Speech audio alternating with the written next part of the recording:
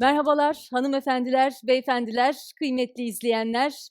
Dünya Kadınlar Festivali İstanbul'dan hepinize merhaba, hoş geldiniz, sefalar getirdiniz. Ben Duygu Demirdağ, bugün bu sahnede yanınızda olmaktan büyük mutluluk duyuyorum.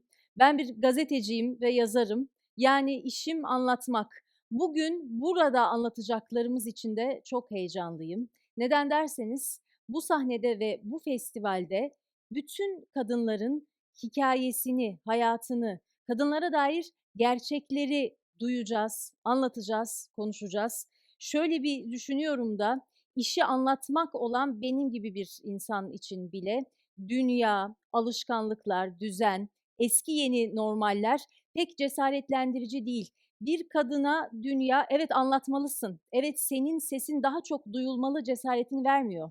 Neyse ki bizim cesaretimiz var. Birlikte var olma, birlikte başarma cesaretimiz var. Bugün bu cesareti çoğaltacağımız için de büyük mutluluk duyuyorum. 3 gün boyunca şimdi sizlerle birlikte olduğum bu sahne bir kutlama alanı haline gelecek.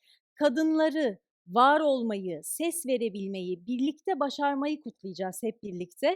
Dolayısıyla bu sahneden sizlere seslenmekten de büyük onur duyduğumu belirtmek isterim. Bizi izleyenler kadar dinleyenler için de festivalimizi tarif ederek başlamak istiyorum ki benden sonra 3 gün boyunca da bütün katılımcılarımız, konuşmacılarımız böyle yapacaklar, tarif ederek başlayacaklar söze. Şu anda ben festival boyunca bulunacağımız Sabancı Center sahnesindeyim. Dünya Kadınlar Festivali, British Council ve Sabancı Vakfı logoları bulunan bir ekranın, bir güzel ekranın önünden sizlere sesleniyorum. Koyu kestane renginde saçlarım var, doğduğumdan beri böyle ve kırmızı bir tulum giymek istedim bugün sizlerin karşısında olurken.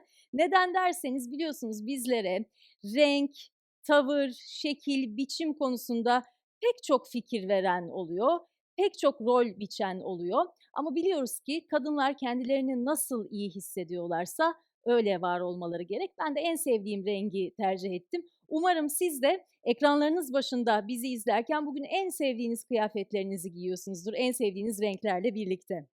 Değerli misafirler, Dünya Kadınlar Festivali, yani orijinal ismiyle Women of the World Festival, WOW, 10 yıl önce İngiltere'de başladı ve o 10 yıl içinde de dünyanın 6 kıtasında 30 farklı lokasyona yayıldı. 2 milyondan fazla kişiyi ağırladık bugüne kadar. Festivalin başında Londra'da bulunan Southbank Center'ın eski sanat direktörü, Wow Vakfı'nın da kurucu direktörü olan sevgili Jude Kelly var ki birazdan kendisi de bizlere seslenecek.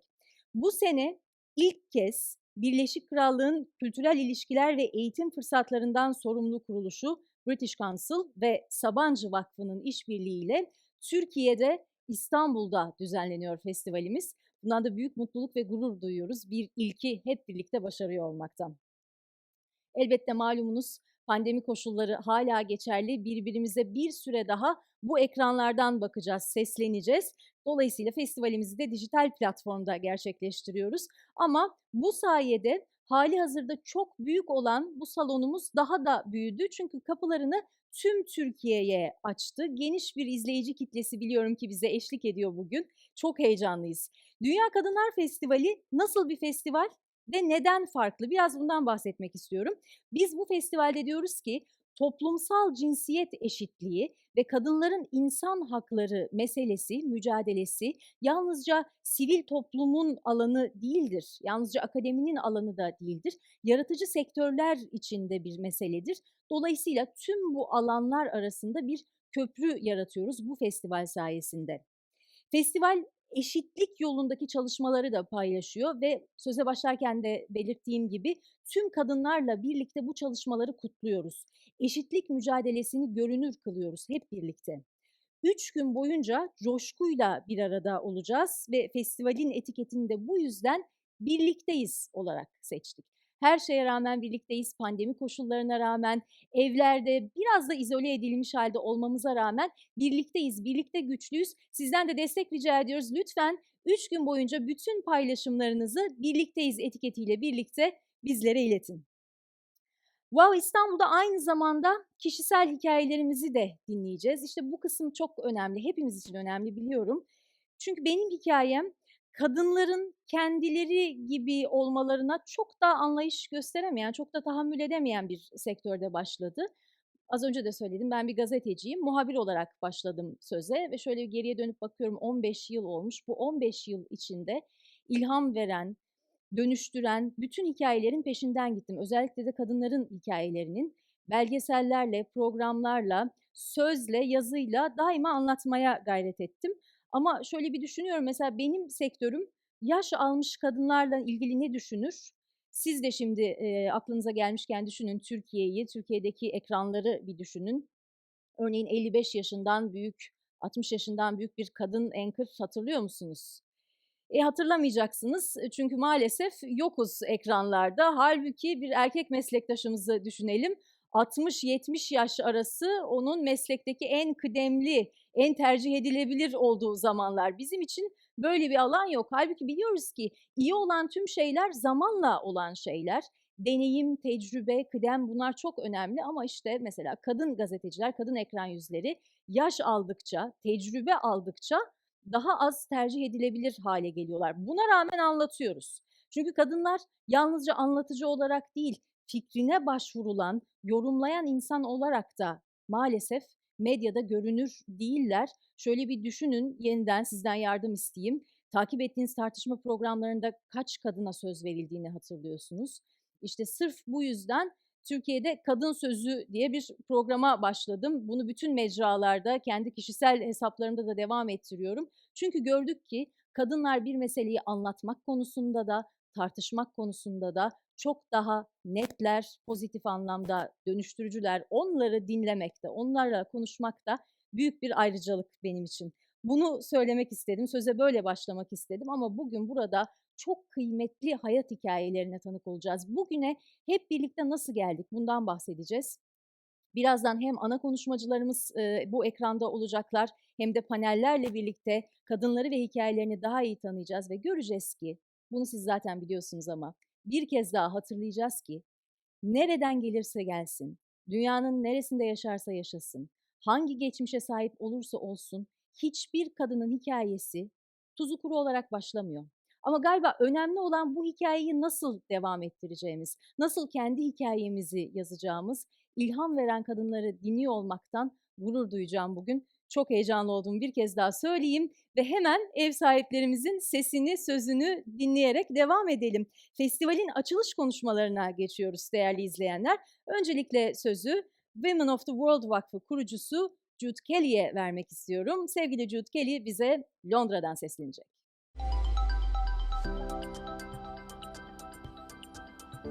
Hello, I'm Jude Kelly, and I'm the founder of the WOW Women of the World Foundation.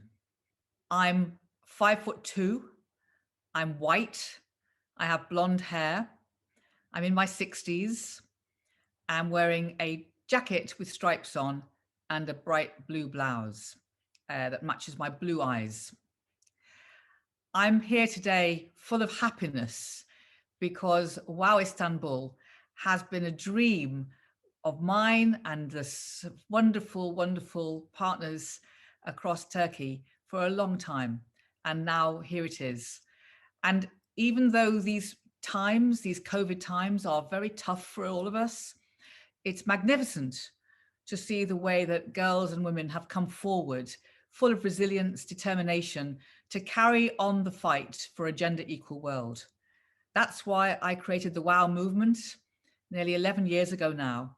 I wanted in my lifetime to see a world where girls and women could be fully respected, could realize their full potential, would never have to navigate obstacles, would never have to deal with violence, would never have to serve up an unjust circumstance because they had no choice. So I know that this wonderful celebration that's happening in WOW Istanbul will build stamina, will build education, will help us join the dots between all of us, and will be one more step on the road to change. And it's change that humanity has always built on, change progress, advancement, and everything from girls' education to getting the vote to having self-determination around marriage. These are all key things. And I know that this festival is going to be an opportunity for us all to think about our future girls and how we want to empower them with a strong voice, with a sense of purpose, and a sense that they are entitled to be equal. So WOW Istanbul joins during March a fantastic group of WOWs around the world. WOW in Rio, WOW in New York, WOW in Pakistan, and also Think-ins in Australia, in Taiwan, in Bangladesh. And all of this is part of the bigger WOW movement. We've done nearly 157 festivals so far in the last 11 years, and all of them add into the sense that we belong together. It's called Women of the World because unless we hear each other's stories and learn from each other's experiences, we're only tackling our little bit in a silo. But we need to join hands in solidarity, and that's what will make change. So I know the speakers after me are going to be talking about the wonderful program that WOW Istanbul has hosted. I'm very excited to watch all of it and be part of all of it. And I hope you will also find not just ideas that back up your certainties, but things you've never heard about or thought about before that will make you have an open heart and an open mind. Sevgili Jude Kelly'e bu ilham veren konuşması için çok çok teşekkür edelim. Şu notu da hatırlatalım. Pandemi sonrası kendisini İstanbul'da ağırlamak için sabırsızlanıyoruz. Devam edelim açılış konuşmalarımızla. Şimdi sözü British Council Türkiye Direktörü Sayın Cherry Gough'a devretmek istiyorum. Hi, my name's Cherry Gough, and I'll start off by describing myself. I'm a middle-aged woman with fair hair and glasses, and I'm here in my living room with some pictures behind me, and it's a sunny day. Okay, I'm Director of the British Council in Turkey, and I'm really pleased to be welcoming you to this first Women of the World WOW Festival, coming to you from Istanbul. We're really excited to introduce you wherever you are to WOW and to Istanbul. WOW celebrates women's achievements and fosters new friendships, collaborations and exchanges to confront the problems that women all share around the world.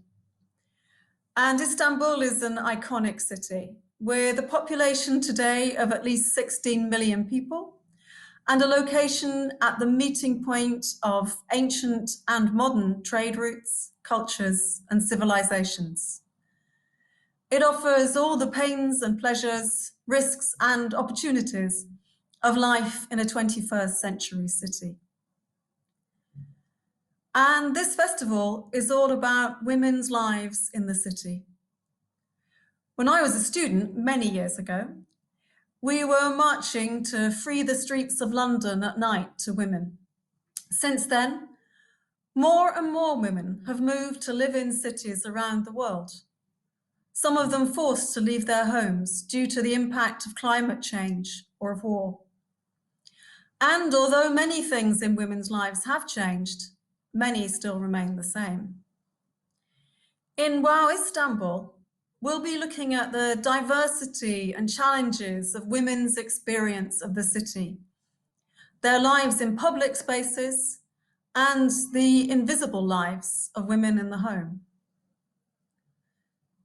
Together with our inspiring partners, the WOW Foundation and the Sabancı Foundation, the festival curators have put together a fantastic program of music and performance from women in the UK and in Turkey, as well as conversations between extraordinary women from both countries. We hope there's plenty here for you to enjoy and to think about in this celebration of brilliant women and an amazing city.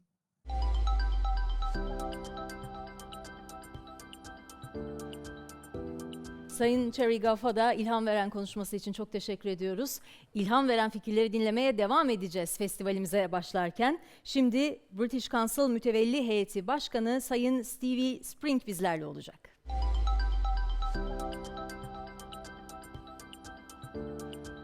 Hello, I am Stevie Spring. I am a 63-year-old woman. I'm wearing yellowy gold glasses to match my yellowy blonde highlights, although I have to say they're looking a bit faded from lockdown. And I am talking to you today from my tiny study in London's Notting Hill, in a room full of photos and mementos and certificates and random memorabilia from my career in marketing and telly and advertising and publishing and the law and lots of not-for-profit work. And I'm here to add my welcome to you all to Wow Istanbul, two of my absolute favourite things. I've been a fan of Wow since Jude got me involved back in 2015 in Wow London, helping with the 5th birthday ideas. And then I was a speaker for 3 years running, I think, on how to get a pay rise. So I love Wow.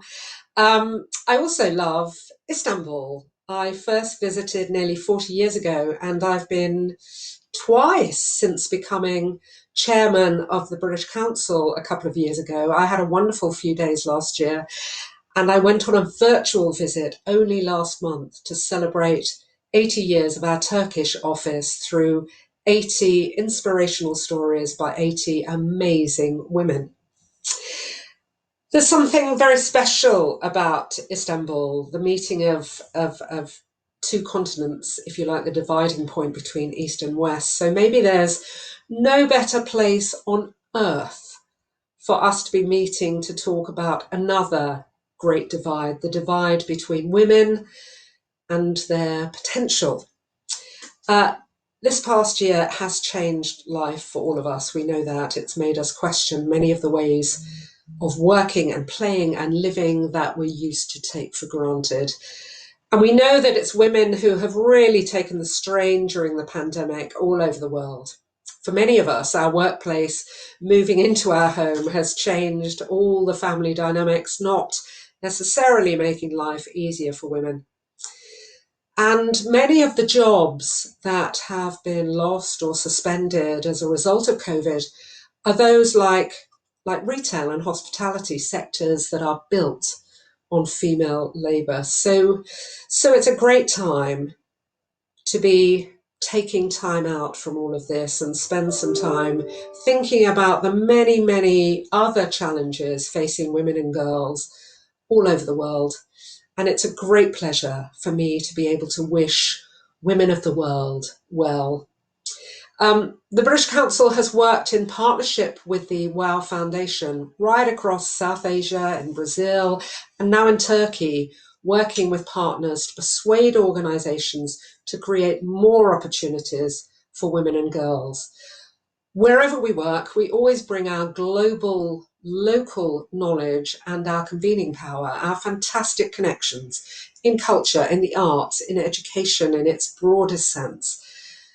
So we're a pretty perfect partner for WOWs. We know that empowering women and girls and achieving gender equality is a key step to creating inclusive and open and prosperous societies. So what we do is create opportunities for dialogue, for influencing policies that can benefit women and girls, building skills, building confidence, helping them achieve their potential and get more influence over the decisions that affect their lives. Now, of course, the pandemic has increased everyone's feelings of disempowerment, men and boys as well as women and girls. It's also been a major cause of declining levels of mental health in every geography and across every demographic and for all genders. We've all of us felt just a little bit more isolated, cut off from some of the sources of joy in our worlds. Well, WOW is certainly a source of joy. It's a chance for us to celebrate all things women and girls. We're half the world, the world needs us. It needs our adaptability and flexibility and practicality now more than ever. Personally, I take great delight that the British Council now has a female CEO, as well as me, a female chairman, and it's only taken us 86 years. Well, I hope your organisations, whatever and wherever they are, can make change faster than that. It's time to put our foot on the accelerator. I think we're all allowed to drive almost everywhere in the world these days, so let's put our foot down. Because despite all the horrors and challenges of the last 12 months, I feel confident that 2021 will be a time of progress, both for women of the world and for women in the world. The world is waking up to all kinds of injustice and inequality. And COVID has shone a spotlight on the fact that we may all be in this together, but we are not all in this together equally. It's a moment of change, a moment for change. So let's make good use of this moment starting today. Thank you and have a wonderful wow.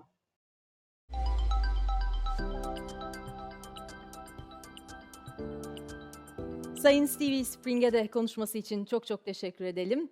Değerli izleyenler, hanımefendiler, beyefendiler, şimdi sözü dünyanın en güçlü kadınlarından birine, bu listede Türkiye'yi temsil eden tek isme, aynı zamanda ev sahibimize, yani Sabancı Vakfı Mütevelli Heyeti Başkanı Sayın Güler Sabancı'ya devretmek istiyorum. Teşekkürler Duygu. Değerli katılımcılar, kıymetli sanatçılar ve sivil toplum temsilcileri, sevgili izleyiciler, Sabancı Vakfı olarak British Council işbirliğiyle WoW Dünya Kadınlar Festivali'ni Türkiye'de ilk kez düzenlemekten mutluluk duyuyoruz. Ben Güler Sabancı. Şu anda sizlere Sabancı Center'dan sesleniyorum. Şu anda bir toplantı odasındayım. Arkamda Sabancı Vakfı British Council ve WoW logolarının bulunduğu bir pano var. 65 yaşın üstündeyim, kumralım, saçlarım kısa, gözlüğüm kahverengi. Pembe bir ceket giyiyorum. Bugün sivil toplum ve sanat dünyasından 100'den fazla kişi ve kurumun katıldığı festivalde birlikteyiz. Kadın hakları mücadelesinde en güncel konuları tartışacağımız ve kazanımlarımızı kutlayacağımız bu heyecan verici festivale hepimiz hoş geldiniz.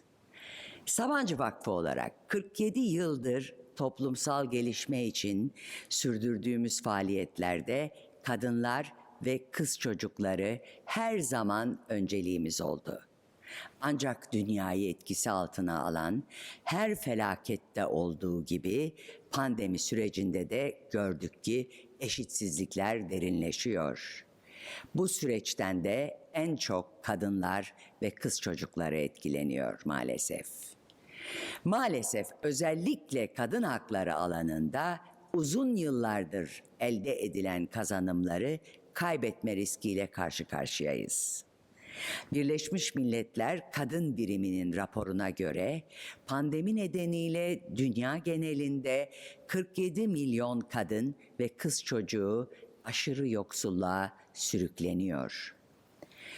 Erken yaşta evlilikler ve kız çocuklarının okulu bırakma oranlarında artış bekleniyor. Ayrıca kadına yönelik şiddet vakalarında en az %20 oranında arttığını görüyoruz. Böylesi bir zamanda güç birliği yapmaya ve dayanışmaya her zamankinden daha çok ihtiyacımız var. Bu anlamda sivil toplumla sanat dünyası arasında köprü kuran Dünya Kadınlar Festivali'ni çok önemli buluyoruz. 3 gün sürecek festivalde yalnızca sorunlar ve çözüm yolları tartışılmayacak. Aynı zamanda bugüne kadar elde edilen kazanımlar da tekrar hatırlanacak. Geçmişten bugüne kazanımları hatırlamak, yeni mücadeleler için özellikle de pandemiden sonra en güçlü motivasyon kaynağımız olacak. değerli konuklar, sevgili Steve Spring biraz önce British Council'ın 86 yıl sonra ilk kez bir kadın başkana kavuştuğunu söyledi.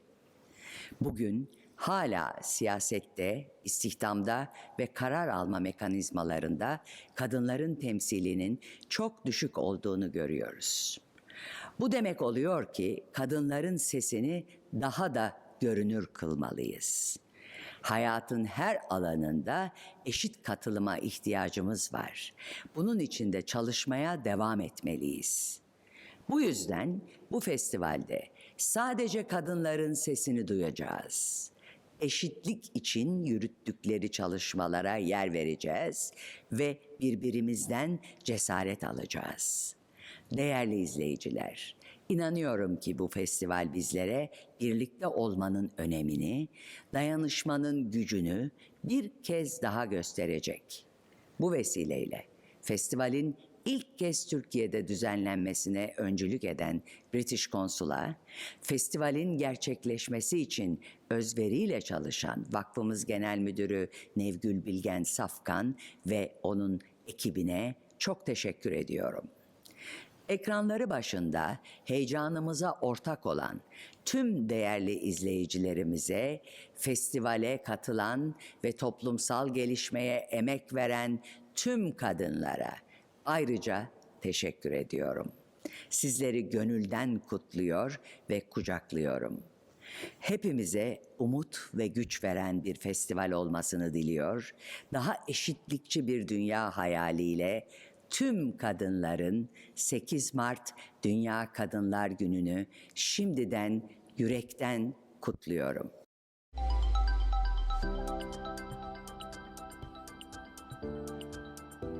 Sayın Güler Sabancı'ya konuşmaları için çok teşekkür ediyorum.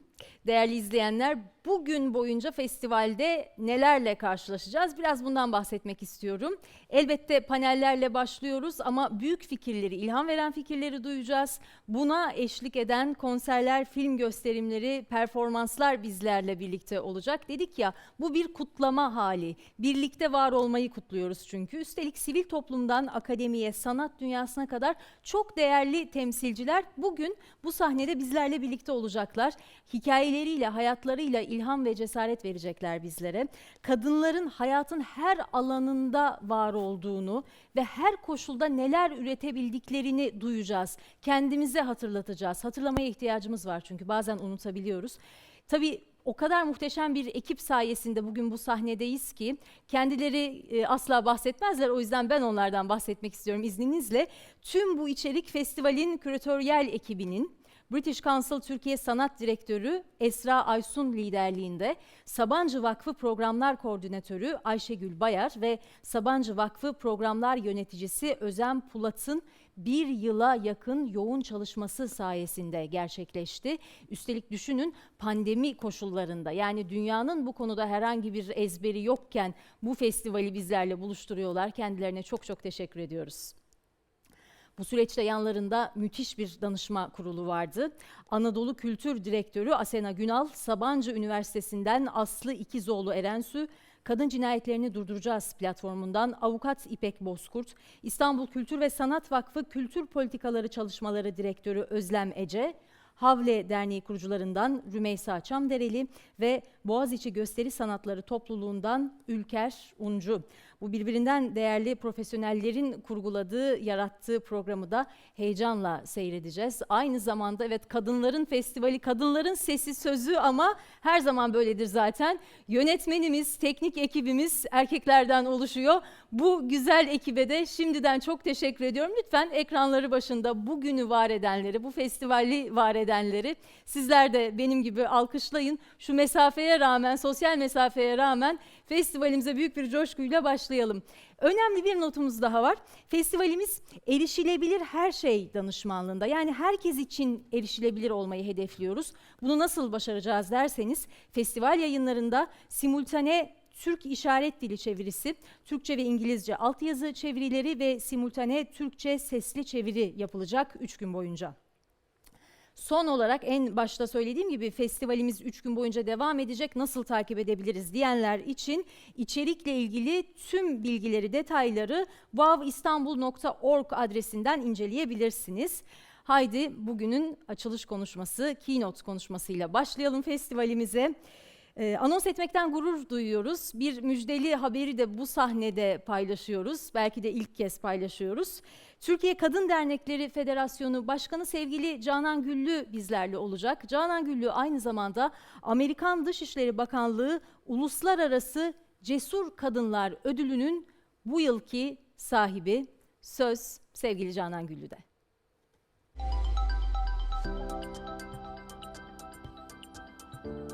Merhaba, gri saçlı, hafif kilolu, 50 yaşın üstünde, genelde kırmızı giyen ve küçük yaşlarından beri aktivizmle uğraşan bir kadınla buluşacaksınız şimdi. Sivil toplum örgütlülüğü içinde uzunca yıllar, 31 yıldır emek veren Canan Güllü olarak size seslenmek istiyorum bugün. Sesleneceğim konu aslında içinde bulunduğum ve ömrümün büyük zaman dilimini alan kadın örgütlenmesi ve kadın hak mücadelesinin geçmişten bugüne geliş izleri. Osmanlı İmparatorluğu'nun ikinci meşrutiyetten sonra giderek dernek kurma yoluyla etkinleşen bir kadın hareketine tanıklık ederiz. Kurulan bu dernekler aslında sosyal hayata da girerek daha çok erkek egemen olan bir dünyanın vazgeçilmez bir unsuru olmaya başlarlar. Ben hep konuşmalarımda Osmanlı İmparatorluğu'ndan 1900'lere gelen ve 1800'lerde başlayan süreci mutlaka hatırlatırım izleyicilere ve dinleyicilere. Bugün işte o dönemin başladığı asıl tarihi de vermek istiyorum. İlk Kadın Derneği 1896 yılında Fatma Aliye tarafından Kadın Dayanışması adıyla kurulmuştur. Sevgili Serpil Çakır, Osmanlı'da Kadın Hareketi adlı eserinde bu dönemi izlerken bu hareketleri çeşitli bölümlere ayırmıştır.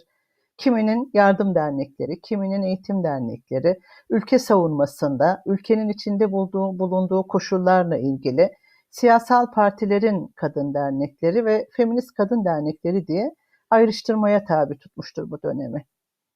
Aslında kadınların tam da bu sürede kurdukları derneklerden birkaçının ismini söylemekte fayda vardır. Mesela Kadınların Yükselmesi Teali Nisvan, Müdafaa-i Hukuku Nisvan, kadın haklarını koruma ya da asker ailelerine yardım gibi, asri kadınlar gibi isimler altında kurulan bu kadın dernekleri ciddi anlamda milli mücadelenin de birer parçası olmuşlardır. Bu etkinliği aslında Şehmus Güzel bir eserindeki araştırmasında şöyle bahseder. Der ki İstanbul'da 29 Kasım 1918'de Ulusal Cephe için kurulan Milli Kongre'nin 50 kurucu üyesinden 10 tanesi bu kadın dernekleridir. Osmanlı'nın son 100 yılında gelişen bu kadın hareketinde aslında Birinci Dünya Savaşı yıllarında da çok büyük bir ivme kazanmıştır. Savaşa giden erkeklerin yerine madende, temizlik işlerinde çalışmış. Hatta askere giden, bürokraside çalışan erkeklerin yerine de telgrafhanelerde, postanelerde ve bürokraside yer alarak Birinci Dünya Savaşı'nda girdikleri bu kadın çalışma hayatından bir daha hiçbir şekilde çıkmamışlardır.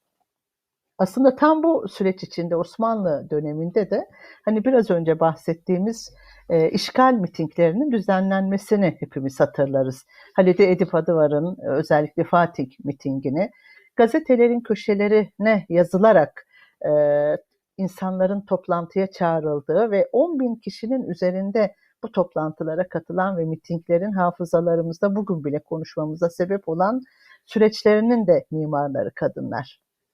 Kadınların birçoğu aslında sadece cephe gerisinde değil, cephenin içinde de savaştılar. Cephe gerisinde askere yardım, kıyafet yardımı, para orduya ama bu anlamıyla da bir mücadelenin görünür olabilmesi için de batılı ülkelerin yöneticilerinin eşlerine telgraflar gönderdiler. Aynı anda da cephede de Fatmalar, Razcanalar, Zeyno Onbaşılar olarak bu mücadeleye katıldılar. Kadınların örgün eğitimde yer alması, sahneye çıkması, işte bürokratik işlerde çalışmaya başlamasına rağmen Osmanlı'daki bu mücadele kadın hakları söz konusu olduğunda yine de bir karşı taraftan muhalefetle karşılanıyordu. Bu nedenle yasal hakların alınma süreci aslında Cumhuriyete denk gelmiştir. Cumhuriyetteki bu süreç Mustafa Kemal Atatürk'ün siyasi kazanımların elde edilmesine sebep olduğu bir zaman diliminde karşımıza çıkar.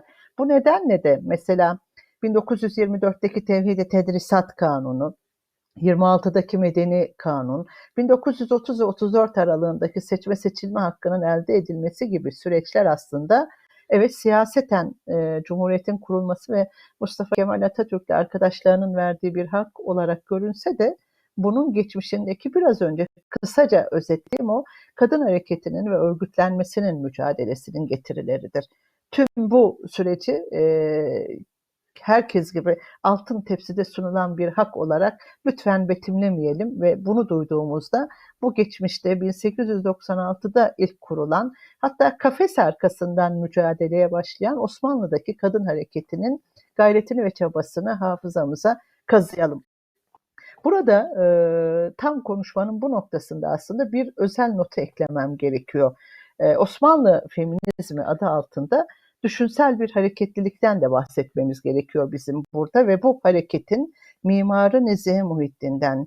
Nezihe Muhittin aslında ciddi anlamda 15 Haziran 1923'te yani Cumhuriyet ilan edilmeden önce Türkiye'de ve dünyada ilk siyasal partiyi kuran kadındır.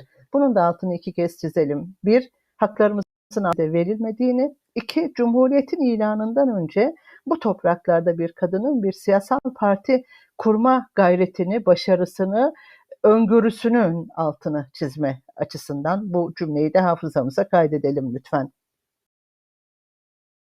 Nezihe Muhittin'in şöyle bir cümlesi vardır.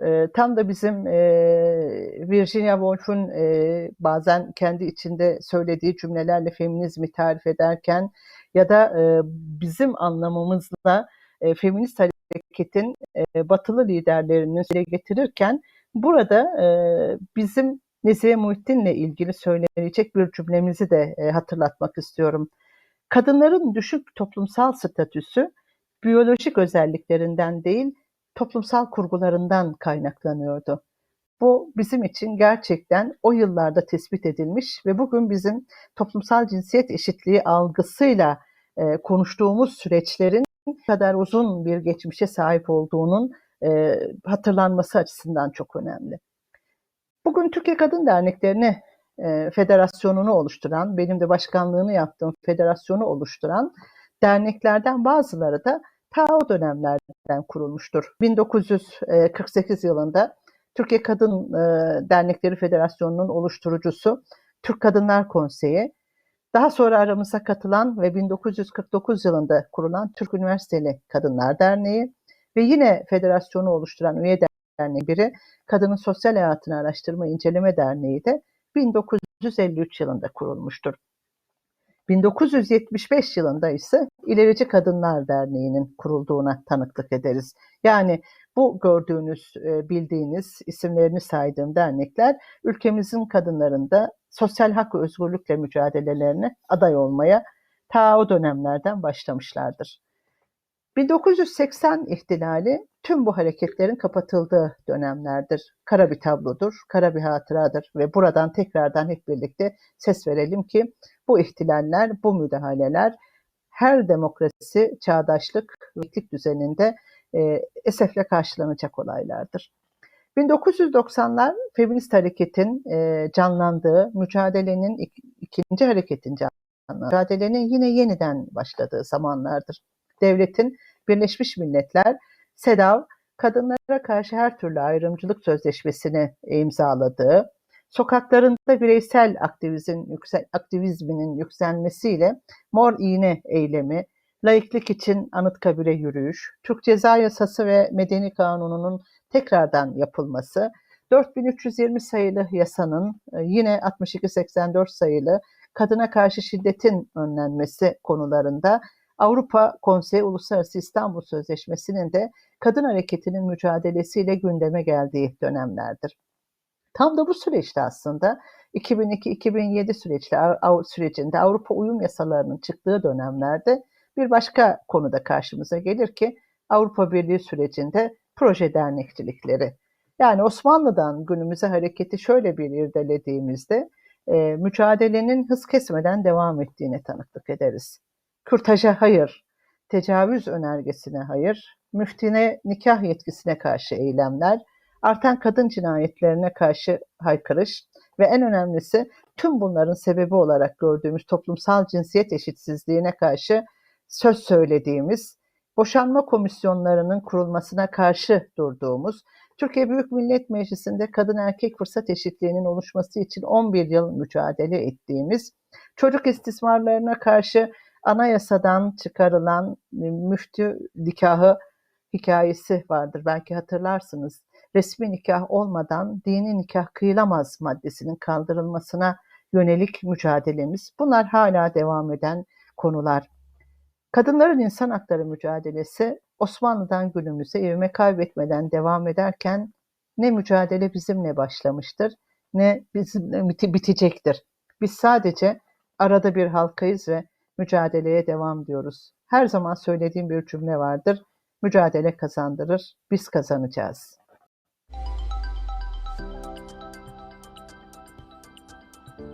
İçtenlikle dakikalar ilerledikçe ben bu sahnede olmaktan daha büyük mutluluk ve heyecan duyuyorum. Neden derseniz duyduğumuz, dinlediğimiz bütün fikirler, bütün bu güçlü kadınlar bize yarın için, kadın mücadelesi için cesaret veriyor, ilham veriyor. Ne mutlu, bu sahnede olduğumuz için de çok mutluyuz. Daha da kalabalıklaşacağız şimdi.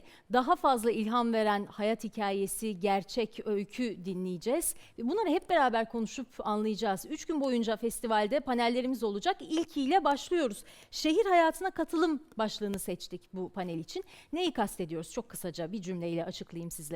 Bizler, her birimiz farklı kadınlık hallerinden geçerek bugünlere geldik. Hala da geçmekteyiz.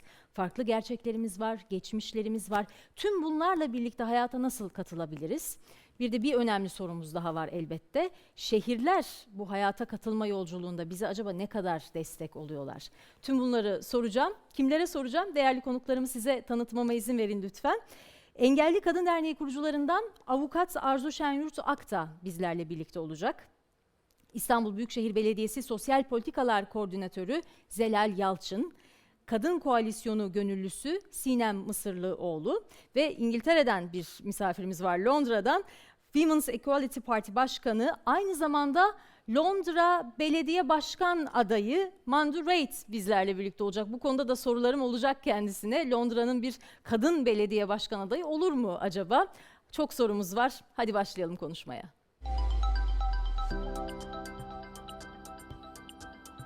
Merhabalar, festivalin ilk panelinde bir kez daha karşınızdayız. Şehir hayatına katılım başlığını attık bu panel için. Neyi kastettiğimizi birazdan anlatacağım ama herkese erişebilir, ulaşabilir bir festival olduğumuz için önce lütfen izin verin sahneyi, bulunduğumuz alanı size tarif edeyim. Bir kere bizi çok mutlu eden bir fotoğraf var. 4 harikulade kadın bana eşlik ediyor bugün. Sabancı Center İstanbul'daki sahnemizde sevgili misafirlerim Arzu Şenyurt ve Zelal Yalçın benimle birlikte. Ben henüz bize bu panelle birlikte katılan izleyicilerimiz için yeniden tarif edeyim. Benim biliyorsunuz festivalin geleneği bu. Ben de gurur duyuyorum bununla. Koyu kestane rengi saçlarım var. Arada bazı beyazlar var. Onlarla da gurur duyuyorum elbette. Kırmızı bir tulum giymek istedim bugün sizlerle birlikte olacağım için. Hem en sevdiğim renklerden biri hem de evet yani şöyle canlı, içimizi açan, her şeye rağmen buradayız demenin iyi bir yolu olduğunu düşündüm. Benim hemen sağ tarafımda sevgili Arzu Hanım eşlik ediyor. Birazdan onlar da tasvir edecekler bugünü, bu anı ve onun yanında da sevgili Zelal Hanım bize katılıyor. Güzel de bir sahnemiz, ekranımız var. O ekran üzerinde festivalimizin logosunu görebiliyorsunuz. Sabancı Vakfı'nın ve British Council'ın logolarını görebiliyorsunuz. İki harikulade hanımefendiyi de görüyorsunuz elbette. Kimler bu hanımefendiler? Bize online olarak katılacakları için malumunuz pandemi şartlarında. Sevgili Sinem Mısırlıoğlu ekranın bana göre sağ tarafında bulunuyor ve Londra'dan bize katılan sevgili Mandu Reid de hemen sol tarafımızda. Bu değerli hanımefendilerle beraber çok güzel bir panele başlayacağız. Şehir hayatına katılım demekle neyi kastettik? Öyle bizden çok uzaklarda bir konudan bahsetmiyoruz aslına bakarsanız. Şunu kastediyoruz. Hepimiz çok farklı geçmişlerden geliyoruz. Yaşlarımız farklı, geldiğimiz aileler, kökenlerimiz farklı, dünyanın neresinde yaşıyoruz, hangi şehrinde yaşıyoruz bunlar farklı, hikayelerimiz farklı. Korkularımız, kırgınlıklarımız, ümidimiz, cesaretimiz, sevgimiz, yaşadıklarımız farklı. Ama bir şey hiç değişmiyor. Biz hep birlikte iyi olmak, hep birlikte yaşamak ve başarmak durumundayız. Yani bir tek kişinin biricik iyiliği üzerinde bir kurtuluş maalesef mümkün değil. O yüzden geride kimseyi bırakmadan nasıl iyi oluruz, cesaretli oluruz, bu mücadeleyi nasıl en iyi şekilde veririz? Bunu konuşacağız. Bir de tabii şehirler bize bu konuda ne kadar katkı sunuyor? Bundan da bahsedeceğiz. Bir karnemize bakacağız şöyle ne biliyoruz bu konuda diye.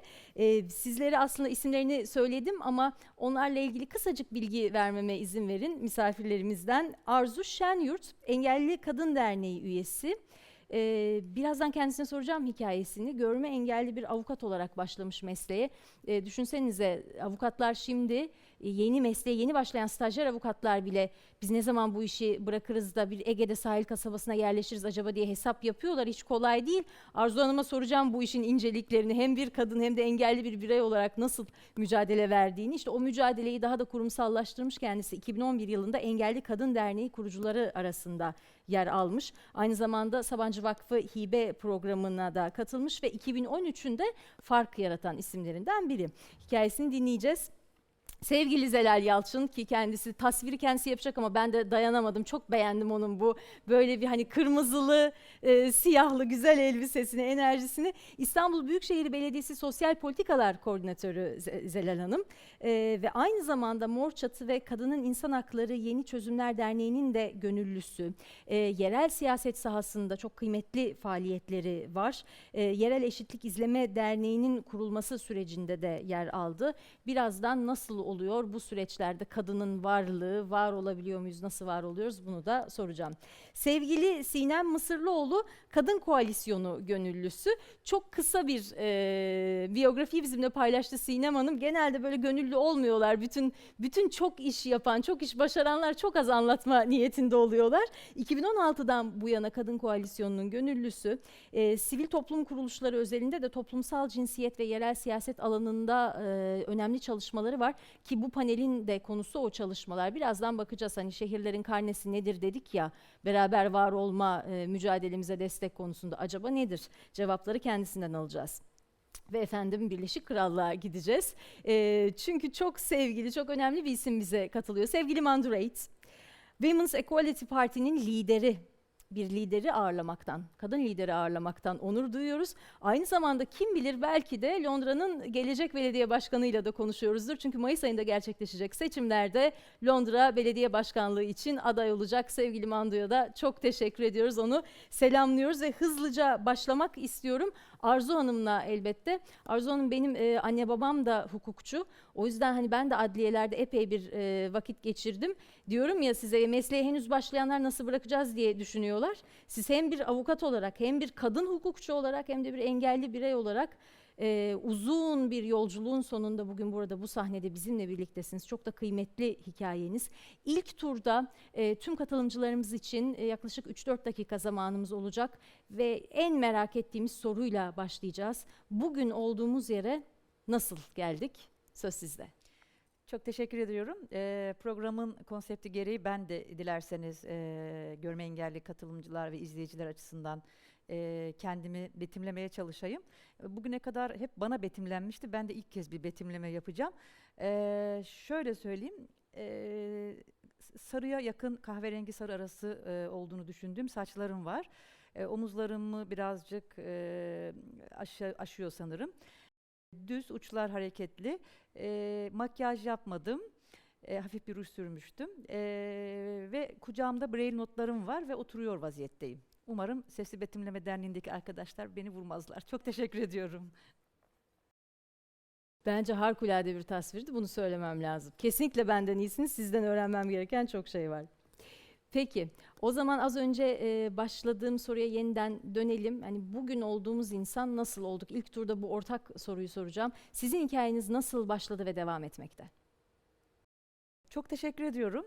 Aslında bu da benim kendime ilk kez sorduğum bir soru. Çünkü insan yaşarken sizin de bahsettiğiniz gibi nerelerden geldiğini ya da nasıl mücadeleler verdiğini bazen kendi yaşamıyla ilgili göremiyor ya da sorulduğu zaman sadece zaten bir mücadelenin içerisinde olduğunuz için bunu zaman zaman kendimiz de fark edemiyoruz. Sanki hayat hep böyleymiş gibi geliyor bize. Kişisel olarak hani kendi hikayemden bahsetmek gerekirse ben 1976 doğumluyum. Doğum tarihimi söylüyorum ki herkes hesaplasın. Direkt yaşımı söylemiyorum.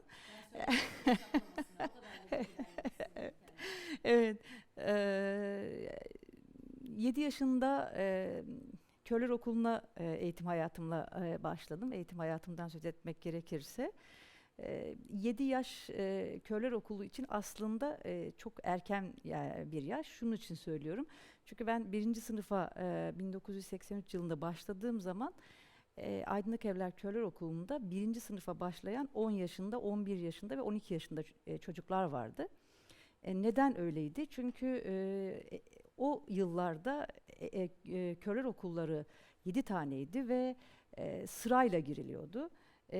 Benim babamın ve amcamın erken 5 yaşından itibaren yazılmasıyla ben 7 yaşında başlayabildim körler okuluna ve akranlarımın bazıları çok büyüktü ve ben o dönem biraz dehşete düşmüştüm. Hani nereye geldim, burası neresi? Dolayısıyla bir adaptasyon süreci oldu ve okul yatılı olduğu için yatılı okul ortamının hem avantajlarını hem de dezavantajlarını yaşadım aslında.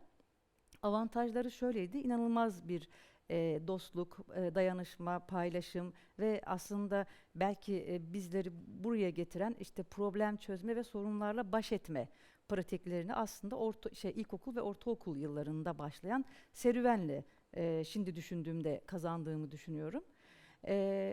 Eğitim spesifik olarak veriliyordu. Kabartma yazı şu an hani elimde de gördüğünüz Braille alfabesini Körler Okulu'nda öğrenmeye başladık ve bu Braille alfabesi görme engelli bireyler için olmazsa olmaz bir iletişim ya da işte öğrenme aracıdır bizler açısından. Körler Okulu'ndaki eğitim hayatı ya da işte Körler Okulu'ndaki eğitim meselesi zaten birkaç aslında panelin konusu olabilir. O yüzden o bölümü hani çok uzatmadan ortaokulun da orada geçtiğini belirtmek isterim. Daha sonra lise ve üniversiteyi engelsiz akranlarımla birlikte Ankara'da, Ankara Hukuk Fakültesi'nde 1994 yılında girdim. Üniversite yıllarımda hayatı, insanları ve engellilikle ilgili meseleleri aslında kavramaya başladım ve başımıza gelecek ya da baş etmek zorunda kaldığımız şeylerin kökenlerini ve kaynaklarını düşünme ve araştırma yılları olarak aslında tanımlayabilirim. O dönem işte engelli dernekleriyle tanıştım. Yöneticilikler, üyelikler, işte o derneklerdeki komisyonlarda faaliyetler yapıp engellilik alanında neler oluyor meselesini arkadaşlarımla birlikte kavramaya çalıştık diyelim. 1999'da sizin de bahsettiğiniz gibi iş yaşamım başladı okul bittikten sonra. Avukatlığa başladım. Tabii avukatlığa başladıktan sonra istihdamla ilgili işte öğrencilik bitti. Yani öğrencilik yıllarındaki o el yordamıyla, arkadaş, aile desteğiyle alınan eğitimler bitti. Burada şimdi profesyonel bir yaşam başladı. Adliyeye gidiyorum. Adliyede hiç engelli kadın avukat yok ya da işte bir iki kişi ancak Ankara Adliyesi'nde var. Hep Ankara Adliyesi'nde kendi kendime yürürken şunu düşünürdüm bastonla. Çünkü o yıllarda hep erkek engelli avukatlar vardı. Keşke engelli kadın avukatlar da çoğalsa. Bunu dileye dileye o uzun Ankara koridorlarını yürürdüm. Kaç Ee, yıl meslekte kaldınız? Hala çalışıyorum. Harikasınız. Emekli olmadım hala. Ama şunu söyleyebilirim belki sondan başa dönmek anlamında. Aradan geçen yıllarla bu sayı arttı. Engelli kadın avukat arkadaşlarımız çok fazlalar artık. Hep birlikte hukuksal anlamda da çalışmalar yapıyoruz onlarla birlikte. Hem dernekte işte engelli kadına yönelik şiddet konusunda birlikte çalışıyoruz. O ikinci oturumun konusu olduğu için o konuya çok detaylı olarak girmeyeyim. İş yaşamım hala devam ediyor ve istihdamla ilgili çalışmalarda da hep erişilebilirlik ve engelli bireylerin istihdama yönelik alınması gereken tedbirlerle ilgili hep inisiyatif aldık arkadaşlarımla birlikte. Raporlar hazırlıyoruz, görüşmeler yapıyoruz, bakanlıklarla görüşüyoruz. İşte bilişim sistemleriyle ilgili sorunlar çıktığı zaman rapor yazmaya çalışıyoruz vesaire. Çalışmalar hala devam ediyor. Bu bölümü çok uzatmayayım dilerseniz. Evliyim. Nehir isminde 15 yaşında bir kızım var. Çok soru geldiği için hani burada da eminim izleyenler belki soru yollarda. Kızımın engeli yok, eşimin de engeli yok. Teşekkür ediyorum. Arzu Hanım'a çok teşekkür ediyorum. Sevgili Zelal Yalçın'la devam edeceğiz. Kendisinden de önce bir elbette tasvir isteyeceğim. Ama tabii hikayesinde beni çok ilgilendiren bir kısım var. Diyor ki Zelal Hanım, Mor Çatı'da gönüllü olmuşsunuz. Aslında kadın haklarının, bunu savunmanın, bu mücadelenin bir meslek olacağını düşünmemişsiniz. Burada hemen aklıma kendi hikayem geldi. Çünkü aslında gazetecilik, anlatıcılık, sunuculuk bile öyle düşünülmüyor ya bir meslek olarak. İşte ben de ailem tarafından tamam yap, hobi olarak gene yap ama bir de mesleğin olsun diyerek yola çıktım. Mesleğim sevdiğim iş oldu, gazetecilik oldu ne mutlu ki ama siz de öyle mi başladınız? Hobi olarak gene kadın mücadelesi ver ama diye mi çıktınız yolculuğa? Bugünlere nasıl geldiniz? Önce bir sahnenin tasvirini sizden rica edeyim. Tamam, oraya geleceğim ama When I Was Young diye başlıyor. Hani küçük bir Hala kız öylesiniz. çocuğuyken. Hala tasvirde hata olmasın, kendisi hala öyle. Yok, oraya o zaman hemen atlıyorum. 40 yaşlarında bir kadınım. Beyaz saçlarım var. Bu pek çok kuaför tarafından şey diye konuşuluyor bu beyaz saçlarımla ilgili. Bu rengi elde etmek için çok uğraştınız değil mi? Evet, çok uğraştım. Pek çok kuaförle kavga ettim. Hepsi saçlarımı boyatmak konusunda çok ısrarcı oldular. Ama belli bir noktadan sonra kuaförler lütfen saçınızı işte bir şekil verdikten sonra bizi mentionlayın, bu rengi bu kuaförde elde ettim diye bir noktadan işte çeşitli teklifler geliyor. Günümüzde de biraz moda, neyse ki o anlamda da hani yaşla ilgili olduğu değil de modayla ilgili olduğu varsayılarak ilerliyor. Ben sahnenin en sağındayım, en sağında bulunuyorum. Uzun koyu lacivert ve kırmızı puantiyeli bir elbise giyindim. Bugün özellikle bunu seçmek istedim çünkü kadınlarla ilgili bir konuyu daha feminen bir şekilde bu sahnede yer almak istedim açıkçası. Siyah bir tane hırkam var, V yaka diyeyim. Ondan sonra bakıyorum hafif kiloluyum, onu da belirtmek isterim ve kilolarımla da mutluyum. Biraz daha vermek konusunda ihtiyaçlarım olabilir çeşitli. O sağlıkla ilgili diyelim ama bir estetik kaygıyla ilgili olmadığının da altını çizeyim. Ve tekrar çocukluğuma döneyim aslında. Hakikaten buraya nereden geliyoruz? Çocukluğumuzdan geliyoruz diye düşünüyorum. Ben 2 erkek bir kızın olduğu bir ailede büyüdüm. Ve bu topraklarda ama sadece bu topraklarda değil aslında dünyanın genelinde de cinsiyet eşitliğinin maalesef tam anlamıyla yerleşmediğini, hala bunun mücadelesini büyük bir uğraşla kız çocuklarının eğitime katılması, ondan sonra çeşitli farklı alanlara katılması için bugün verdiğimiz mücadele benim açımdan da açıkçası geçmişte kendi hayatımın mücadelesiydi. Evin içerisinde 2 tane erkek kardeşte kendi hayatıma baktığım zaman burada bir farklılık var. İşte onların oyunlarıyla benim oyunlarım arasında.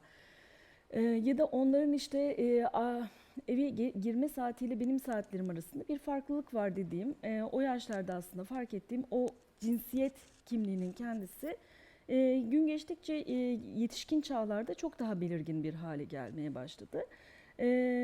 Ve üniversite yıllarında da feminizmden tanıştım. Bütün kafamda sorguladığım o eşitsizlik hali, kendi hayatımla ilgili olan ama sadece kendi hayatım değil, başka kadınların, başka genç kadınların hayatında da gördüğüm, çok net bir şekilde tanık olduğum o eşitsizlik halini aslında üniversitedeki bir tartışma sırasında ya bununla ilgili aslında tam da bir aktivizm alanı var, bir mücadele alanı var. Adına da feminizm deniyor. Elbette ki feminizmi o güne kadar da duymuştum ama çok daha fazla toplumda hakim olan işte feminizm demek erkek düşmanlığıdır. Şimdi ben erkek düşmanı değilim. Abilerimi de seviyorum, babamı da seviyorum. İşte ne bileyim hane içerisindeki diğer kişileri de seviyorum. Ya da erkek arkadaşlarımı da seviyorum. Erkek düşmanı değilim, feminist değilim ama diye cümleler kurarak aslında oralara geldim.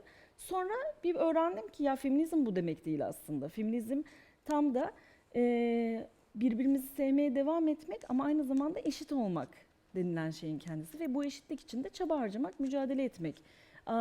Buna demek, bu anlama geldiğini fark ettim. Yani gerçekliğimle bilincim orada oturdu diyebilirim aslında. Üniversite yıllarından sonra Mor Çatı Kadın Sığınağı Vakfı'nın gönüllüsü oldum. Ve istatistik okumuştum. Uluslararası ilişkilerle merakım vardı. Dış ticaret alanına yöneldim. Ama o ara Mor Çatı Kadın Sığınağı Vakfı'ndan bir iş teklifi geldi. Yol arkadaşlarım oradaki bir ihtiyaçtan dolayı beraber olabilir miyiz profesyonel anlamda da diye sordular. 2 tane kaygım vardı. Yani bir, politika yaptığım alanda para kazanmak, ya hani bu benim aktivizm yaptığım alan. Ama aslında bana aktivizm yaptığım alan için değil, bir sürü başka işler için arkadaşlar o işi teklif ediyormuş. Onu sonradan fark ettim. Ama bir yandan da şu genç bir kadın olarak şu kaygım vardı çok net bir şekilde.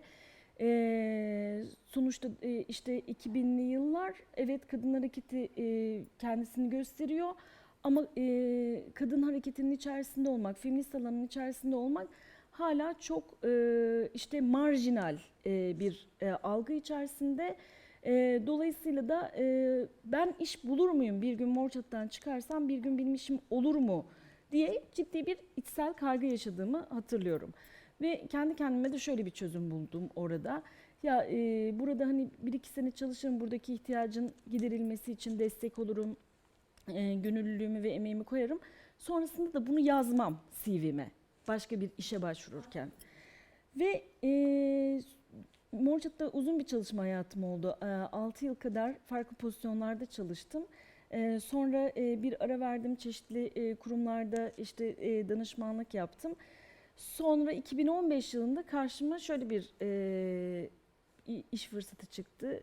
Bir trafik kazasında kaybettiğimiz sevgili yol arkadaşımız Boysan Yakar'ın Şişli'de eşitlik birimi kurulmasıyla ilgili bir çalışması vardı ve dedi ki gelir misin, ekipten birisi olur musun dedi.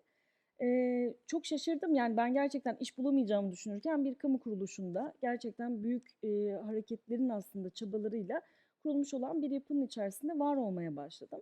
O gün yerel yönetimler kapısı açıldı ve yerel yönetimlerdeki aslında eşitlik adına yapılabilecek imkanları fark etmiş oldum. Ve hem kadın alanında hem çocuk alanında pek çok iyi politikayı orada hayata geçirebildik. Örneğin çok hani böyle gurur duyarak söylemek istiyorum. Babalık izninin 1 aya çıkartılmasını toplu iş sözleşmesinde hayata geçirebildik Şişli'de. Çocuk ihmal istismarı ile ilgili uzun soluklu kampanyalar yapabildik. Ama şeyi fark ettik aynı zamanda, yani belediye, yerel yönetimlerde çok büyük fırsatlar var ama hak temelli örgütler aslında çok iyi tanımıyor. Biz burayı nasıl acaba birleştiririz derken Yerel İzleme Araştırma ve Uygulamalar Derneği'ni kurduk. Yereli sivilleştirmek, sivili yerelleştirmek gibi bir mottomuz vardı ve bunun için çaba harcadık. Derken 2019 yerel seçimlerinde çok heyecanlı bir seçim kampanyası yaşandı. Sizler de, bütün Türkiye, hatta dünya takip etti. Sayın Ekrem İmamoğlu'nun Sosyal Politikalar Koordinatörü olarak seçim ekibinde yer aldım. Yani o anda sanırım şöyle bir şeydi. Yani Mor Çatı'ya işe başlamam gibi bir andı diyeceğim. Yani sonuçta çok bıçak sırtı bir süreç işledi ve tartışmayı kendi adıma şey yaptım. Yani biz burada var olma sebebim kadınlar ve çocuklara dair politikaların yerel politikada ana akımlaşmasını sağlamak olmalı diye bir misyon yükledim kendime.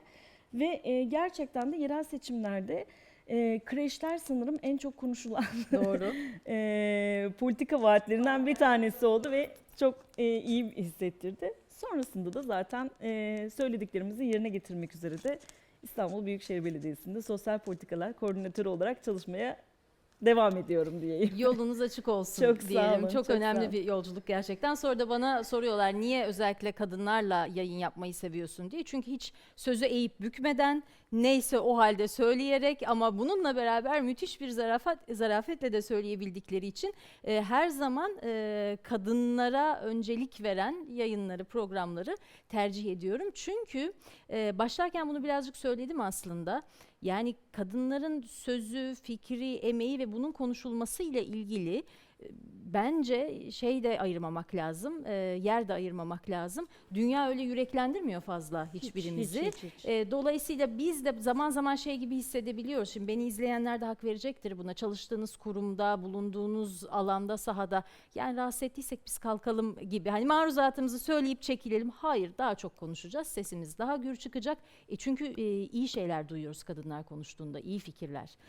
Sevgili Sinem Hanım'la devam etmek istiyorum. Sinem Mısırlıoğlu'yla kendisinden de önce bulunduğu yeri ve kendisini anlatmasını biraz rica edeceğim. Peşi sırada şunu soracağım. Tabii bugünlere nasıl geldik sorusu yerel yönetim alanında çalışan hem de sivil toplum alanında çalışan birine sorulduğunda hani baştan apayrı bir panel konusu olabilir.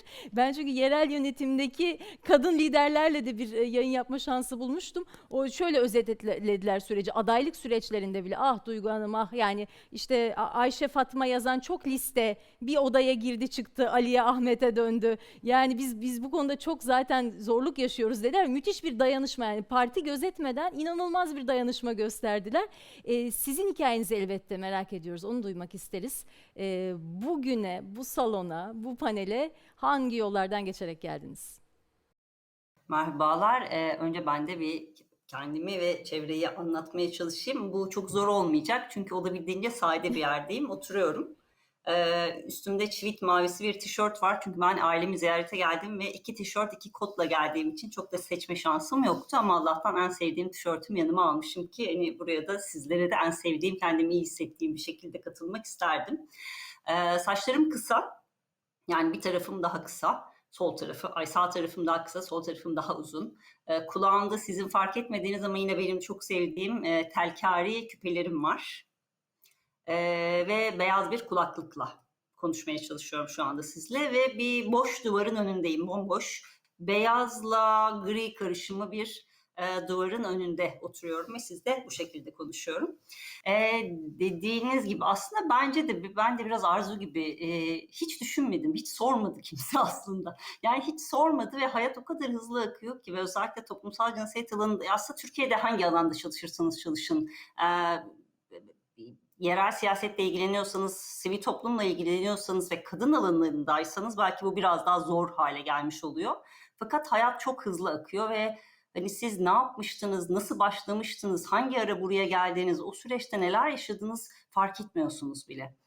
Bu çok bir noktada üzücü bir şey aslında. Hep şey diyorum, biz izleme çalışması yaparken koalisyonda çünkü yaptığınız şeyi de göremiyorsunuz. Çünkü sürekli bir yapma halindesiniz. Koalisyonda biz izleme çalışması yaparken biraz onu da fark ettik. Hani izlemenin bir iyi yanı da geriye dönüp ne yapmışız? Çünkü izlediğimiz şeyler aynı zamanda hepimizin katkı sunduğu, dönüştürmek için emek harcadığı şeylerde. Biraz izlemenin öyle bir avantajı da oluyor. Ne yaptığımızı, ne ettiğimizi yani durabilmek de bir mesele. Çünkü durmaya hakikaten vaktimiz yok. Her yer bir mücadele alanı çünkü. Ama izleme yaparken durup ne yaptığınızı düşünüyorsunuz. Ya da birisi de soru sorduğu zaman neredeydim ve nasıldım ve ne hale geldim sorusuna bir yanıt bulmaya çalışıyorsunuz. Tabii nasıl oldu? Biraz bugünle de bağlantılı bir şey. Bu Kadın Dostluk Kentleri adı altında 2005-2015 yılları arasında Sabancı Vakfı'nın desteklediği, Kader Kadın Adayları Destekleme Derneği Ankara Şubesi'nin paydaş olarak yer aldığı, Birleşmiş Milletler tarafından yürütülen sanırım Türkiye'deki en büyük yerel yönetimler üstünden, yerel siyaset üstünden toplumsal cinsiyet ana akımlaştırılmasına dair bir program yürütüldü 10 yıl boyunca Türkiye'de ve ben de onun sağ koordinatörlerinden biriydim. Sonradan ekip olabildiğince genişledi. Türkiye'deki yani en güçlü kadınlarla, örgütlerle, akademisyenlerle bir yol çizmeye çalıştık. Bütün hedef şuydu: yerel siyasette toplumsal cinsiyet perspektifini oraya yerleştiriyor olabilme. Ve benim yani Zelal kadar şanslı değildim. Üniversitede tanışmadım aslında. Benim kadın koalisyonuyla da yollarımın kesişmesi, toplumsal cinsiyetle yollarımın kesişmesi de aslında bu programa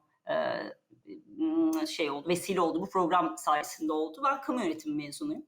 Aslında yerel yönetimler okudum. Yani işim yerel yönetimlerdi. Fakat toplumsal cinsiyet üstünde yerel yönetimlerin hayatlarımıza ne kadar dokunduğu, ne kadar dönüştürücü olduğu, bir kadının hayatını ne kadar etkileyebileceği, nasıl bambaşka şeylere yol açabileceğini görmem 10 yıllık bir deneyimle oldu tabii. Çünkü bu süreç bizim aynı zamanda eylem planları yaptığımız, belediyelerle stratejik planlar yaptığımız, yani ve sadece belediyelerle değil şüphesiz ki Taşra Teşkilatı'yla aslında sizin de buradaki konu başlığınız kentte kadın olmak ve katılım üstünden neler yapabileceğini gördüğüm bir alan oldu ve oradaki deneyimler bir süreden sonra yani biraz bende iş olarak başladığı bir gönüllü yaşama ve sivil toplum örgütlenmesine dönüştü. Çünkü hayatımın kontrolünü ele almamın yolu aslında, yani Türkiye'de katılım mekanizmaları çok fazla değil, çok da güçlü değil. Ve kadınlar çok da görünür değiller. Tabii ki 10 yıl içinde 15 yıl içinde çok şey değişti ama hala değiller.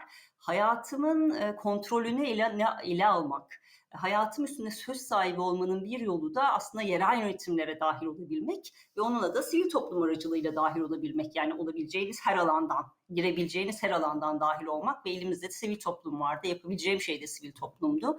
Ve Kadın Koalisyonu'nda tam da ilgilendiğim alan hem yerel siyaset hem de toplumsal cinsiyet alanından ilgileniyordu. Bunun üstünden ben de sanırım hiç vazgeçmeyecek şekilde ve bir daha kopmayacak şekilde hem koalisyona hem de toplumsal cinsiyet çalışmalarına bağlandım. Şeyi vurgulamak istiyorum. Bir iki şey çok etkileyici ve dönüştürücüydü benim için. Bir gün yerel siyaset çalışmalarına, yani belediyelerle yapacağımız etkinliklerde sağlığa erişim konusu. Şimdi her konunun bir cinsiyeti var. Sağlığın da bir cinsiyeti var tabii. Ve biz kadınlarla beraber belediyeyle ortak bir çalışma yürüttük ve mesela o gün o çalışma yaptığımız zaman bu yerel eylem planlarının, ihtiyaç tespitlerinin, yani pek çok uzun bir sürecin sonunda ortaya çıkan bir çalışmaydı. 2 tane kadın, yani çok yani normalde çok basit bir şey. Fakat o kadar kıymetliydi ki 2 tane kadın sadece o dönem o belediyeyle öyle bir çalışma yapma ihtiyacı hissettiğimiz için erken tanı aldı ve hayatları kurtuldu aslında kadınların. Şimdi bu noktada yerel yönetimlerin sadece sağlık alanında yapacağı bir çalışmanın bile ne kadar hayat kurtarıcı olabileceğini görüyor olma hali, yani hayata doğrudan dokunma hali. Yerel yönetimlerin önemi bu, çünkü doğrudan hayatlara dokunabiliyorsunuz.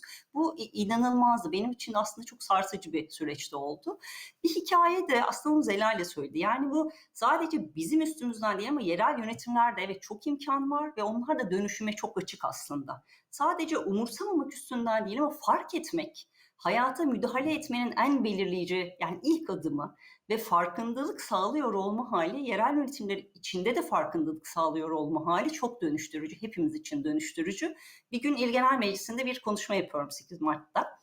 Kadın hakları ve işte toplumsal cinsiyet eşitliğine yönelik bir meclis üyesi çok ciddi muhalefet etti. Yani bir nevi saldırmaya yönelik, yani sözel saldırıya yönelik bir yaklaşım sergiledi. İşte eşitliğin olmadığına dair böyle hepimizin bildiği uzun bir konuşma. Ben konuşmama devam ettim. Fakat o sırada gazetesini açıp okudu. Şimdi bu da bizim hiç yabancısı olmadığımız yaklaşımlardan bir tanesidir. Fakat bunlar çok yorucu şeyler. Yani sürekli böyle yaşıyor olmak çok yorucu geliyor bir süreden sonra. Sonra bir yıl sonra yerel seçimler oldu işte ve bu meclis üyesi belediye meclisine girdi. Ben belediye başkanını ziyarete gittim. Çünkü bu eşitlik mekanizmalarının kurulmasıyla ilgili birçok bir çalışma yapılması gerekiyor ve tabii ki hani öncelikle belediye başkanıyla görüşmek gerekiyor. Ve orada şeyi gördüm. Ya bu meclis üyesi belediye meclisine geçmiş ve orada üst düzey bir görev almış. Ben kapıdan girer girmez belediye başkanının yanına geçmeden önce onu geçmem gerekiyordu. Çünkü dedim ki Sinemciğim, çok zor bir yıl seni bekliyor. Yani umarım o eşitlik komisyonları ve eşitlik birimlerini yeniden kurma şansımız olacak diye düşünürken orada tekrar yani belediye başkanını beklerken tekrar tabii ki toplumsal cinsiyet eşitliği kadınlar ve erkekler üstünden bir sohbet gelişti. Tekrar bu sefer başka bir tarafından yine sözel bir müdahale ve inanılmaz bir şekilde bir yıl önce bana müdahale eden, benimle konuşurken beni dinlemeyen meclis üyesi benim ağzımı bile açmama gerek kalmadan eşitliği oradakilerini anlatmaya başladı ve benim kelimelerimle anlatmaya başladı. Yani benim kelimelerimde derken yani o süreç içinde o meclisle yürüttüğümüz çalışmalar doğrultusunda kullandığımız argümanları onlara karşı kullanıyordum. Gazete okumuyormuş yani, sizi dinliyormuş bir taraftan. Dinlemekten öte evet beni dinliyormuş. O ayrı, dinlemiyormuş gibi gözüküyormuş, dinliyormuş. Ve algılamış ve önemsemiş ve aktaracak kadar önemsemiş. Şimdi burada şunu görmek de çok önemli. Biz çalışmaları yaparken bu kadar uzun zamanımız olmuyor. Yani biz bir yerle konuşuyoruz, gidiyoruz, bir çalışmayı yürütüyoruz, devam ediyoruz hayatımızı. Çünkü dediğim gibi yapacak çok fazla şey var. Ama o süreç bana yani benim tabii uzun bir süre belediyeyle çalışmamdan kaynaklı yaptığımız şeylerin ne kadar dönüştürücü olabileceği, o anda anlamasak bile mutlaka yerel yönetimler üstünde bir iz bırakacağımız ve dönüştürücü bir eyleme dönüşeceği, bir politikayı dönüşeceğine dair çok ciddi bir inanç ve güven vardı.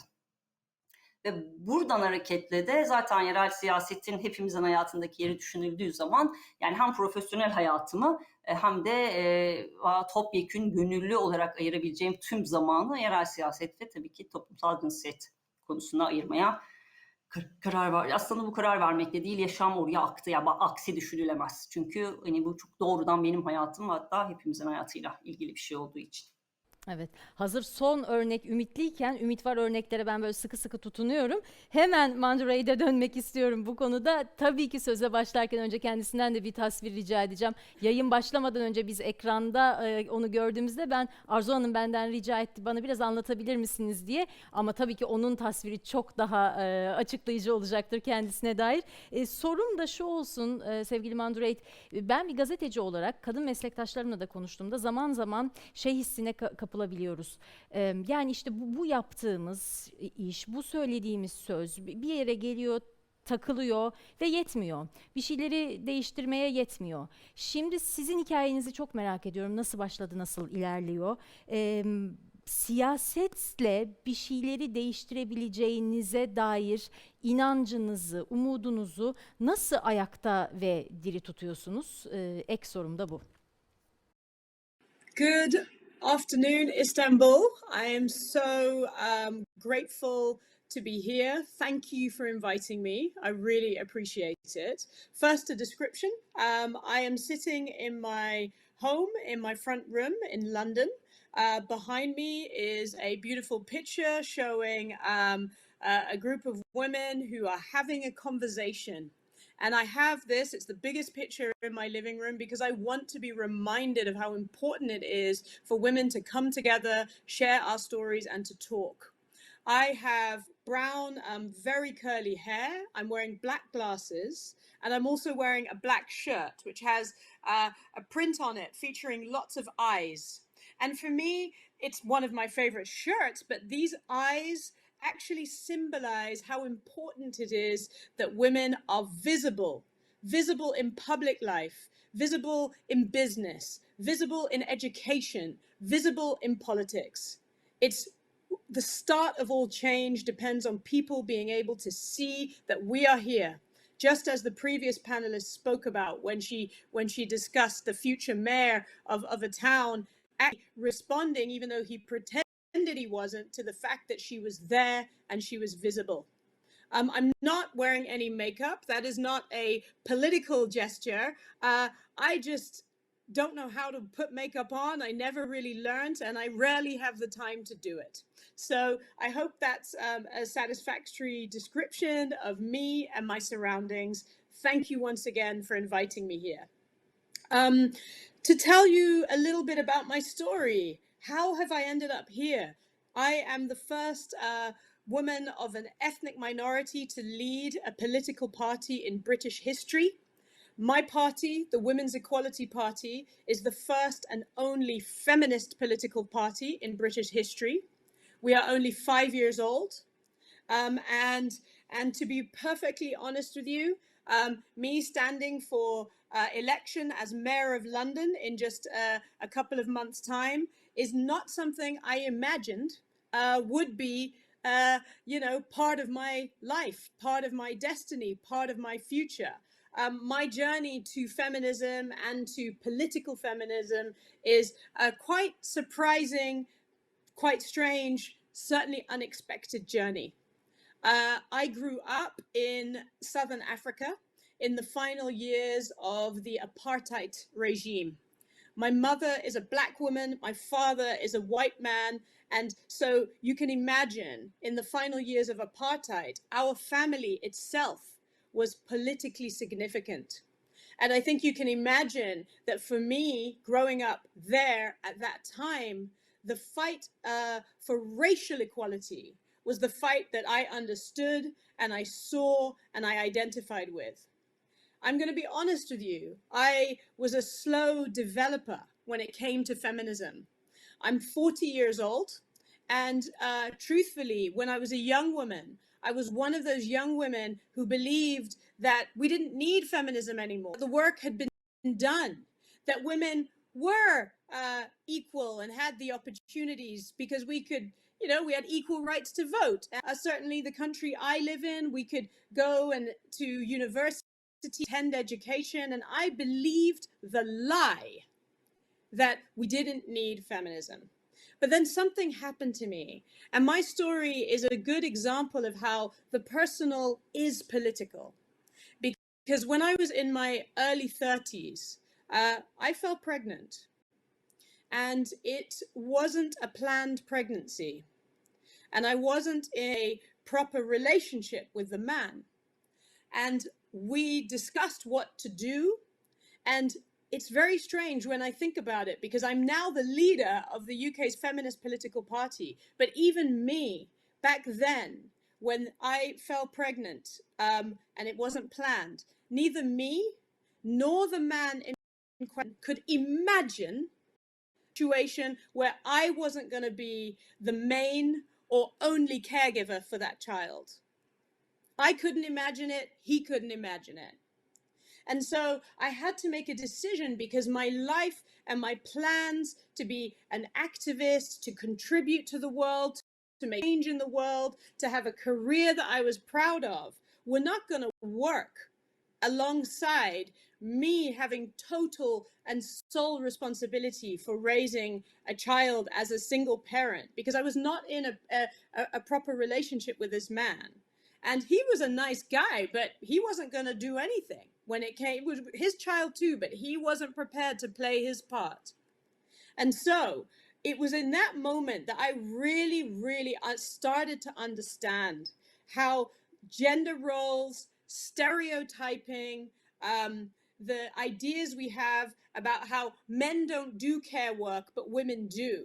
And women's careers are always a lower priority to men's careers. I realized that we need feminism and we need political feminism. I've always wanted to have children, but I am sad in some respects to say that in that moment I made the choice to have an abortion, because I could not balance my plans for the work I wanted to do and how I wanted to contribute to society with the situation I was in. And then I learned about the Women's Equality Party, the party I am now the leader of. And that showed me how it doesn't have to be like this. We are campaigning for men to have equal rights, and there to be an expectation around them playing their part as fathers. So having time off work to help look after children. We are campaigning for childcare to be treated as an essential public service, so both men and women can contribute their talents to our society, to our economy. We are losing out on the talents of so many brilliant women because our society doesn't support them to have family life and productive careers, where they can use their experience and their skills in service of the whole community. Our society does not support men to play bigger roles in the home. And I believe that we can change this, but we can't change it if we sit still. And so my personal experience and my personal journey showed me how we have to speak up. We have to make women visible. We have to stand up for each other. We have to involve men and invite them to take more responsibility for some of the we as women have done unpaid for hundreds of years to support our societies. And so I have a lot more to say on this, but I also really want to hear from the other panelists. So I won't take up too much time because I'm sure some of the other things I want to discuss will come up later in the conversation. Thank you. Biz teşekkür ederiz. Şunu söylemem lazım sevgili Mandu'ya. Şu an onun sesi bir büyük salonda, pandemi nedeniyle görece elbette boş bir salonda yankılanıyor ve hani ta yüreğimizden anlıyor, hissediyoruz. Çok teşekkürler tüm katılımcılarımıza, bir kere bu kadar açık, bu kadar yürekli şekilde kendi gerçekliklerini ve bizimkileri anlattıkları için. Elbette soracak çok sorun var daha. Hız kesmeden hemen ikinci tura başlamak istiyorum. Biraz biz ne yapıyoruz ve ne yapmalıyız bundan sonrası kısmında yine Arzu Hanım'la başlamak isterim. Arzu Hanım, Engelli Kadın Derneği olarak siz hani dedik ya, şehre katılım, toplumsal hayata katılım, neler yapabiliyorsunuz? En çok ihtiyaç nerede? Ne yapılması lazım? Teşekkür ederim. Şimdi öncelikle Engelli Kadın Derneği'nin kısaca nasıl bu noktaya gelindi meselesiyle ilgili birkaç cümle kurmak isterim. Sizin de bahsettiğiniz gibi Engelli Kadın Derneği 2011 yılında kuruldu ve aslında bir ihtiyaç neticesinde kuruldu. Çünkü 2011 öncesi bir araya gelen bir grup engelli kadın aslında kadın çalışmalarında ve engellilik çalışmalarında aksayan, yolunda gitmeyen bir şeyler olduğunu tespit etti ve bir araya gelerek ne gibi sorunlar yaşanıyor, nasıl çözümler üretilir üzerinde kafa yorarken en sağlıklı ve pratik olarak dernekleşmek gerektiğini düşünerek 2011 yılında Engelli Kadın Derneği'nin kuruldu ve Türkiye'de ilk idi o yıllarda. Sonrasında işte hem sivil toplum alanında hem de kamu politika uygulayıcılarıyla bir araya gelinen bir dizi birçok çalışmalar yapıldı. Ki bu çalışmaların en önceliği ve en başlangıç noktası Sabancı Vakfı ile Engelli Kadın Derneği arasında yürütülen ve 3 yıl süren engelli kadınların hak temelli mücadele adımları projeleri oldu. 1, 2, 3 şeklinde. Bu projeyle Engelli Kadın Derneği engelli kadınlara ulaştı ve yaklaşık 14 yanlış hatırlamıyorsam şehirde 160 kadar engelli kadınlarla bir araya gelindi. Toplumsal cinsiyet eşitliği, kadına yönelik şiddet, engelli hakları gibi konular engelli kadınlarla atölye çalışmalarıyla ve eğitimlerle bir araya gelinerek eğitimler düzenlendi.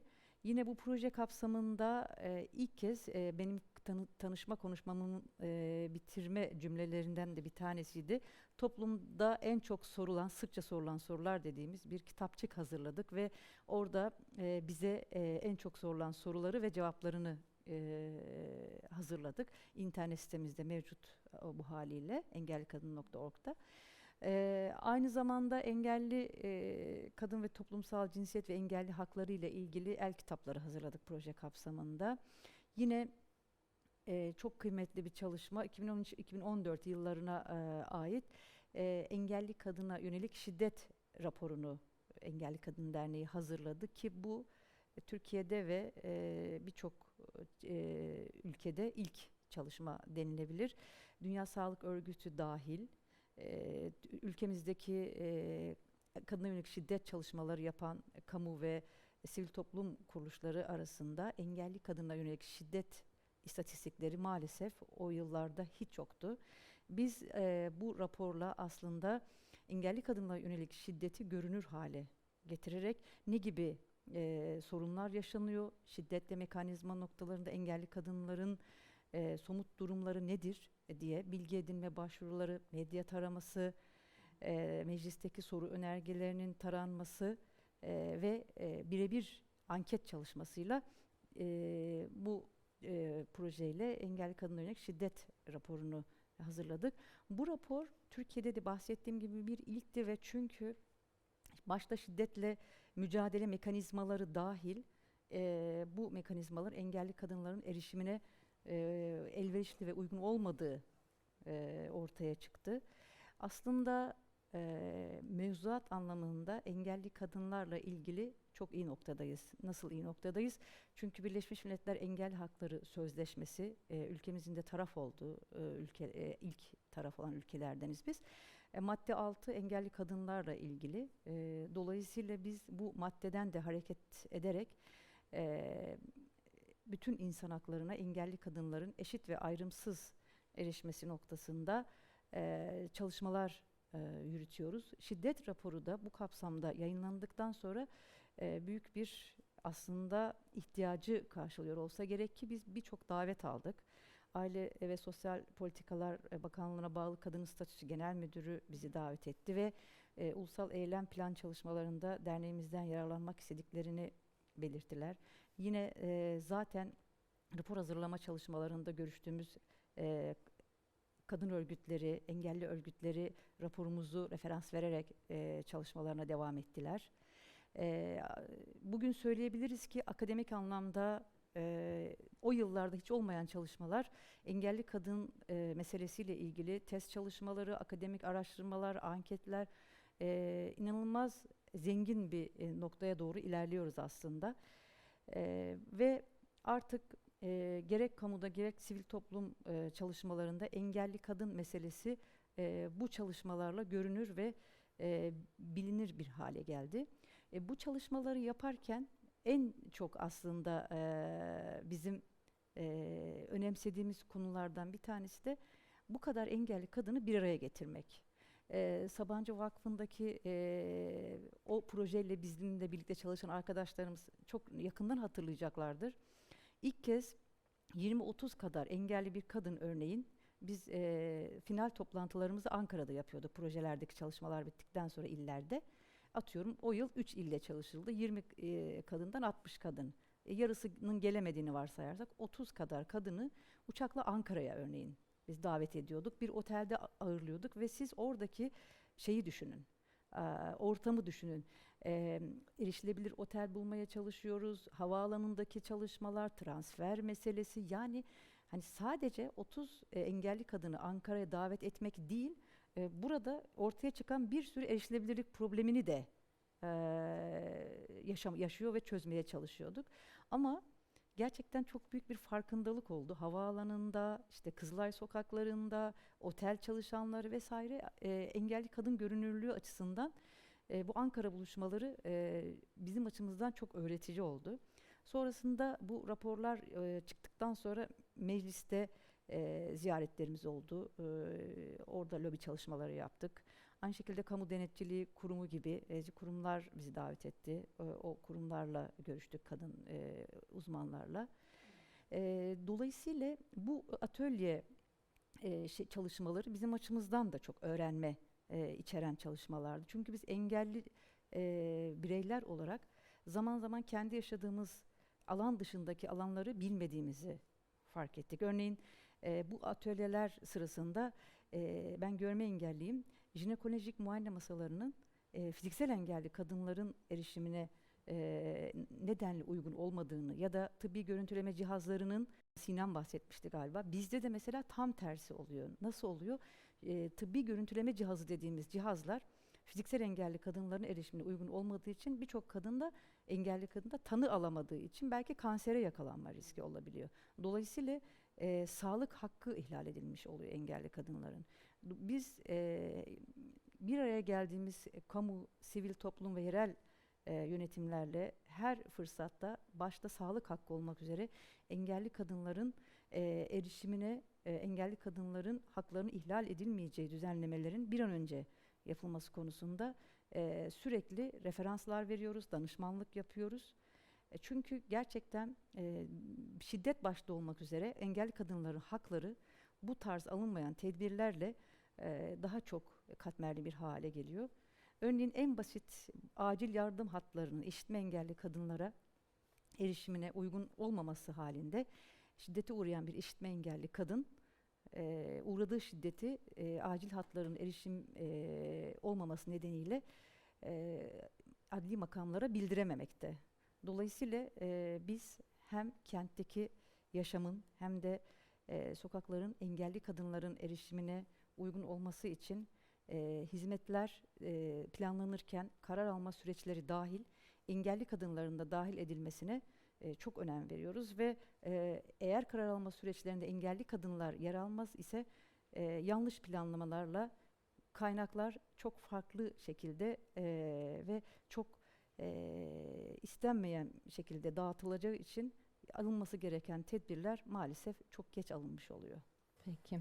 Bu o kadar önemli ki tabii pek çok yüzü var bu tartışmanın ama onlardan biri siz de az önce bahsettiniz. Şiddet meselesi. Şimdi Zelal Hanım'la devam ederken onu soracağım. Bir taraftan yani İstanbul Büyükşehir Belediyesi bu. Bu İstanbul fotoğrafı bakmasını bilene ülkenin de fotoğrafı, dünyanın da önemli bir fotoğrafı. Bir taraftan hani kadınların şehir hayatına katılımında yerel yönetim ne yapıyor diye de soracağım. Ama ikinci sorum da şu, elbette pandemi. Bunu yok sayamayız. Pandemi, salgın başladı. Herkes evlerinde. Ama nasıl evlerde? O hanelerin içinde ne yaptı o kadınlar? Hangi koşullarda kaldılar?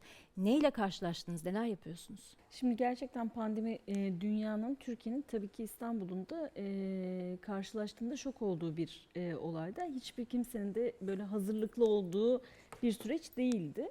Ancak şöyle bir gerçeklik var ki her ne kadar yapıların kendisi pandemi diye bir şeye hazırlıklı olsa da olmasa da bu kadın alanında, kadınların ihtiyaçları alanında bir aksiyon, yani kasları varsa eğer o kaslar o afet anlarında da çok daha güçlenerek hareket edebilir ve hayata geçebilir olduğunu gerçekten biz de kendi deneyimimizden fark ettik çok ilginç bir şekilde.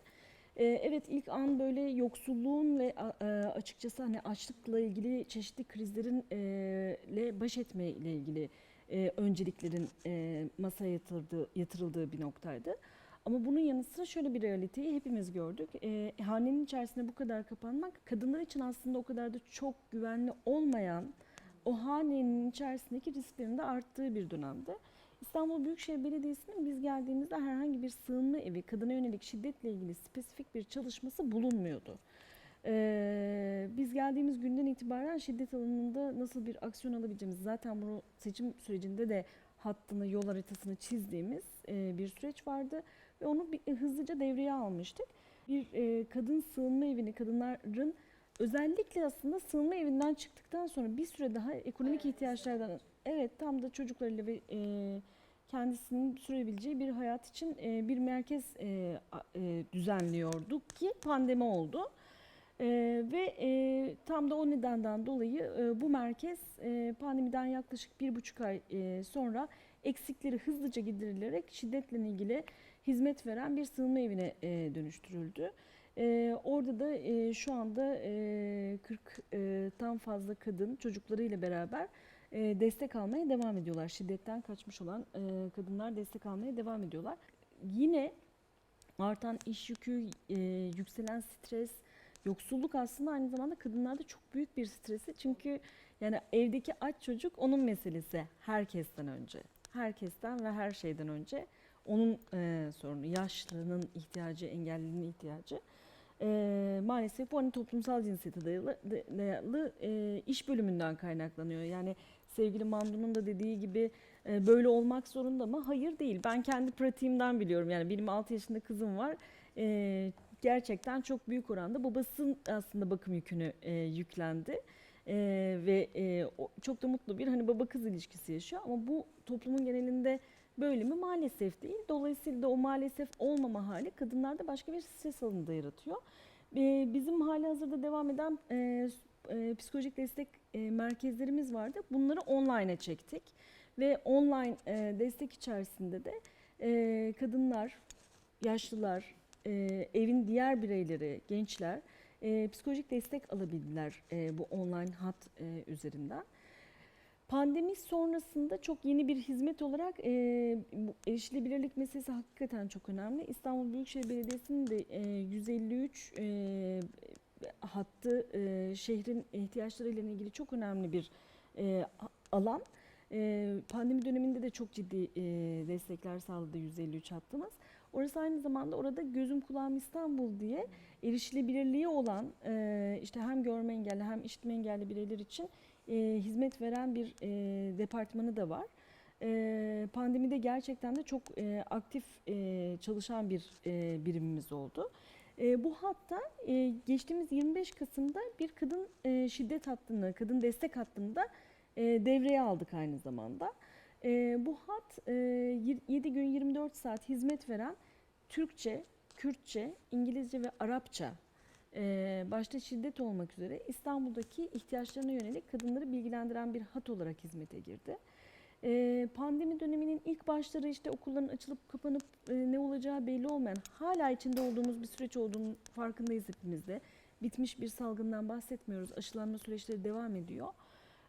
Ama yani o karantinayı da yarım bir şekilde yaşıyoruz hafta sonları, hafta içerisinde. Bakım yükünün işte çok ne kadar önemli olduğunun farkındaydık. O önemli olan bakım yükü içerisinde hızlıca yuvalarımızı devreye aldık ve yuvalar hiçbir şekilde, kreşler hiçbir şekilde ara vermeden devam etti. Halihazırda da 16 tane kreşimiz hem çocuklara hem ailelerine destek olmaya devam ediyor. Peki. Aslında anlatacak çok şey var biliyorum ama hani sürem azaldıkça bütün bu yapılan şeyleri, iyi, ümit veren çalışmaları daha çok duymak istiyorum. O yüzden hızlıca Sinem Hanım'a gideceğim. Çünkü onlar bir pandeminin şöyle bir haritasını çıkardılar. Dediler ki yerel yönetimler evet önemli eşitlikçi politikalar izlemeleri ama bakalım hangi belediyenin nasıl bir karnesi var? Nelerle karşılaştınız Sinem Hanım? Nasıl uygulamalardan bahsetmek lazım? Önce ben Arzu'nun söylediği bir şeye bir ekleme yapmak istiyorum. Çünkü bence onun söylediği şeyler çok önemliydi. Aslında bizim çalışmamız da biraz hani onu içeren bir çalışma ama o örnekle başlamak istiyorum. Bu Kadın Dostu Kentler programında yerel eylem planları yapılıyordu ve iller için yerel eylem planları yapıyorduk. Temel meselelerden birisi katılım. Ki bunun birazdan da daha ağırlıklı üstünde durmak istiyorum. Katılım ve kapsayıcılık tabii ki. Herkesi kapsayacak bir eylem planı yapıyor olma hali. Ve biz kadına karşı şiddet başlığında ve kent güvenliği başlığında kadın örgütleriyle toplandık ve engelli örgütleriyle de toplandık o dönem. Fakat engelli örgütlerinde kadınlar yoktu. Yani erkekler vardı ağırlıkla ve biz toplantılarımızı erkeklerle de yaptık. Sonra işte eylem planları bitti, üstünden yıllar geçti. Biz eylem planlarının tanıtımlarını ve aktarıyoruz. Yani nasıl katılımcı ve başarılı ve işte cinsiyeti gören planlar yaptığımızı anlatırken Arzu Olabilir, Engelli Kadın Derneği'nin de olduğu bir toplantıydı. Çünkü Arzu Olabilir ya da başka bir arkadaş şöyle dedi. Biz tabii ışıklandırma hakikaten önemli bir şey. Yani kentin aydınlatılması önemli bir ayrıntı güvenlik açısından. Biz bu aydınlık konusu üstüne ağırlık vermiştik ve bunlardan bahsederken Engelli Kadın Derneği'nden bir arkadaş şey dedi. İyi de biz hiç görmüyoruz ki dedi. Yani sizin orayı aydınlatıyor olmanız bizim o sokaktaki güvenliğimize nasıl katkı sunacak dedi. Şimdi bu sizin için çok sıradan olabilir. Fakat onlarca insan bunu düşünmemiştik biz hiç. Yani hakikaten kent güvenliğinde engelli kadınların güvenlik üstünden o ışıklandırmanın anlamsızlığını ve onlar için özel başka bir önlem alınması gerektiğine dair onlarca insan, onlarca kurum hiçbir şey hiç düşünmemişti. Bu açıdan engelli, yani bir iki şey açısından çok önemliydi bu. Engelli Kadın Derneği, yani karma örgütler içinde ya da işte sadece kadınla özdeşmeyen, özdeşleştirilmeyen fakat toplumsal cinsiyetin her şeyi kestiğini kanıtlaması açısından, sizin sivil toplum örgütleriyle işbirliği yapmanızın yeterli olmadığı, orada katılımın, yani cinsiyet kimlikleri üstünden katılımın ne kadar önemli olduğu, cinsiyet kimliklerine de ne kadar önem verilmesi gerektiği konusunu anlatması açısından hepimiz için büyük bir ders olmuştu. Onu özellikle hakikaten Arzu tam da şeyden bahsetmişken, bu sağlığa erişimde kısmını anlatmışken bunu da aktarmak istedim. Kadın Koalisyonu olarak yaptığımız pandemi haritasında önce yani tabii Kadın Koalisyonu'ndan çok kısa bahsetmek istiyorum. 2000 yılından beri bu yerel siyaset, yerel politika geliştirme süreçlerinde işte katılımcılığı ön plana çıkartarak bu süreçlerin toplumsal cinsiyete uygun tasarlanıyor olması, planlanmasından uygulanmasına kadar bütün aşamalarda toplumsal cinsiyet stratejisinin yerleştiriliyor olması, işte toplumsal cinsiyete duyarlı bütçelerin yapılıyor olması üstünde kurulu bir çalışmamız var. Yani odaklandığımız konulardan bir tanesi de bu ve sistematik olarak biz belediye incelemesi yapıyoruz. Bundan bir önceki çalışmada işte belediyeleri kadınlarla sınamak diye yine belirli belediyelerin toplumsal cinsiyet politikalarını izleyen bir çalışma yürütmüştük. Fakat pandemi bir afet, yani pandemi başlı başına bir kriz, afet ve sonrasından da gelen kriz süreci. Ve biz şunu biliyoruz, yani bunu sadece biz bilmiyoruz, bunu araştırmalar da gösteriyor.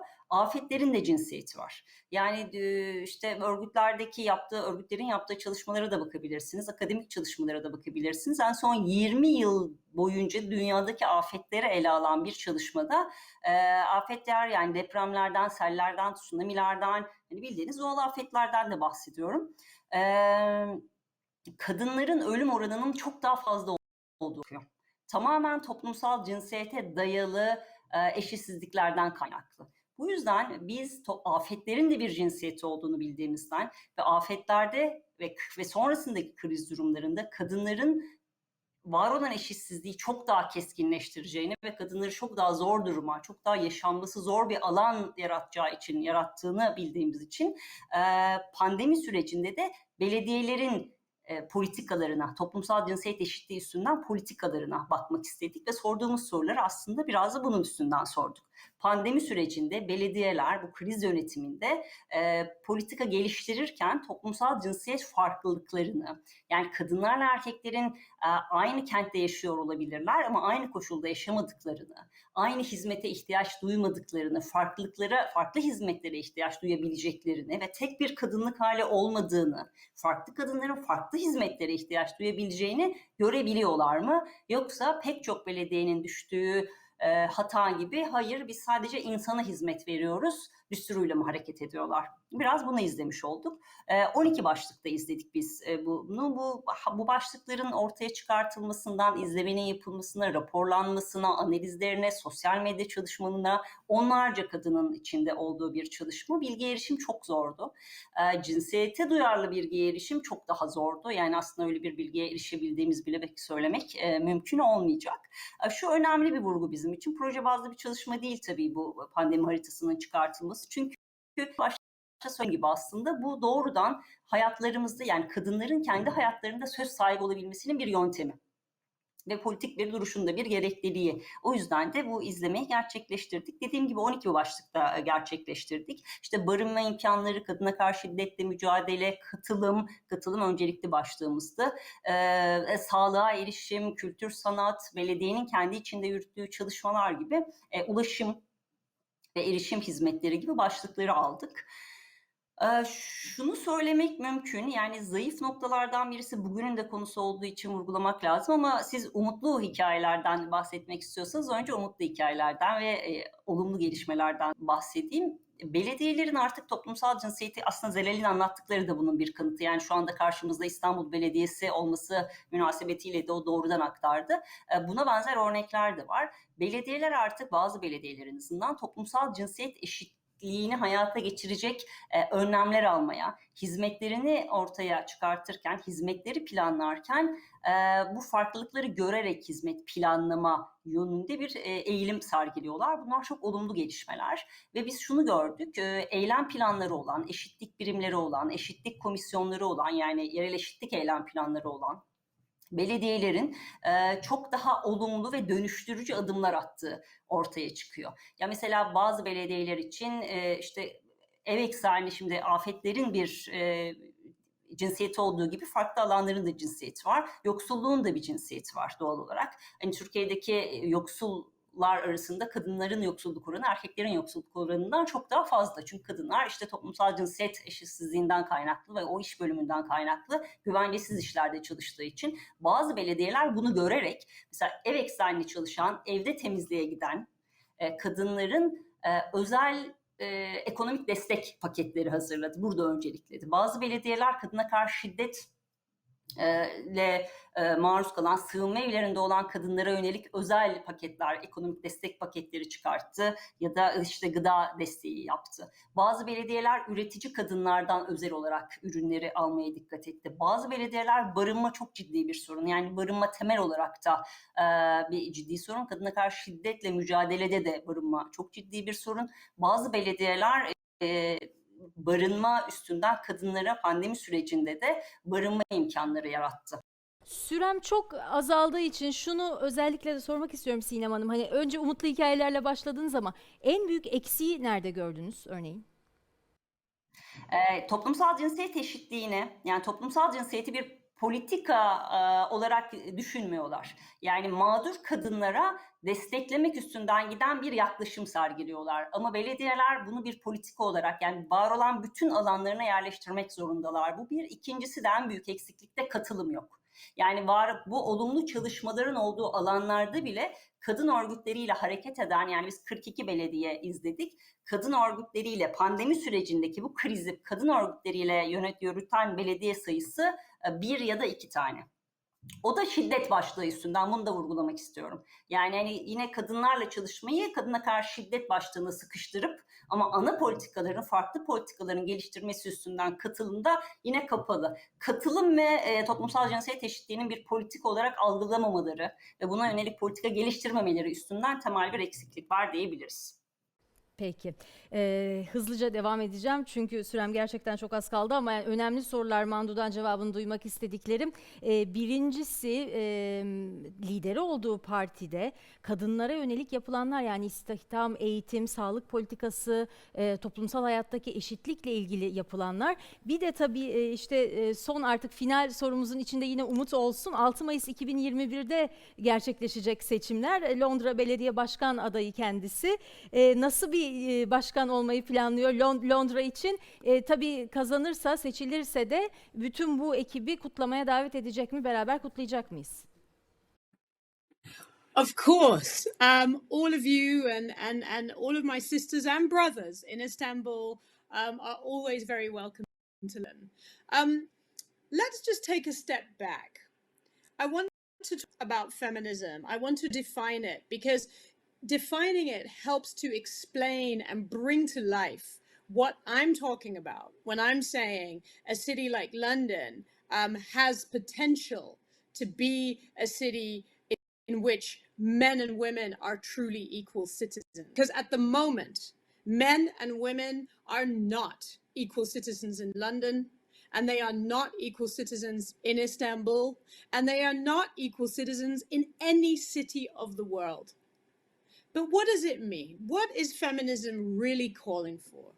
For me, feminism is about freedom, fairness, and everyone fulfilling their potential.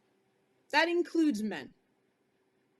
It is not, as a previous speaker said, about female supremacy or about female dominance. It is about creating the conditions in society where everyone can thrive. And so, as Mayor of London, what I would be doing is at every stage in the policy-making cycle, in the budget setting cycle, at any point where we are trying to problem solve something that is happening in our city, whether it's a pandemic or another crisis, or even just planning for the future, I will be asking, does this policy affect the freedom of anyone in our city? What does this look like from the perspective of women? Is this policy fair to everyone in our city? What experience are women having, for example, on the transport network? Somebody else said earlier that what we are calling for, equality, gender equality, intersects with everything you can think of. Women in any city in the world, because of our roles in society, use a transport system differently to men. Yet all transport systems have been designed with men's lives in mind. Historically, men travel in straight lines from the outskirts of the city to the center of the city. Yeah? Women travel in circles and they move around their neighborhoods and their communities because we are busy picking up children, buying groceries, working directly and more closely in our communities. Yet our transport systems allow people to go in and out of the center easily, but make it much more difficult to move around the local areas. As Mayor of London, I would transform the basic infrastructure of the city to accommodate women's lives.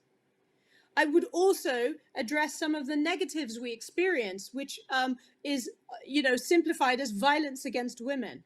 Street lighting is a really way to make our streets safer for women so we can exist, we can live, we can thrive, we can succeed just going about our business. That links to the freedom aspect of what I believe feminism is all about. Now, we in the Women's Equality Party, which is the party I lead, we have a recipe for what it would take to create a world where men and women are truly equal citizens. And the ingredients of this recipe are actually quite simple. Equal representation. Men and women should share power. We should sit round the tables where decisions are made together so that our half of the population, 50% of the population, gets to input into decisions. So we can help shape our cities and communities and how public money and budgets are spent. The second is equal pay. Women are way more likely to work in low-paid, precarious jobs, and we are way more likely to live in poverty. So you have to put big policies in place that address the pay gap between men and women and make it illegal for men and women to be paid differently for doing the same work. The third ingredient, equal parenting and caregiving. I've already touched on this a little bit. But what we need is a situation where men are doing their fair share of responsibility in the home and women are freed up if they want to. Not everyone has the same path in life, but if women want to work, want to use their skills and their talents, they should be able to. It shouldn't be a choice between family or using your talent to serve community and society. Equal education. Yes, in this country, boys and girls all have the right to go to school, but we don't have an education system that equally serves boys and girls. I want to see more men and boys studying the kind of subjects that are typically dominated by women, and I want to see more women in the subjects such as economics, science, technology, because that starts to change the consciousness of our world. It sets different examples to our children. Equal media, journalism, newspapers, the big news outlets. There should almost be a law which states that you always get comment from a man and from a woman on any given issue. You balance who gets a chance to express themselves and communicate to the public via the media.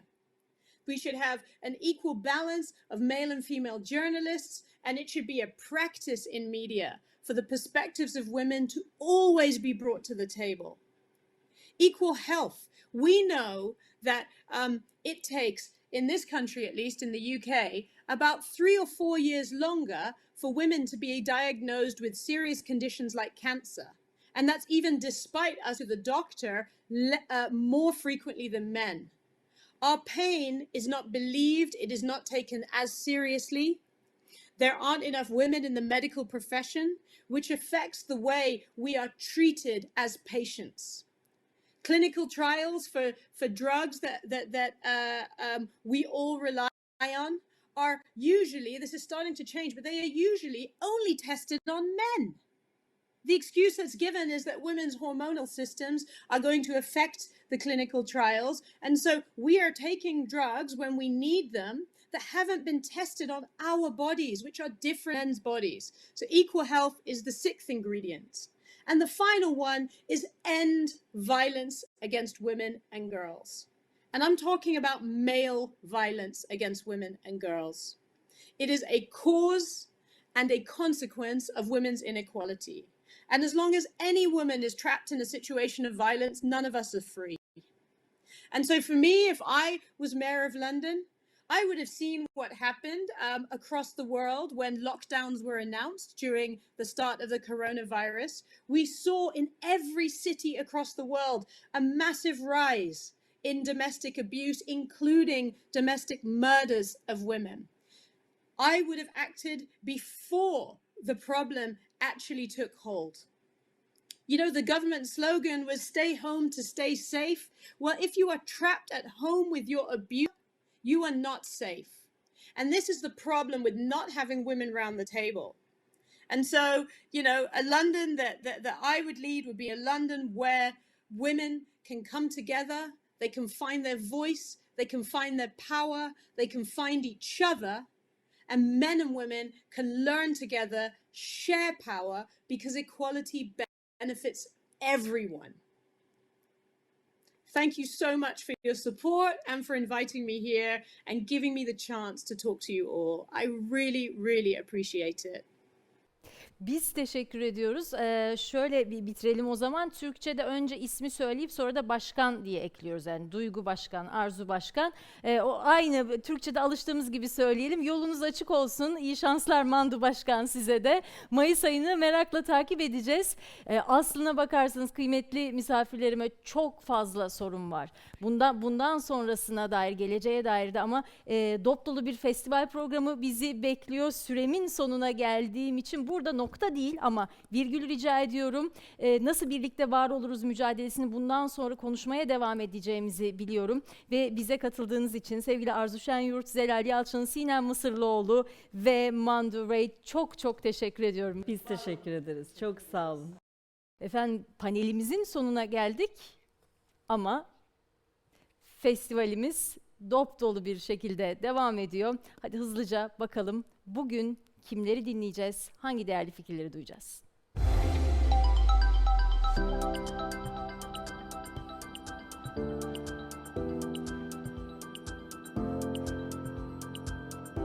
Hello, my name's Kate Idigaroff. I am co-director of Make, based in Bristol in the UK. I am a white woman in my early 40s. I have long brown hair, which today I'm wearing half up and half down, and I'm wearing a black top with a high collar. I'm sat at my dining room table at home. Behind me is a fish tank and behind that is the kitchen. So Make is a creative producing organisation. We work with artists in a number of ways. We work with a group of artists long term to produce their work from an idea through to the reality. We also create spaces for the development of early ideas. We commission new work and we are artistic directors of Mayfest, which is an international festival of theatre which takes place in Bristol every 2 years. I'm really excited to be here today to present these two new commissions by these wonderful artists, Joe Bannon and Layla Diallo. Joe and Layla are both artists living and making work in Bristol and of course beyond. And we've worked with them and admired their work for many, many years. And when I was considering some of these themes that are seeding through this programme, it seemed to me that both of them would respond to these questions of women's relationship to public space and to domesticity in really unusual and stylish ways. It feels really important and special to be a part of this programme. It would always, but particularly at this time when the sector has been hit so hard and where it feels like these opportunities for connection and for conversation and really importantly for celebration feel really hard to come by, where we feel kind of isolated and lonely in some of these questions. And certainly, of course, the need to continue to engage with empathy and also at times ferociously around these issues of gender equality and women's rights is the work that we all need to be engaged with, and there's a lot of work to be done. So yes, here's to sharing stories and doing it with empathy and with power, and I really hope you enjoy this work. Thank you. Hello, I'm Jo Bannon. I'm a white woman in my mid-30s with long white hair cut with a fringe, and I'm stood in my kitchen against a white wall. I'm an artist working in choreography and performance, and I've been doing that for about the last 15 years. I like working in live performance because of live performance's opportunity to be intimate and, when it really works, transformative. The work I've chosen to share with WOW is a piece called Kitchen Alba. It's a restaging of a work I made for a theatre space a couple of years ago called Alba, but restaged in my domestic kitchen. The piece uses theatricality, domesticity, and riffs off ideas of religious iconography and miracle, to tell a story about family and miracle and faith.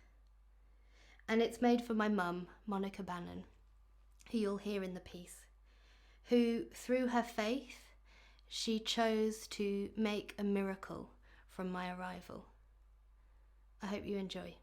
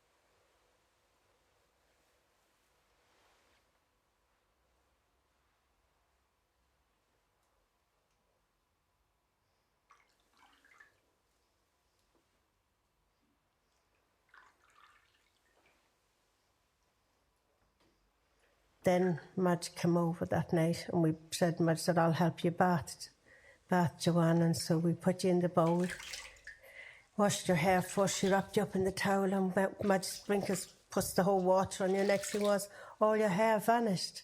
And I thought, my goodness, her whole hair's gone. We got into a panic then. And she said, it'll be all right, it'll be all right. So she wrapped you in the towel and started drying off your hair. And then it all started coming back again. It was really funny. I thought all you could see was the skin of your head and no hair. And then it all came back and it was a silky and a shiny and silky. It was just like pure silk.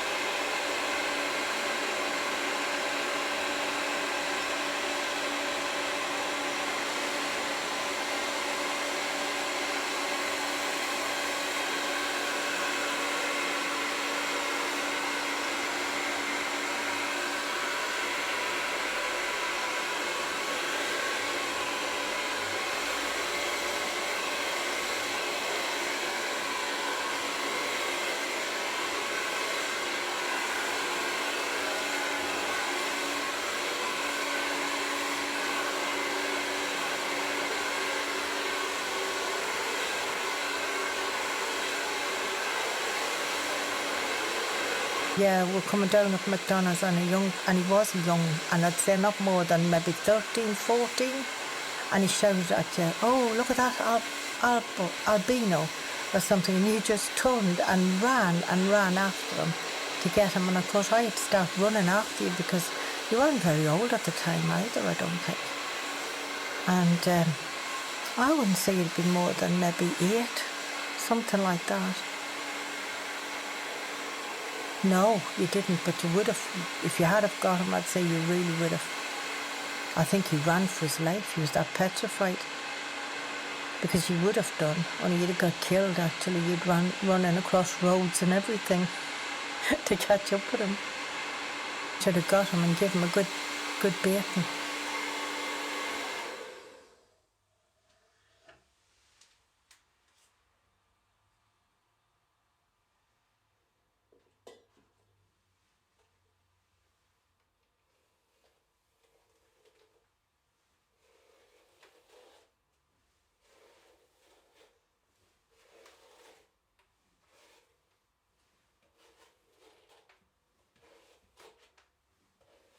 The Pope was coming to Coventry, to Baginton Airport, where we lived out in Willenhall.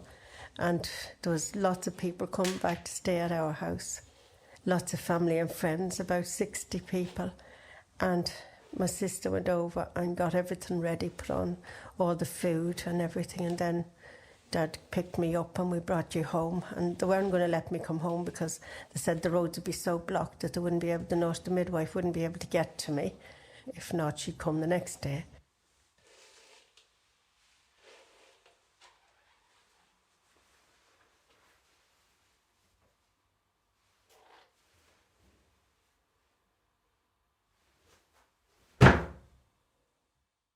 The Pope was shown on the television. And she said, "Come and sit down and watch the Pope." She said, "He's just a raving." So he was just coming to Coventry. He was a raving out like in his motorcade or whatever he went round in.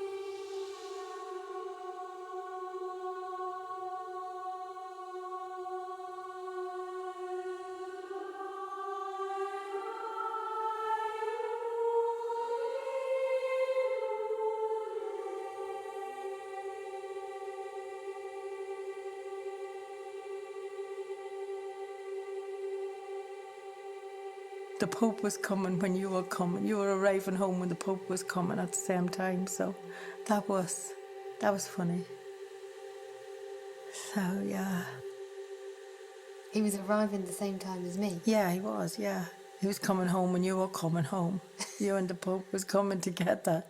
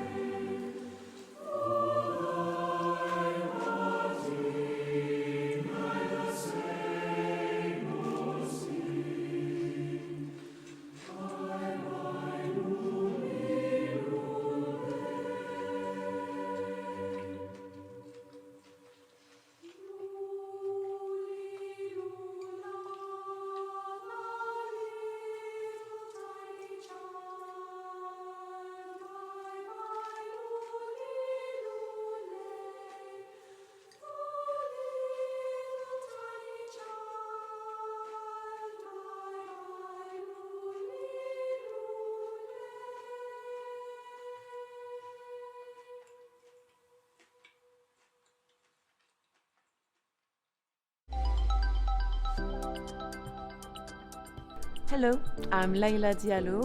I'm a 45-year-old woman. I'm black or brown-skinned, have very short hair, black with a bit of white in it now. And I am wearing many layers, including a big red woolly scarf. I'm a dancer and a dance maker, and I've been making work for 15 years or so. Recent works have drawn from ideas of how we negotiate being together, transience or impermanence, and also how we perceive the passing of time. And I was asked to say a little something about my perception of women's rights and gender equality in the arts.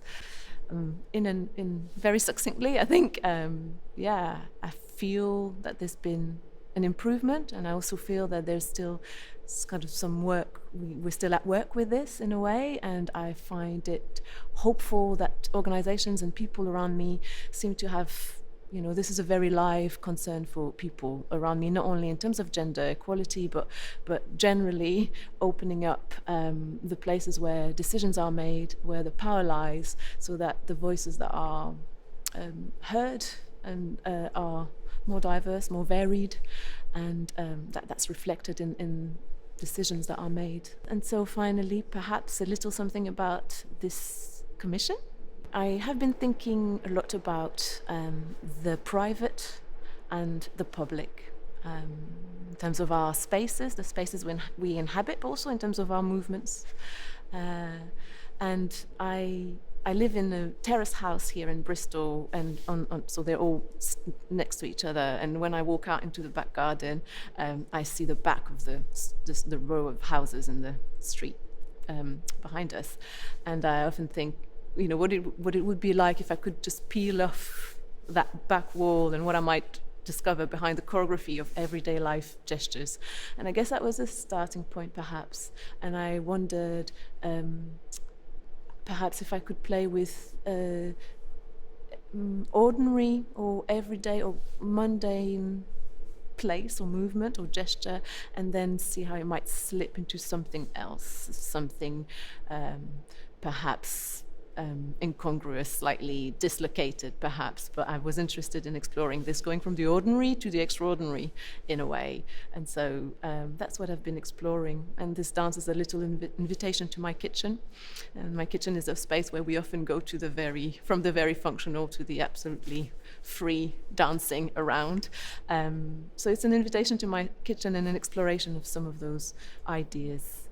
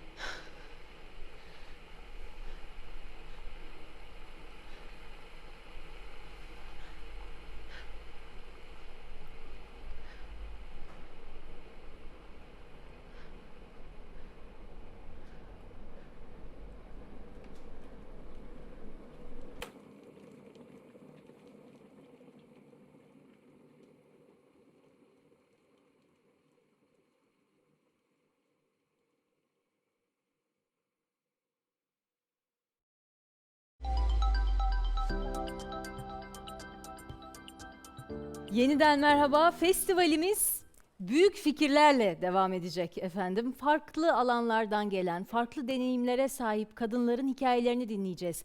Kendilerine eşit fırsatlar verildiğinde değil, verilmediğinde bile neler başarabildiklerini duyacağız şimdi. Aslına bakarsanız festival boyunca bu ilham veren hikayeleri duyacağız, dinleyeceğiz hep birlikte. İşte o hikayelerin ilk ikisi geliyor şimdi ekrana.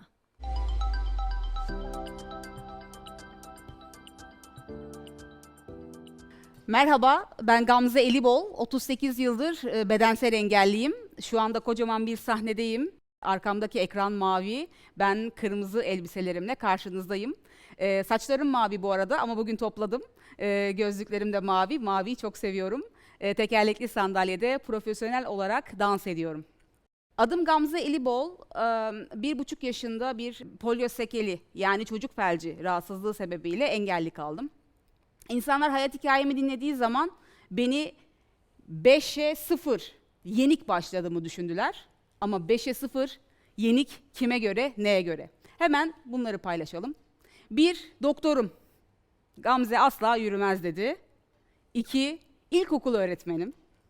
Gamze'den hiçbir şey olmaz, Gamze okumaz dedi. 3. Üniversiteler. Sen bedensel engellisin, tiyatro bölümü, konservatuvar okuyamazsın dediler.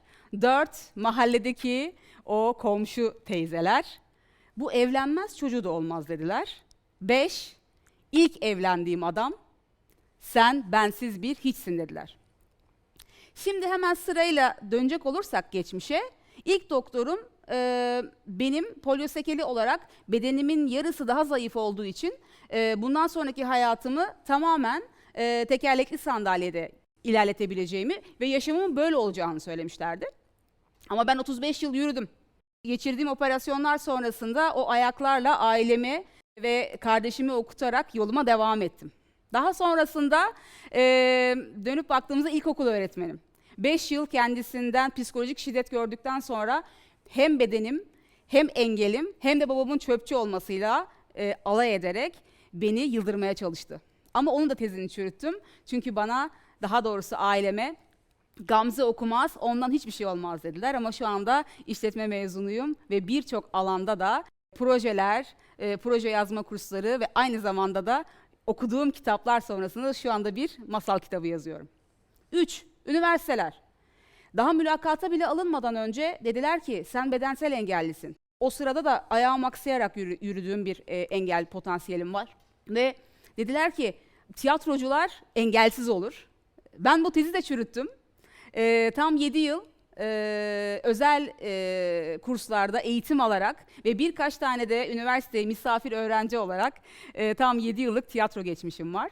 Bu tezi çürüttükten sonra yola şöyle devam ettim. Devlet tiyatrolarında kendi oyunumu sahneleyen ilk Türk kadını olarak yola devam ederken 8 müzikal, 2 çocuk oyunu ve tam 500'den fazla seyirciyle buluşan sahneyle beraber konservatuvarın da kapısını bu sefer gençlere açtım. 2 yıldır gençler konservatuvarda okuyabiliyorlar. Engeli hiçbir şekilde onlara engel olmadan. 4. Komşu teyzeler. Hala varlar. Canları sağ olsun. Yolda yürürken önümüzü keserler ve neden böyle olduğumuzu vah vah diye sorarlar. Komşu teyzelere sesleniyorum buradan, en azından şu anda yaşayanlara. Hiç merak etmeyin, evlendim. Hatta şu anda 18 yaşında bir kızım var. Kızım üniversitede konservatuvar okuyor. Sanki annesinin intikamını almak ister gibi tiyatrocu olma peşinde. 5. İlk evlendiğim adam. Evet, aynen 5. sırada olduğu gibi bana 5 parmağını gösterdi. Ve dedi ki sen bensiz bir hiçsin. Kadınsın, otur oturduğun yerde. Ben ne getirirsem onu yersin. Kariyer de neymiş? Onun da tezini çürütmek adına 2 tane sanat merkezi açtım. Birisi Teksem Türkiye Engelsizler Kültür, Sanat ve Eğitim Merkezi. Orada sahne sanatları yapıyorum, tiyatro oynuyorum, Kuklam Biricik'le beraber çocukların hayatına dokunuyorum. İkincisi ise Engelsiz Amazonlar. Benim gibi şiddet mağduru kadınları ve aynı zamanda engellenen kadınları bir arada topladığım bir merkez. Bir sürü süs eşyası yapıyoruz. Kimi zaman mumlarla beraber. Ve en güzel nokta şu ki, ben tekerleğimle dünyayı döndüren bir kadınım. Ve hiç unutma ki şimdi sıra sende. Şunu söylemek istiyorum. Ben başardım, şimdi sıra sende. Teşekkürler.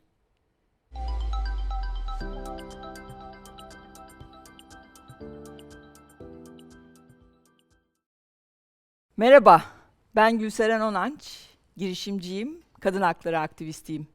Şu anda büyük bir salonda, arkamda mavi bir ekran, üstümde siyah, beyaz çizgili bir ceket, beyaz bir pantolon ve spor ayakkabılar var. Saçlarım kıvırcık ve kabarık, bana yakıştığını düşündüğüm gözlüklerim var. Ben küçük yaşımdan beri yaşantımda hep anlam aradım. Hep ideallerimin peşinden koştum. Biricik olan hayatımın anlamlı olması gerektiğine inandım. Çocukluğumun şarkısı hala kulaklarımda olan 70'lerin Şenay'ın Hayat Bayram Olsa şarkısıydı.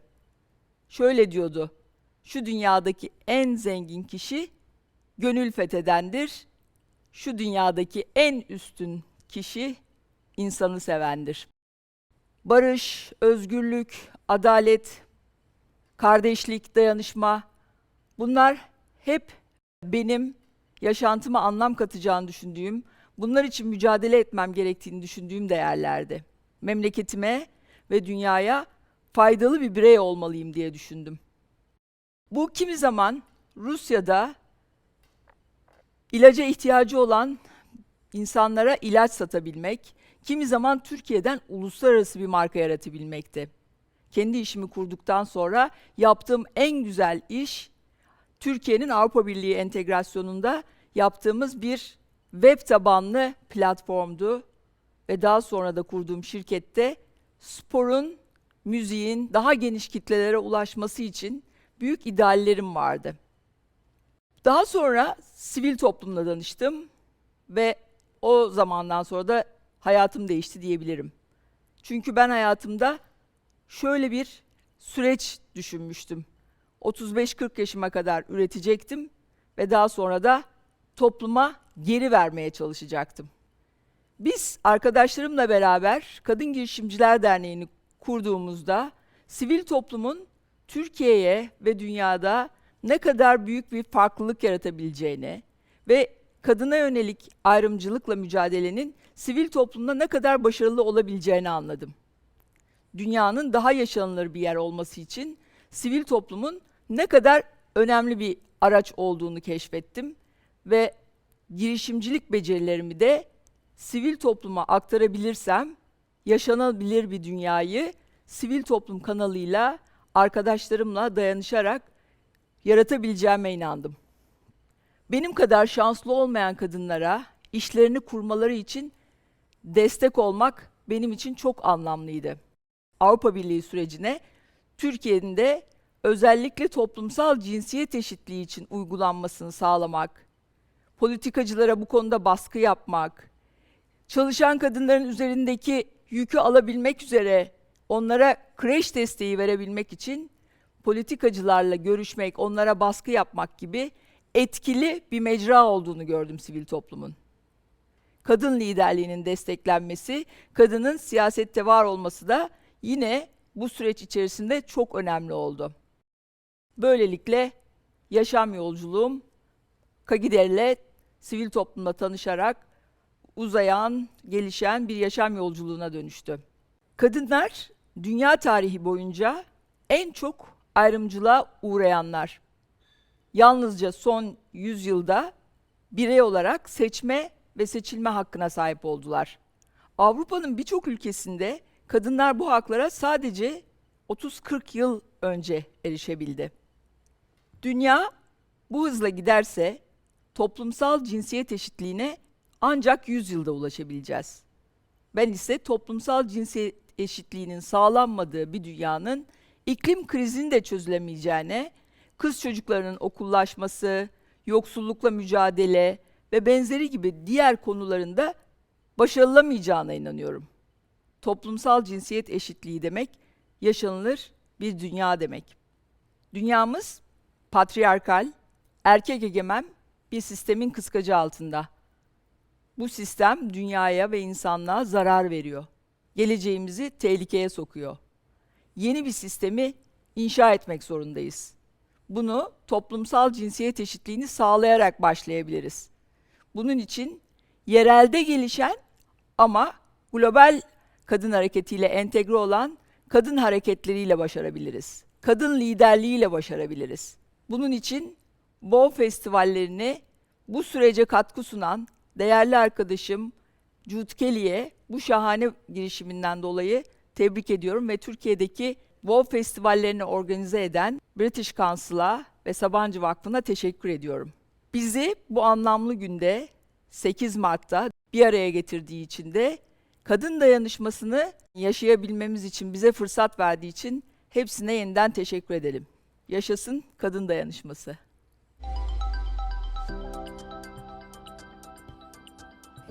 İlham veren bu büyük fikirler için çok teşekkür edelim. Şunu hatırlatalım.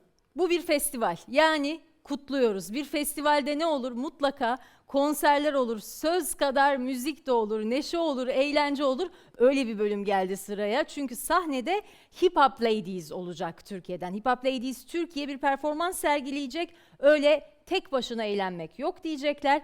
Hepimiz ekran başından onlara katılabiliriz. Hadi başlayalım.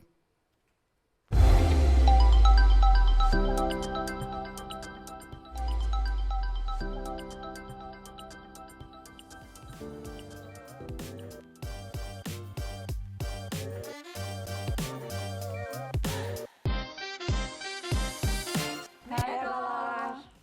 Hip Hop Ladies Turkey ekibi olarak şu anda bir dans stüdyosundayız. Arkamızda uzun bir perde var ve mavi bir koltukta oturuyoruz. Duvarlar tuğladan, yerlerde gri. Ben Selen Gürmen Sanders. Üzerimde sarı renkli uzun kollu var. Altında da siyah bir kot giyiyorum. Saçlarım hafif dalgalı bugün çünkü maşa yaptım. Omuzlarıma kadar geliyor ve kahverengi gözlerim var. Burnum biraz kemerli ancak Karadenizli değilim. 15 yaşımdan beri dans ediyorum. Hip hop'la ilgileniyorum en azından. Battle'lara katılıyorum. Eğitmenlik çok yapmadım ama çeşitli workshoplar verdim. Asıl mesleğim pole dance stüdyosuluğu, işletmeciliği ve eğitmenliği. Dolayısıyla kadınlara oldukça alan tanımayı seven bir insanım. Merhabalar, ben Aydan Uysal. Yaklaşık 20 senedir dans ediyorum. Asıl alanım hip hop ve break dans ama bütün sokak dans türlerini seviyorum. Aynı zamanda 15 senedir de eğitmenlik yapıyorum. Bunun dışında Moonstar isimli bir dans grubum var. Türkiye'de ve yurt dışında çeşitli yarışmalara katılıyoruz. Kendi derecelerim de var. Onun dışında beden eğitimi öğretmenliği ve spor yöneticiliği mezunuyum. Saçlarım kırmızı. Genellikle kırmızı saçlarımla tanınırım bu ortamda. Ben Karadenizliyim. Ünyeordu doğumluyum. Gözlerim kahverengi, ışıkta bal rengine dönüşüyor. Üzerimde kırmızılı, siyahlı bir üst var, kapşonlu. Altımda da siyah, bol bir eşortman altı var. Ayakkabılarım da renkli. Zaten çok renkliyimdir. Hem dış görünüş hem içten. Öyle derler. Bu kadar. Merhabalar, ben Duygu Etikan. Ben de kıvırcık saçlarımla ünlüyümdür. Uzun ve kıvırcık saçlarım var. İstanbul doğumluyum. Uzun senelerdir dans ediyorum. Muhtemelen bir 20 sene olmuştur. Ben dansa folklorla ve daha sonra modern dansla devam ettim. Daha sonra street jazz ve jazz eğitimi de aldım İstanbul'da. Onunla beraber televizyondan izlediğim hip hop videoları ve müzik videolarından da çok etkilenerek hip hop dansına büyük yürek verdim ve kendimi geliştirmek için birçok farklı dans kampına katıldım. Tam 10 yıldır Uluslararası İstanbul Street Dans Karnavalı'nda genel koordinatörlüğünü ve organizatörlüğünü yapıyorum. Ülkemizde çok az street dans etkinliği olduğu için bu nedenle böyle bir festival ortaya çıkarmak istedim. Ve birçok dansçı da giderek destek verdi ve büyüyerek uluslararası platformda başarılı bir etkinlik haline geldi. Onun dışında üzerimde mavi ve beyaz uzun kollu bir sweatshirt var. Altımda desenli siyah bir tight var. Makyaj yapmayı çok seviyorum. O yüzden suratımda şu anda böyle makyaj da var. Ten rengimde buğday ten rengi diyebiliriz. Herkese merhaba, ben Firuze Gülay Tezcan, İstanbul'da yaşıyorum, 28 yaşındayım ve çocukluğumdan beri dans ediyorum. Babam ve annem dansçı ikisi de, o yüzden küçüklüğümden beri bu kültürün içindeyim.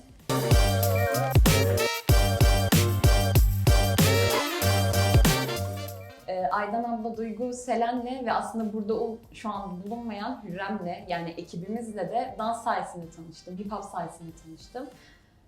Ve benim de herkes gibi çok renkli bir kişiliğim var.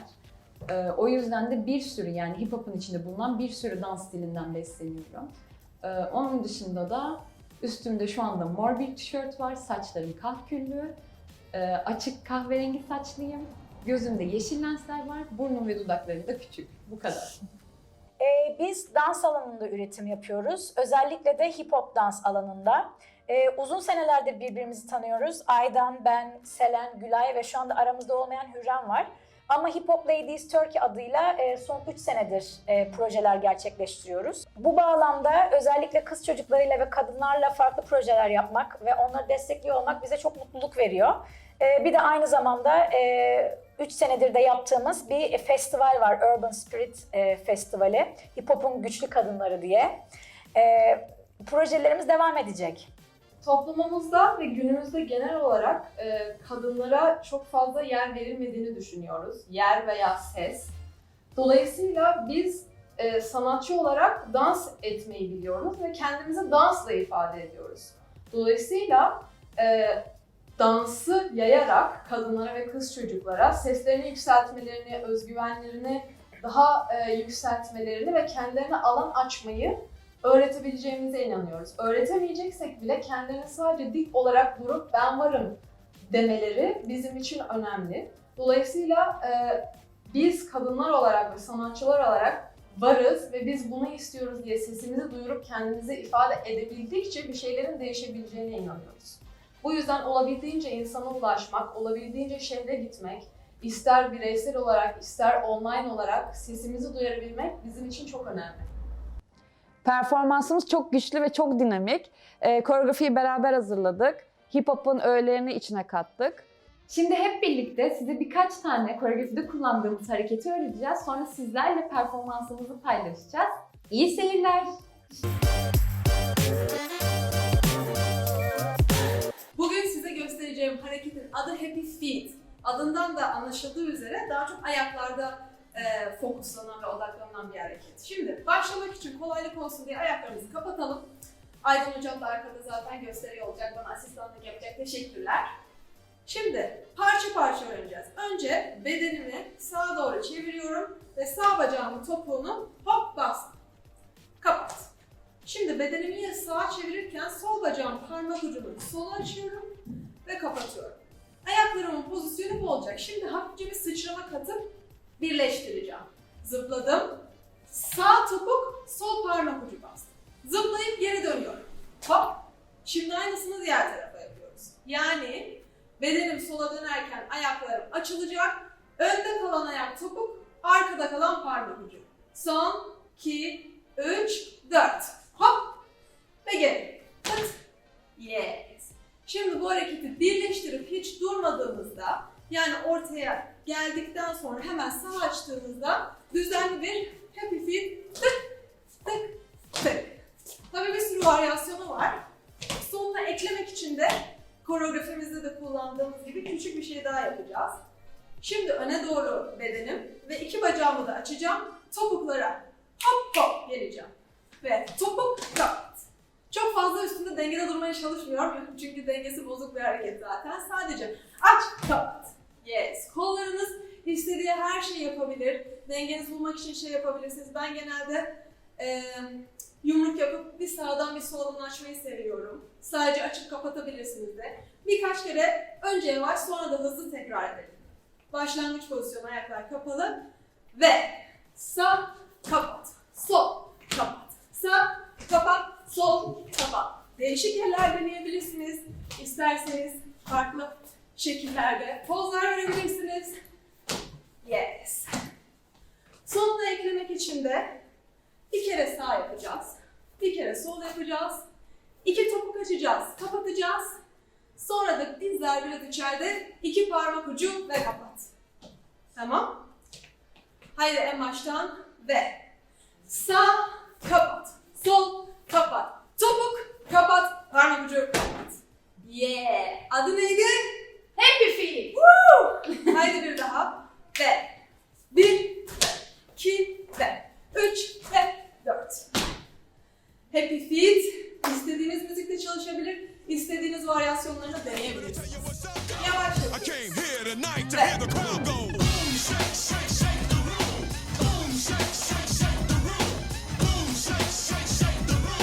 Yes! Şimdi biraz da işleri hızlandıralım. Hazır mıyız? Son.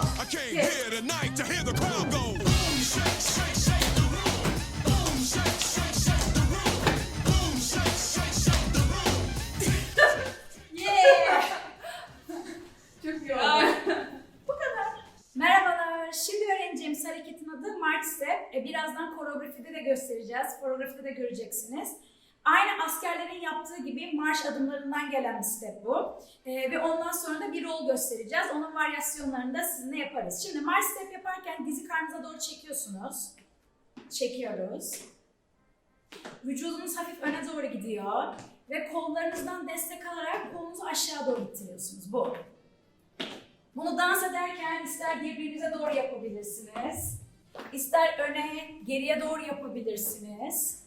Bu şekilde kullanıyorsunuz. Önemli olan groove dediğimiz vücudumuzun tamamının işin içine dahil olması ve dediğim gibi öne doğru kıvrılma. Peki bu March Step'e ne ekleyebiliriz? Varyasyon olması için roll ekleyebiliriz. Roll dediğimiz şeyde dizlerinizi büküyorsunuz. Buna hafif pilye pozisyonu diyoruz.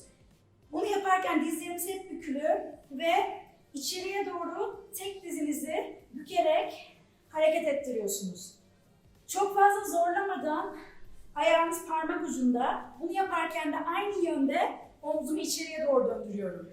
Boom, boom, boom, boom. Şimdi bu iki hareketi birleştiriyoruz. Hazır mıyız? 5, 6, 7, 8. 1, 2, 3, 4. Hazırsak şimdi de müzikle deniyoruz. 5, 6, 7, 8.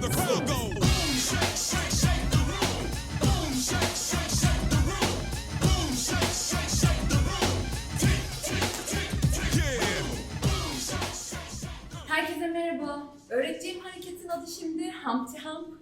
Humpty Hump ya da Humpty Jump da deniyor. Humpty Hump hareketi Humpty Hump kişisinden geliyor. Yani adamın adı Humpty Hump ve şarkının adı Humpty Hump.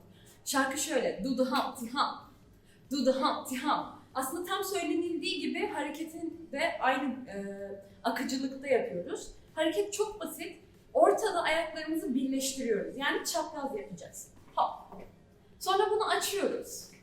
Açtıktan sonra vücudumuzu aslında sadece sallanıyoruz. İstediğiniz yönde, sağ veya sola sadece sallanıyoruz. Tekrardan deneyelim. 3, 4. Kapat, aç, sallan, sallan, sallan. Sallanmayı 3 kere yapıyoruz. Yani sallan, sallan, sallan ya da sallan, sallan, sallan. Nasıl isterseniz. Bunu yaparken de kolumuzu çeviriyoruz. O da şöyle. 1, 2, 3, 4. Ya aynısını hep birlikte yapalım. 3, 4. Kapat, aç, 2, 3, 4. Kapat, aç, 2, 3, 4. Bunun aslında ufak bir triği var. V'de giriyoruz harekete. Yani şu. Ve 1, 2, 3, 4. Ve 1, 2, 3, 4. Hareket bu kadar basit. Bir kere daha sayı yapalım. Sonra müzikle. Son, 2, 3, 4 ve 1, 2, 3, 4 ve 1, 2, 3, 4. Bu kadar. Şimdi biraz bunun yönlerini değiştirelim. Müzikle yapalım. Eğlenelim. Let's go.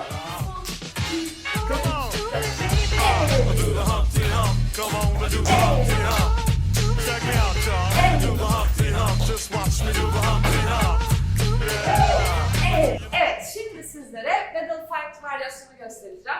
Battle Fight nedir? Breaking dansında kullandığımız bir hareket. Daha çok böyle rakibe karşı kullanıyoruz bunu. Görmüşsünüzdür, kapışmalar oluyor. İşte grup kapışmaları ya da bireysel. Karşındaki kişiye sanki battle teklif ediyorsun. Yani onunla kapışmak istiyorsun gibi. Tamamen bu. Bunu doğaçlama yapıyoruz aslında ama ben sadece bir tane koreografide kullandığımız şekilde öğreteceğim sizlere. Şöyle, tekme atıyorum. Fark etmez hangi adımla başladığını, size göre sol. Tekme, tekme. Ters kol, ters bacak şeklinde atıyoruz tekmeyi. Kolum yumruk, karşıya doğru tekme atarken. Bu, bu. Tamam. Bir daha yapalım. 5, 6, 7, 8, 1 ve 2 ve. Burada 3 ve 4, dördüncü sayıda hep çöküyoruz biz battle fight'larda. O aradaki sayıyı göstereceğim. Bunu yaptım. 1, 2. Burada tekrar tekme atarken bu sefer iki kolum çapraz oluyor. Öne doğru. Bu sadece bir varyasyon bu arada. Koreografide yaptığımız. Çektiğimde elim belimde ve çöküyorum. Çöktüm. Bu. Bir kere daha çok yavaş yapalım baştan. 1, 2, 3 ve 4. Şimdi bir tek hızlı yapalım. 5, 6, 7, 8, 1, 2, 3 ve 4. Güzel. Bunu yaparken normalde yerimizde durmuyoruz. Bu tekmeyi atarken sağa atıyorsam ya da solu diğerinde zıplayarak yapıyoruz. Bakın. Zıpla, zıpla, bum, bum, ta. Tamam. Bu bir koreografide kullandığımız varyasyon. İstediğiniz gibi olabilir. Mesela rakibime doğru bir hamle yaptım. Sanki elimde bak bir şey var böyle bir şeyle onu kesiyor gibiyim. Tabii bunlar hayal ürünü. Sadece battle'da koşullarda yaptığım bir şey. Bir kere daha hızlı yapalım sonra müzikle. Son, 2, 3, 4. 1, 2, 3 ve 4. Güzel. Şimdi müzikle yapalım. Son, 2, 3, 4.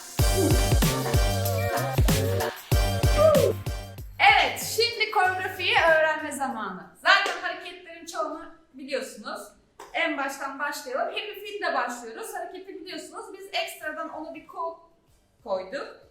Nasıl başlıyorduk? O, daha sonra geriye, yukarıya. Yani tek eklediğimiz kol sağ, sol, geriye, bu, bu. Tamam, bir kere deneyelim. Son, 2, 3, 4 ve 1, 2 ve 3 ve 4 ve. Burada Duygu Hoca'nın öğrettiği harekete giriyoruz. Marş step. Evet, marş step. Son, 2, 3, 4 ve 1, 2 ve 3 ve 4 ve. Zaten biliyorsunuz. İkisini birleştirdik. Daha sonraki hareketimiz Manhattan Upright. Adımımızın üzerinde zıplıyoruz. Sanki böyle bir şey fırlatıyorum. Tek ayaktayız bakın. Tamam, burada kaldık. Birden hop, müzik zaten onu veriyor. Ve direkt adımı attım öne, geriye, tak tak, güzel. Tamam, yani bunu yaptıktan sonra aynı elimde bir şey var da onu fırlatacağım. Fırlattım öne doğru, adımı bastım, yine bam bam. Sonra müzikte tak tak tak tak boom diye bir şey var. Orada istediğiniz gibi pozlar verebilirsiniz. Tak tak tak tak boom. Tamam. O boom'dan sonra da Humpty Jump'a giriyoruz ya da Humpty Hump. Bilal Hoca'nın öğrettiği hareket. Burada ve 1, 2 birbirimize doğru yapabiliriz. Ve 1, 2, 3, 4. Daha sonra da benim öğrettiğim Battle Fight. Ve tekrar o tik tik tik tik boom kısmı gelecek. Orada da pause, pause, pause, pause, boom, pause. İstediğiniz bir pause. Tamam, en baştan sona bir gidelim. Evet. Sonra müzikte zaten göreceksiniz. Hazır mıyız? Evet. 5, 6, 7, 8, 1, 2, 3, 4 ve 5, 6, 7, 8, 1, 2, 3 ve 4, çak, tak, tak, tak, boom ve 1, 2, 3, 4 ve 1, 2, 3, 4 ve 1, 2, 3 ve 4, pa, pa, pa, pa, boom. Evet, şimdi müzikle. Hazır mıyız? Yeah.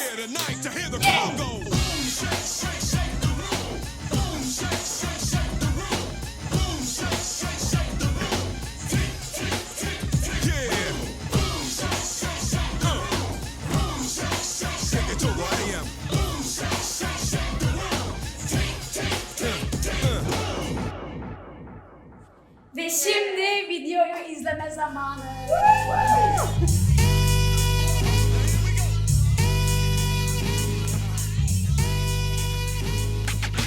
Yo, back up now and give a brother room. The fuse is lit and I'm about to go boom. Mercy, mercy, mercy me. My life is a cage, but on stage I'm free. Hyped up, psyched up, ready for wildin'. Standing in a crowd of girls like an island. I see the one I wanna sit. Come here, cutie. I flip her around and then I work that booty. You women don't want me to tell you what's up.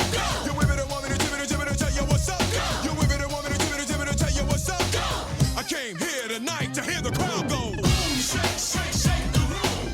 Boom, shake, shake, shake the room. Boom, shake, shake, shake the room. Tick, tick, tick, tick. Yeah. Boom, shake, shake, shake the room.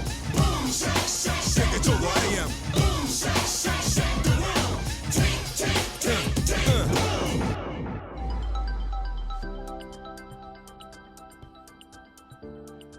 Hip Hop Ladies Türkiye'ye çok teşekkür edelim. Kutlama gibi kutlama, festival gibi festival demek lazım. Katıldınız mı ekran başından? Lütfen siz de bu festivalin etiketini kullanarak bize fotoğraf göndermeye devam edin. Biz de bunları görüyoruz, takip ediyoruz, paylaşıyoruz zaman zaman. Efendim şimdi sırada öyle bir konuğumuz var ki sürpriz bir konuk. O ne söylese, ne anlatsa her daim Çok keyifli, çok lezzetli. Refika Birgül bizlerle olacak. Neler anlatacak merakla bekliyoruz.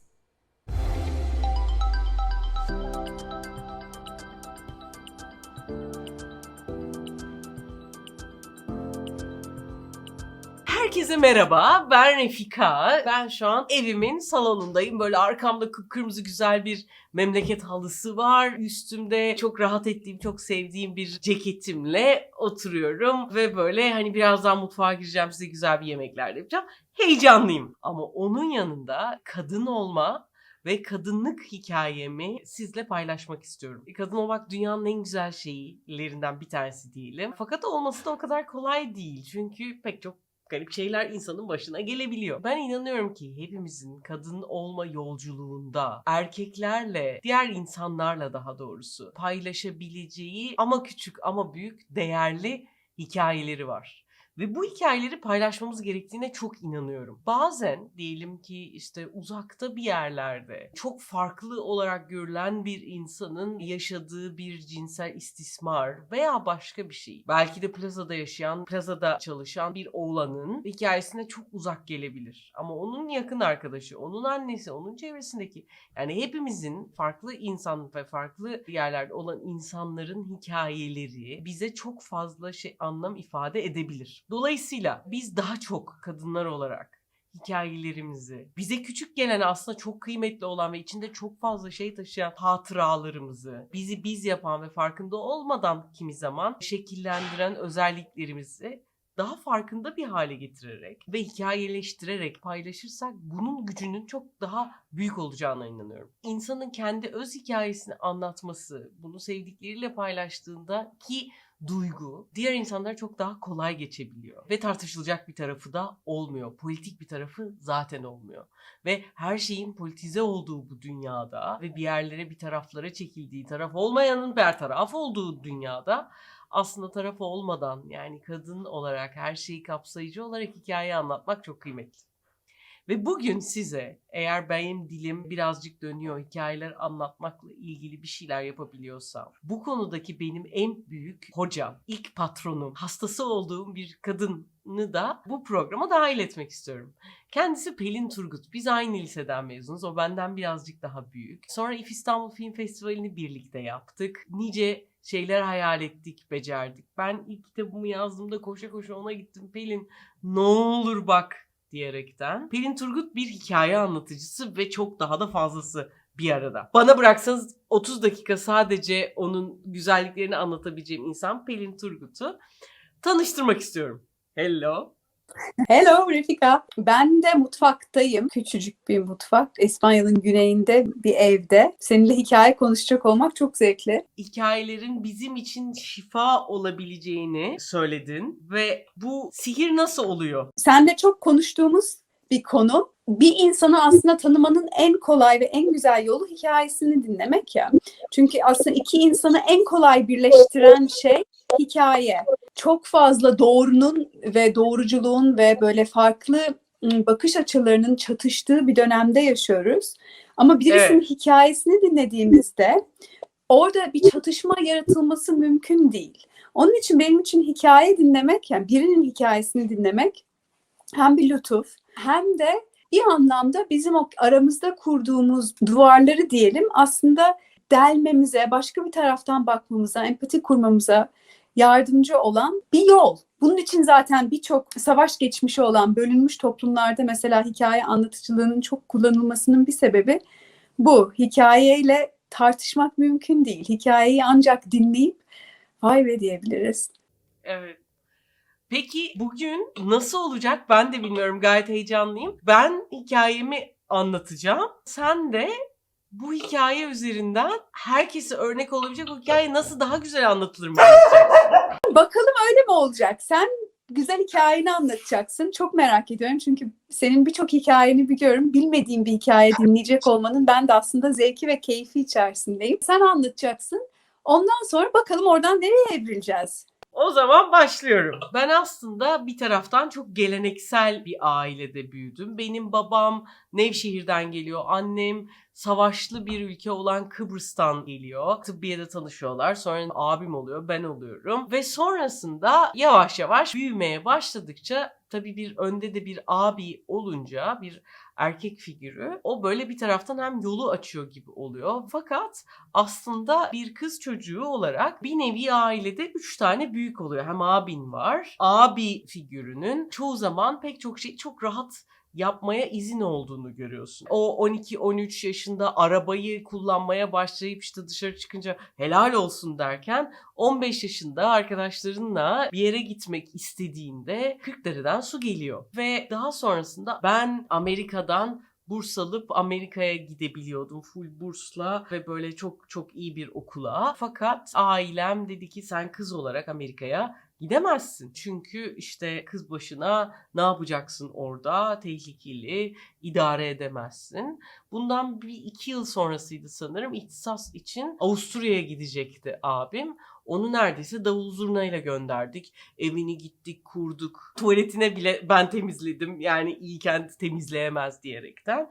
Ve çok büyük gurur duyuldu ve ben gidemedim ve böyle oldu. Daha sonraki yıllarda bu bende bir dünya biraz aslında erkeklerin dünyası ve orada sen istediğin güçlü olmak istiyorsan biraz onlar gibi davranmalısın hissini daha çocukluktan, oynanan oyunlardan, işte böyle durumlarda daha büyük adımlarla. Daha sonrasında da aslında sen eğer başarılı bir insan olarak addedilmek istiyorsan evli olmalısın ve bir kocan olmalı durumundan çokça hissettim. Hatta hiç unutmam, Kalem Adası diye bir ada vardır Dikili'de, bilir misiniz bilmiyorum.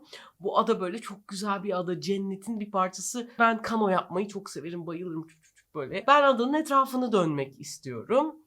Annem dedi ki abinle gidebilirsen. O sırada onun kayınvalidesi falan geldi. Annem de artık evlenince kocan seni kanoyla gezdirir gibi bir laf etti. Ben tabii artık hani 24 yaşında falan şalter attı. Ben o zaman çık kendim yaparım diye. Fakat adanın Kalem olduğunu unutmuşum. Hani şuradan dönerim, ben zaten kanoya hızlı 1 saatte de yarım saatte de gelirim en fazla falan diye düşünüyorum. Fakat adayı döndüm. Açık deniz tarafına geçildi. Gidiyorum bitmiyor. Bir de kimseye de doğru düzgün haber vermedim. Ben öyle dolaşıyorum zannediyorlar beni. Neyse ben böyle motor takmış gibi o büyük arada dalgalarla da adayı döndüm. Hani 3 saatte gidilecek şeyi öyle bir gaza gelmişim ki 1 saatte bitirmişim. Ama o bana mesela hala çok büyük ukdedir ve bundan aslında erkek gibi davranmam, yani eğer güçlü olacaksam beni sokmak istedikleri kadın kalıbına uymak değil, tam tersine işte daha güçlü olmak, daha öyle giyim, seçtiğim ve sevdiğim bütün kıyafetler aslında savaşçı kıyafeti. İşte o yeşil parkası ve bir şekilde o savaşı vermem, var olma savaşını vermem gerekiyor gibi geldi. Ta ki Pelin'in verdiği bir eğitimde içinizdeki dişilikle ilgili, evrendeki dişi, işte Müslümanlıktan sonraki önceki kendimi böyle durduğum yer bana çok doğru geliyordu ve durduğum yerin ne olduğunu fark ettiğimde aslında Anadolu'nun o bereket tanrıçaları, o kadın, Anadolu'daki o bereketi temsil eden dişi gücü de buldum. Ve o içimdeki o dişi gücün aslında ne kadar kuvvetli olduğunu, beni çok ağır depresyon geçirdiğim bir dönem vardı, yemek yapmak kurtardı. Hep o dişi gücün beni alıp bir yerden kurtardığını, hikaye anlatmayı ve içimdeki daha az kuvvetli gibi olan yerleri, yaşamış olduğum taraflardaki onları paylaşmanın gücünü hissetmem, yine benim içimdeki dişinin bir nevi beni böyle hop alıp kurtarması, kutsaması gibi oldu. Büyük sofralar olsun, sevdiğim insanlar etrafında olsun, onlar doysun, artsın, eksilmesin, taşsın, dökülmesin hissini bu kadın olarak hissetmek beni bayağı hayatta efsunladı diyebilirim. Hep benim bir lafım vardı aslında. Aşk mücadelesi içinde değil, mücadele aşkı içerisinde ol diye. Ve benim için her şey bir mücadeleydi. Halbuki mücadele etmek değil, olmak, özün olmak, kendin olmak artık daha önemliymiş gibi geliyor. O yüzden savaş kıyafetlerimi çıkarmak istiyorum. Ama henüz hazır değilim. Çünkü hani şöyle bile yapsam çıplak hissedeceğim gibi bir hissim de var. Yok değil. Yani şu an dolayısıyla büyük böyle yol ayrımı. Kısaca anlatacağım hikaye bu kadardı. Harika bir hikayemiş Refika. Ağzına sağlık. Nasıl hissediyorsun kendini şimdi anlattıktan sonra? Heyecanlı ama bir taraftan küçücük bir çocuk gibi de hissediyorum. Hikaye çalışırken aslında birkaç tane şeye çok dikkat ediyoruz. Refika şimdi çok ustalıklı bir şekilde anlattığı hikayede birkaç şeyin üzerinde durmak istiyorum. Bir tanesi başlangıç. Bunun üzerinde durduk. Neden önemli? Hikaye anlatırken önce bir şey bizim için neden önemliydi? O bağlamı kurmak çok önemli. Diğer tarafında tabii aynı uçak gibi, ben buna hep bu benzetmeyi, yani bir hikaye anlatırken nasıl uçağın kalkışı ve inişidir aslında hatırladığımız. Hikayeyi nasıl indirdiğimiz de çok önemli. Yani bitiş çok önemli. Refika, senle bunu bir çalışmak istedim aslında. Hikayeyi gerçekten bitirip indirmek çalışacağımız şey. Ben burunla çakıldım galiba. Zırt diye mi bitirdim? Aynen, ki çok sık yaptığımız bir şey ama zırt diye geçirince dinleyici için eksik kalıyor. Çünkü dinleyicinin aklında kalan şey son cümle. Sonu her şey bir anlamda ama sonradan hep kendimizi geri tutuyoruz. Çünkü hani o sona böyle bir emniyet vermek fazla geliyor. Nasıl bitirdiğini bile hatırlamıyorum ama şuna dönmek istiyorum. Demek ki etkili bitirmemişim. İşte aynen. Çünkü aklımda Evet. yok. Ama Tamam. mesela hikayenin başı çok net aklımda. Tamam, anladım. O yüzden şimdi bu sonunu, demin dedin ya, şu anda öyle bir yerdeyim ki bu parkayı çıkarmak istiyorum ama korkuyorum da. Bilmiyorum. Bu bence çok güzel bir son. Çünkü nerede olduğunu anlatıyor ve önünde ne olduğunu ve çok hepimizin bağdaşıklık kurabileceği bir yer. Ona dönmeni isteyeceğim. O cümleyi ve o cümleyi gerçekten hissederek, yani bize de hissettirmiş oluyorsun çünkü sen hissettiğinde dinleyici de hissediyor. Hissederek o son cümleyi bir daha dener misin? Tamam. Ve aslında nefes ver. Yavaşlatacağım seni. Gerçekten birlikte bir nefes alıp verelim. O şey çok güzel. Şimdi o içindeki bahsettiğin ışığı bir hisset. Ve o sadece o cümleyi ve o benim kadınlığım. Ve sonra bir cümle daha, ama daha fazlasını değil, bir cümle daha söyle. Onu yavaş yavaş büyüteceğim gibi.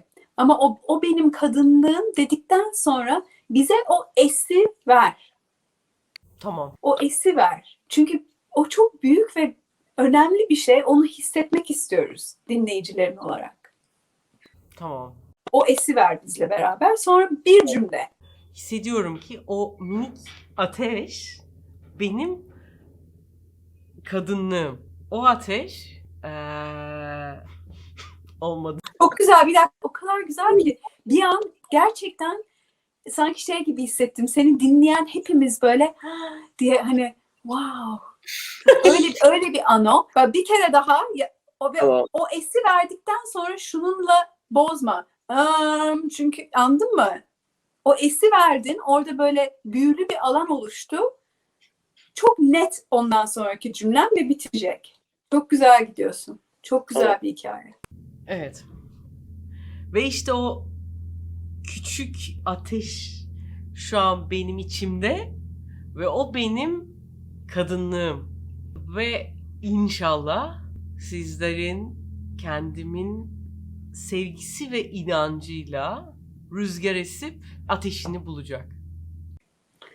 Nasıl hissediyorsun? Biraz başım döndü. Sessizlikten mi? Nefes Hayır. Yok.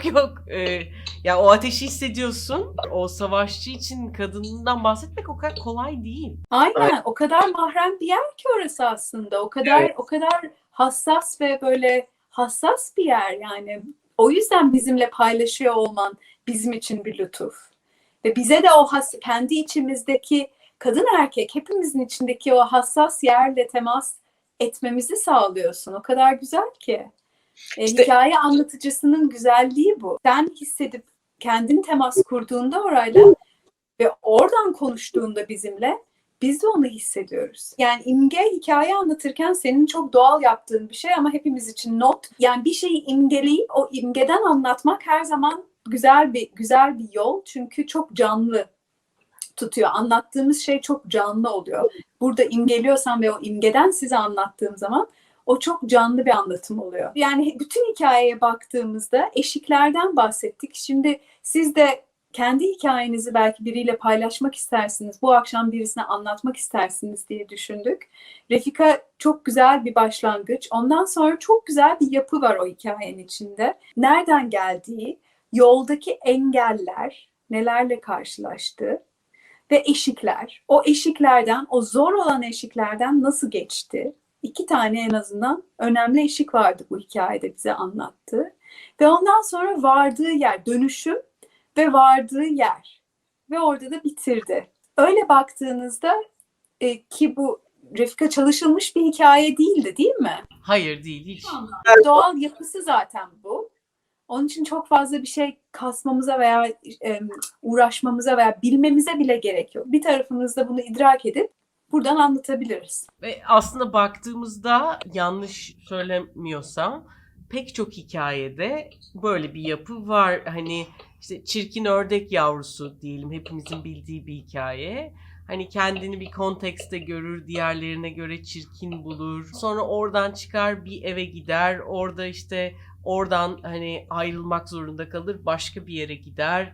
Orada başka bir şey başına. Yani aslında onlar aynen hani Kano hikayesi şey gibi duraklar ve sonra işte o sen anlatma unutmadığım uçarken kendi şafkını gölün üzerinde gördüğünde hepimiz onunla onu görür ve hissederiz. Ya buna şey diyorlar, yani bu kahramanın yolculuğu diyorlar aslında. Yani bu her film için veya her sevdiğiniz kitap için baktığınızda aslında geçerli olan bir yol gibi. Sık sık dönüşümle çalıştığımızda, özellikle şu anda bütün dünya bir dönüşüm vaktinden geçtiği için belki söylemekte fayda var. Dönüşüm yolculuğu genel olarak hep böyle. Bir takım engellerden, değil mi? O engeller sonra bir malzeme oluyor. O malzeme aslında bizi ileri iten bir şey oluyor ve oradan başka bir yere evriliyoruz. Bunu hatırlamak aslında zor bir şey yaşadığımızda bizim için kolaylaştırıcı bir tarafı var. Evet. Çünkü onun hikayemizin çok önemli bir parçası olarak görebiliriz. Onunla çatışacağımıza, vay be ne geldi hikayemde şimdi şöyle bir şey oluyor diye yaklaşmak. Çok çok güzel. Benim ona tek ekleyeceğim şey tabii bütün yani o kahramanın yolculuğunu daha dişi bir taraftan okuduğumuzda bir de bize yardım eden şeyler giriyor orada. Ve onlar kahramanın yolculuğunda genelde unutuluyor ama aslında kritik yerlerde hep bize yardıma koşan bir şeyler oluyor, değil mi? Senin hikayende de var. Hep bir şeyler bir yerden bize bir yardım geliyor. Onu da hep dahil etmeyi seviyorum hikayelerde. Sürekli olarak aslında bir destek ağı içerisindeyiz, hissetmesek bile. Doğru. Bir de galiba tekrar hikayeyi anlatmak. Benim çok sevdiğim belli arkadaşlarım hikayelerini anlatmaktan hani bir kere anlattım tamam hani nasıl olsa biliniyor gibi. Halbuki bizim böyle kendi içimizdeki değerli taşlar gibi.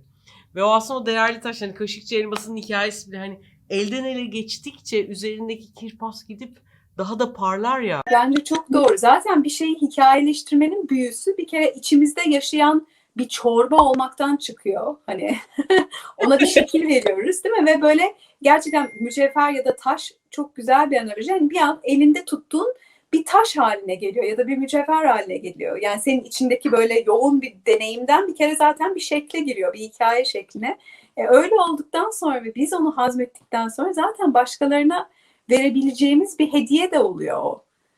Süper.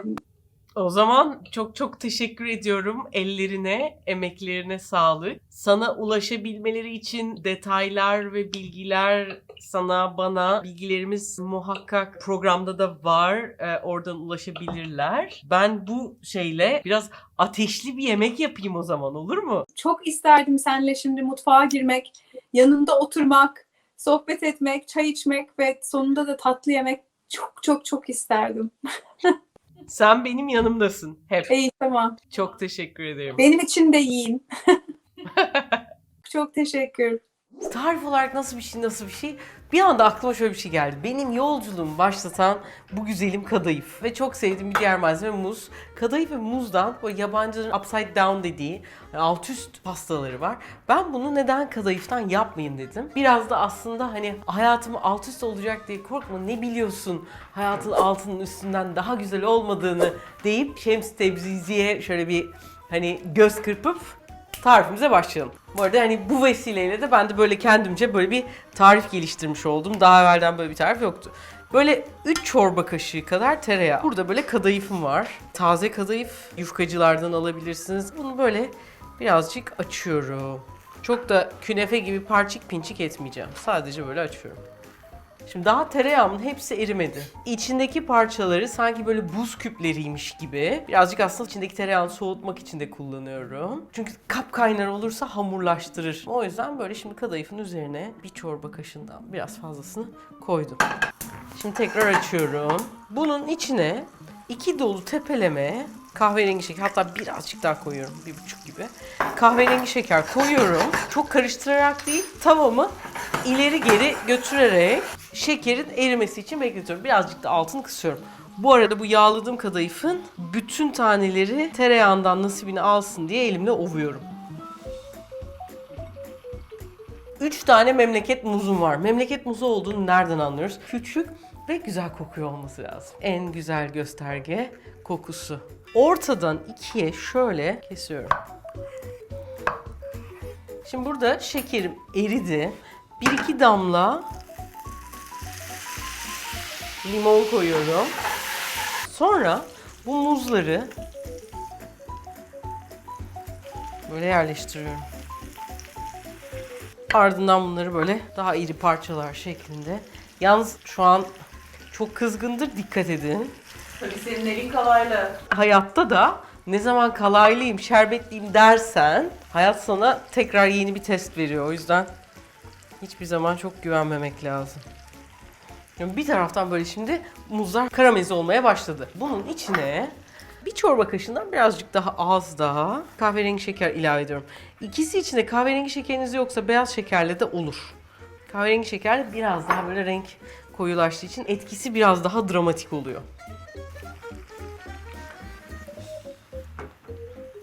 Böyle tipi fena değil ama kenarları yamuk. Onun için şöyle tahta bir spatula alıyorum.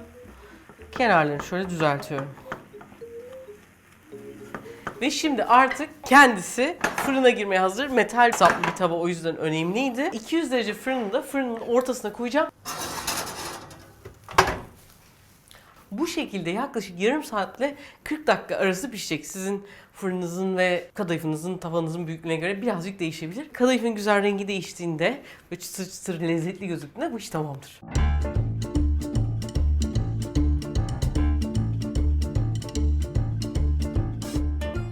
Şimdi hazırsak 1, 2, 3 hop! Darararın. Hoppa! Şu an bu muz olduğu için bir parça böyle yok olur gibi. Sizin koyu gördüğünüz yerler yanık değil, tam çok güzel karamelli. Üzerine de böyle küçük parçalar halinde kaymakları ekliyorum. Bu tarifin güzelliği doğu ile batı, modernle klasik hepsi bir arada. Şöyle. Ve bu kadar bir dilim çıtırtısıyla falan insanı inanılmaz mutlu ediyor.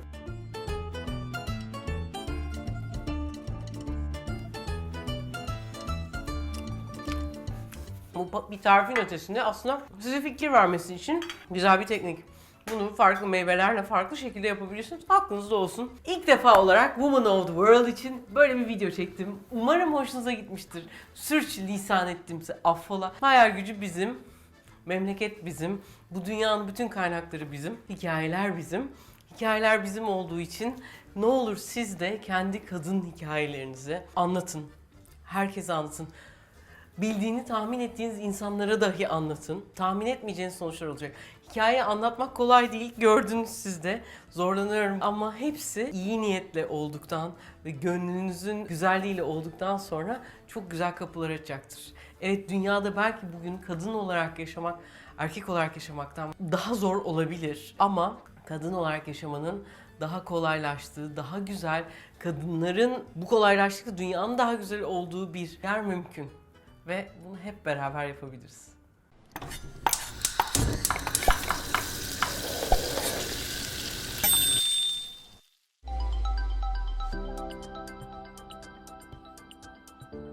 Dedim ya, Refika ne anlatsa lezzetle anlatıyor. Gerçekten öyle bir keyifli bölüm oldu. Çok çok teşekkür ediyoruz Refika Birgül'e.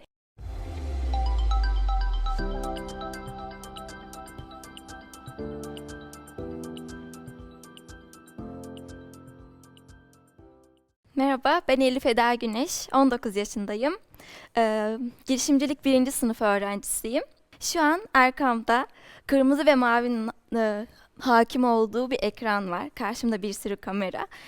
Üstümde beyaz bir askılı var. Altımda ise siyah bir kumaş pantolon. Bugün sizlere hayat hikayemden bahsetmek istiyorum birazcık. Dediğim gibi 19 yaşındayım. 4 yıldır yazılımla uğraşıyorum. Küçük bir köyde doğdum aslında. Ve bu köyün bana kattığı çok şey oldu. Çünkü küçüklükten beri böyle kocaman hayalleri olan bir kızdım. Çevremde çok fazla olumsuzluklar vardı. Örneğin köyümüzdeki kadınlar okuma yazma bilmiyordu. Ve bu sayede ben aslında 8-9 yaşlarında ilk projemi gerçekleştirdim. Köydeki kadınlara okuma yazma öğreterek başladım. Daha sonra dediğim gibi çok fazla hayal kuruyordum ve böyle en büyük hayalim dünyayı değiştirmekti, bütün çocuklarda olduğu gibi. Aslında bu hayali hedefe dönüştürdüğümde başarabileceğimi kendi kendime keşfettim ve dünyayı değiştirmek için bir maceraya atıldım. Bunu nasıl yapacağımı bilmiyordum. İlk olarak tiyatroyla başladım. Belki tiyatroyla insanların hayatına dokunur ve bir şeyleri değiştirebilirim diyordum. Daha sonra spor yaptım, futbolla uğraştım. Belki büyük bir futbolcu olur ve insanların hayatına dokunabilirim diyordum. Ama hiçbir olmadı. Daha sonra tiyatro için ben Kayseri'ye gittim lisedeyken ve bana bir telefon alındı. Bu telefon alır almaz bütün bilim insanlarına mesaj attım. Ben dünyayı değiştirmek istiyorum, fark yaratmak istiyorum, bir şeyler yapmak istiyorum diye. Birkaç bilim insanı döndü ve onlar sayesinde bir ekibe dahil oldum. Orada yazılım denen şeyle tanıştım. Ve o an fark ettim ki şimdiye kadar bütün uğraşlar boşaymış. Benim dünyayı değiştirmek için kullanacağım araç buymuş. Bunun üzerine gitmeye başladım. Anka Space'e dahil oldum. Mars Rover Challenge'lara hazırlandık. Hatta dünyada yarışmaya katılmaya hak kazanan ilk liseli ekip biz olduk. Daha sonra ben farklı şeyler yapmak istedim. Kendi projelerimi geliştirmeye başladım. Teknopark 16 yaşımda girdim ve orada acil elektronik manevra sistemini geliştirmeye başladım. Bazı olumsuzluklardan dolayı onu durdurdum. Erciyes Üniversitesi'ne gidip hocaların kapısını çalıp ben lisedeyim ama ders alıp gerçek anlamda yazılımı öğrenmek istiyorum dedim ve Erciyes Üniversitesi'nde derslere girmeye başladım lisedeyken. Bir şey fark ettim. Her insanın hayata gelmekte bir amacı vardır. Bir amaç uğruna hayata gelir ve bunu gerçekleştirir. Benim amacım dediğim gibi dünyayı değiştirmek istediğim için insanların hayatına dokunmaktı. Çünkü çevremdeki insanlardan, yaşadığım toplumdan gördüğüm bir şey vardı. Eğer dünyayı değiştirmek istiyorsanız önce çevrenizdeki insanların hayatlarına, dünyalarına dokunmanız gerekiyor. Ve ben bunu yapmak için bir proje geliştirmeye başladım. Kelebek Etkisi. Kelebek Etkisi'nin amacı köy okulundaki çocuklara giderek oradaki çocuklara bilim ve teknoloji sevgisini aşılamaktı. Çevremdeki köy okullarını gezdim. Orada gözlemler yaptım, analizler yaptım, sorunları tespit ettim. Elimden geldiğince bir şeyler öğretmeye çalıştım. Bilim ve teknolojiyle tanıştırıp dünyayı değiştirecek çocuklarla konuştum.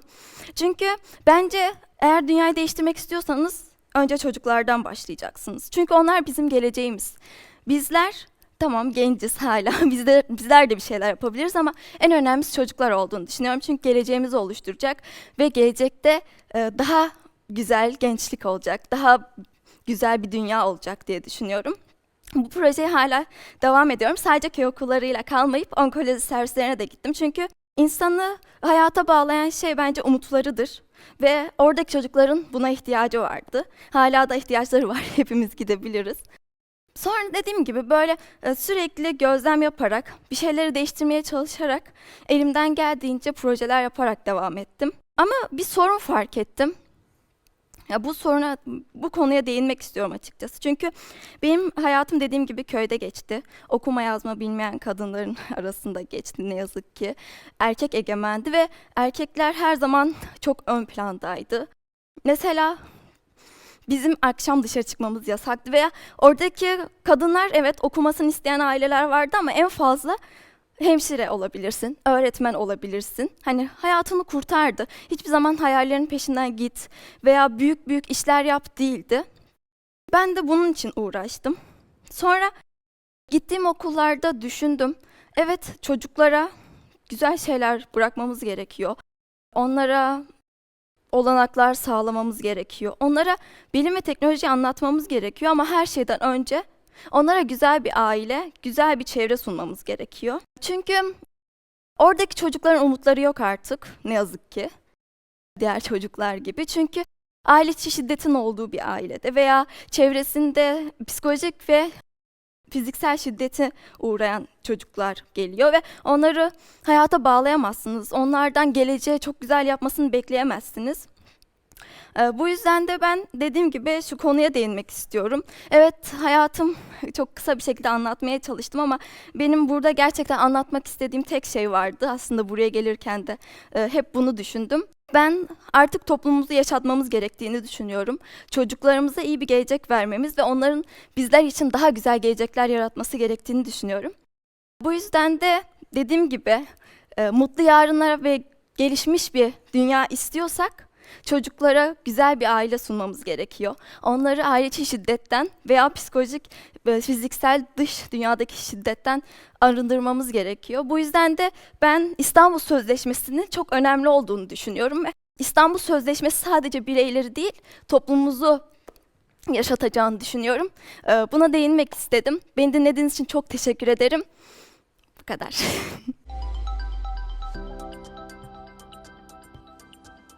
Merhaba, ben Simay. Oyun yapımcısıyım. Saçlarım kumral, gözlerim kahverengi, pembe bir ceket giyiyorum. Sağ tarafımda bir abajur var, sol tarafımda ise bana hep ilham veren Burhan Doğançay'ın Eye Opener adlı bir fotoğrafı var. Oyun yapımcısı olduğumu başta belirttim. Dünyada 175 milyar dolarlık oyun endüstrisinde bir kadın olarak yaklaşık 6 yıldır sektördeyim. Oynanabilir sanat üretmek mottosuyla kurduğumuz Recontact Games ile oyun sektörüne başladık. Oyun endüstrisine girdiğimde çok az kadının sektörde kariyer hedeflediğini fark ettim ve buna bir çözüm olarak Women in Games Türkiye'yi kurdum. Aynı zamanda Ayvalık'ta terk edilmiş bir köyde eski bir kıraathaneyi bir kıraathaneye dönüştürerek köy çocuklarına sanat dersleri, ilham söyleşileri, kodlama, oyun tasarımı gibi farklı dersler verdiğimiz yaratıcı endüstriler için bir coworking alanı yarattık. Her şey aslında hayatımı oyuna getirmemle başladı. Umarım bu kısa sunumda sizin de hayatınızı oyuna getirebileceğim. Şimdi biraz tarihi geriye saralım ve 2015 yılına girelim. Recontact Games'i biz oynanabilir sanat üretmek mottosuyla kurduk. Hedefimiz teknolojik gelişmeleri yeni sanatsal biçimler yaratmak için kullanmaktı. İlk oyunumuz Recontact Games Recontact İstanbul'da video sanatını mobil oyuna entegre ederek başladık. Farklı sanat disiplinlerini entegre etmiştik. Bizden önce yapan var mıydı? Yoktu. Ama neden biz 3 kişilik bir ekiple farklı bir oyun yapmayalım dedik. Oyunu ilk lanse ettiğimizde Apple tarafından yılın oyunu seçildik ve 153 ülkede feature edildik. Yani bizi sundular. Farklı ülkelerde, farklı oyuncularla buluştuk. 3 kişilik başladığımız macerada daha da büyük hedeflerle, global yolda ilerleyerek ikinci oyunumuz Recontact İstanbul Eyes of Sky sunduk. Fikret Kuşkan'ın başrolde olduğu, Ahmet Ümit'in senaryo danışmanlığını yaptığı sinematografik bir mobil oyundu. Yine bir farklı bakış açısıyla yer almıştık. Birçok başarılar elde etti ve bizi şimdiki mobil oyunumuz Recontact London'a kadar getirdi. Recontact London'da ise Game of Thrones'tan Ross Mullen'le çalışma fırsatı elde ettik. 8 milyon sanat eserinin olduğu British Museum'u çekimler için kapattık. Londra sokaklarında çekimler yaptık. Ve en büyük hayallerimden bir tanesi de bir senfoni orkestrası ile çalışma fırsatı elde ettik. Moskova'nın en iyi senfoni orkestralarıyla çalıştık. Çünkü biz diyoruz ki oyun 8. sanattır. Oyun bir kültür endüstrisidir. Ve Türkiye'de 175 milyarlık dünyadaki oyun endüstrisinde gelişmesi için farklı disiplinlere, farklı backgroundlara ihtiyaç var. Bu yüzden eğer oyuna tutkunuz varsa kesinlikle ve kesinlikle çekinmeyin. Kesinlikle siz de eğer bu tutkunuzu değere dönüştürebilirsiniz. Oyun endüstrisine girdiğimde çok az kadının bu sektörü kariyer olarak hedeflediğini gördüm ve daha fazla kadına ulaşabilmek için, daha fazla değer yaratabilmek için Women in Games Türkiye'yi Oyunder'in bünyesinde kurduk. Şimdiye kadar yüzlerce etkinlik, eğitim, hackathon düzenledik. Ama beni en çok etkileyen hackathonlardan birisi müzede hackathondur. British Council aracılığıyla Biz Women in Games UK'nin CEO'sunu buraya davet ettik ve Türkiye'nin dört bir yanından gelen kadın oyun geliştiricilerini müzede ağırladık 48 saat boyunca. Önce onlar müzedeki sanat eserlerini gezdiler. 48 saatin sonunda da kendi sanat eserlerini yarattılar. Bir diğer etkinliğimiz ise Hacking the Future'dı. Oyun geliştiricileri, bilim insanlarını, UNDP, sosyal girişimcileri bir araya getirdik ve daha iyi bir dünya için nasıl oyunlar geliştirebiliriz bunlara baktık. Ve şimdi tabii ki yaptıklarımıza baktığımızda şu anki dönemde, bu izole olduğumuz dönemde maalesef çok fazla etkinlik yapamıyoruz. Ama bu bizi durdurur mu? Asla. Yine yolumuza devam ediyoruz. Hibrit etkinliklerimize devam ediyoruz. Şimdi ise Art Hackathon için çalışıyoruz. Sanatı kodluyoruz. Konumuz izolasyon. Psikologlarla oyun geliştiriciler ve genç sanatçılar bir araya geliyor. Bu dönemde yine 48 saat boyunca izolasyonda yaşadıkları sorunları, kendi hayata bakış açılarını, hayatı nasıl gördüklerini oyuna aktarıyorlar. Ve 8 Mart'ta da Artist Sauna'da bu oyunlar bir sanat eseri olarak sergilenecek. Ya birazcık sadece oyuna bakış açımızı değiştirmemiz gerektiğini düşünüyorum. Çünkü oyun dünyadaki sinema endüstrisini ve müzik endüstrisini geçmiş durumda. Sadece kodlama olarak düşünmeyin oyunu. Buradaki oyun tasarımı, görsel sanatlar. Düşünün ki biz sadece kendi oyun şirketim Recontact Games'de burada sanatın farklı disiplinlerinden fotoğraf, edebiyat, görsel sanatların birbirinden değerli disiplinlerine yer veriyoruz ve bunları harmanlıyoruz. Zaten buradaki multidisipliner zenginlikten geliyor buranın değeri. O yüzden kesinlikle ve kesinlikle çekinmeyin. Eğer tutkunuz varsa, bir oyuncuysanız size elimizden gelen desteği verebiliriz. Women in Games Türkiye'nin sosyal medyasını takip edebilirsiniz. Ve ben burada şunu da belirtmem gerekiyor ki WOW'un ekibiyle İngiltere'de tanıştığım için çok çok mutluyum. British Council'ın programıyla, Women in Arts and Culture programıyla Londra'ya gittiğimde UK Interactive Entertainment'ın CEO'suyla tanışma fırsatı elde ettim, Joe Twist'le. Çok güzel bir deneyim elde ettik ve Ayvalık'taki Kıraathane, biraz önce bahsettiğim yaratıcı endüstriler için coworking alanı Kıraathane'ye Joe'yu davet ettik. Ve Joe ile birlikte orada güzel seminerler elde ettik. Eğer tutkunuz varsa, heyecanınız varsa bu endüstride, network'ünüzde dünyanın her yerinden insana ulaşabiliyorsunuz ve birlikte değer yaratabiliyorsunuz. O yüzden oyuna gelmekte sakın geç kalmayın. Merhabalar, benim ismim Arzu Çelebi. 50 yaşındayım. Üzerimde lacivert pantolon, siyah beyaz bir ceket var. Kahverengi saçlarım var, yeşil gözlüyüm. 36 yıllık ev işçisiyim. 36 yıllık evliyim, 2 çocuk annesiyim. Bir torun sahibiyim. Bu kadın hareketine beni de davet ettikleri için çok teşekkür ediyorum. Sabancı Vakfı'na bize de yer verdikleri için. Bunca zaman işçilik hayatımızda bayağı ezildik. Kadınların haklarını savunuculara, herkese teşekkür ediyorum. Bazı şeylerde iyi, olumlu oldu, bazılarında çok ezildik. Yani kadınların bir araya gelip birbirlerine destek vermesi çok önemli. Birçok şeylerde ziyan olan birçok arkadaşımız var. Bizim iş sektörümüzde, genel hayatta çok haklarımız yeniyor, çok haksızlıklara uğruyoruz. Öncelikle evliliklerimizde başlıyor. Haklarımızı aradığımız zaman haksız oluyoruz. Cinsiyet eşitliği var deniyor fakat olmuyor. Her yerde kadın eziliyor. Dünyanın neresinde olursa olsun kadınların sadece ismi değişiyor ama yaşananlar aynı. Ben iş hayatım boyunca kimi iyilerle karşılaştım, kimi kötülerle karşılaştım fakat çok ezildim. Ta ki bu 3-4 sene evveline kadar bu Evitsen, Ev İşçileri Sendikası'yla tanışana kadar oraya tanıştım ve üye oldum. Bütün etkinliklerine katılmaya çalışıyorum. Bize söz hakkı verilen her yere dahil olmaya çalışıyorum. Kadınların birbirleriyle örgütlenip, toparlanıp bir araya gelip haklarına sahip çıkmaları gerekiyor. Çünkü bir kadın toplumu düzenleyebilen, güzel bir yaşam sağlayabilen kadının önemi çok büyük. Yani her yerde, her toplumda kadın, çünkü erkekleri eğiten, erkekleri doğuran kadın. Benim 2 tane oğlum var. Ben çocuklarımı kadın ezmemeleri üzerine yetiştiriyorum. Bir kız torunum var, haklarını korumasının gerektiğini öğreterek büyütüyorum. Şu an 11 yaşında. Ona herkesin her istediğini yapamayacağını öğreterek büyütmeye çalışıyorum. Yani kadınları yok sayan bir toplum istemiyorum. Yani bizim ev işlerinde de öyle. Bizim bir kimliğimiz yok, eziliyoruz. Bir iş vasfımız yok. Çok şeylerle mücadele ettik, devletten destek istedik. İşçi sınıfında bile sayılmıyormuşuz. Bunu öğrendim ben bu süreçlerde. Bilmediğim şekilde çok ezildim. Yani 36 sene resmen kullanıldık ve çöp gibi kaldık bir kenarda. İnşallah bundan sonra bu örgütler çoğalır, bu kadın toplumları, kadın dayanışmaları, kadına destek veren bu vakıflar, dünya genelinde herkes. Böyle bir beklentim var. Yani umudumu kaybetmiyorum. Hiçbir zamanda kendimi yenik hissetmedim. Hiçbir zamanda pes etmedim.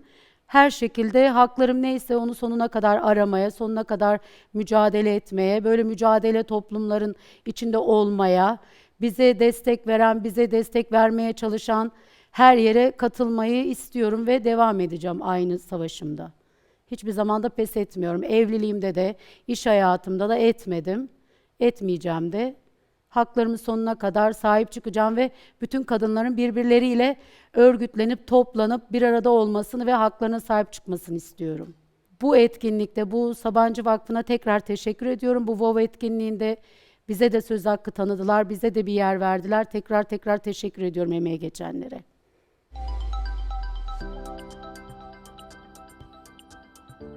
Welcome everyone to the Wow Sounds Present Selector Sessions.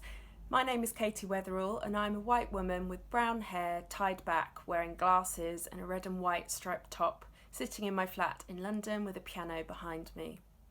I work at the British Council in the music team and I'm the programme manager for Select Radio. Select Radio is a music radio show presented by Jam Supernova, which is celebrating its 20th anniversary in 2021. We share new UK music around the world through radio broadcasters in over 35 countries, including Turkey, and reaching 4 million listeners weekly. Through Selector and our sister show Selector After Dark, we showcase the fantastic range of talent that UK has to offer to an international audience, including a commitment to supporting gender equality in the music sector. As part of this, we've worked with Wow Sounds to select the UK artists performing in the sessions today, and all of who we've supported through Selector Radio. And so, please let me introduce you to the amazing artists we've selected to perform for you today. We have Heka, Bryony Jarman Pinto, and Maya Law. Do enjoy. Hi, I'm Heka. I'm a 27-year-old musician. I have long, dark blonde hair and I'm wearing all black. I'm going to be playing a couple songs for you from this really lovely studio in Florence called Blue Moon. They've got wooden walls and loads of instruments all around me, and I think it's going to be great. I'm really excited to be part of the festival. I'm really passionate about gender equality. I think there's still a lot of work to be done, so it's nice to be part of something that's working towards that. I've been making music since I was 15, but I've started releasing under this name about 3 years ago, and my new EP is out in the spring.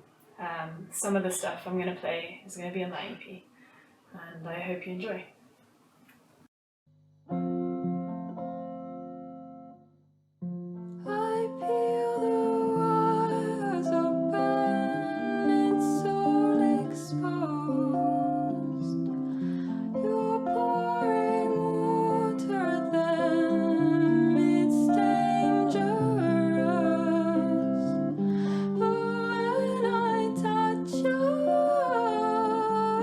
It doesn't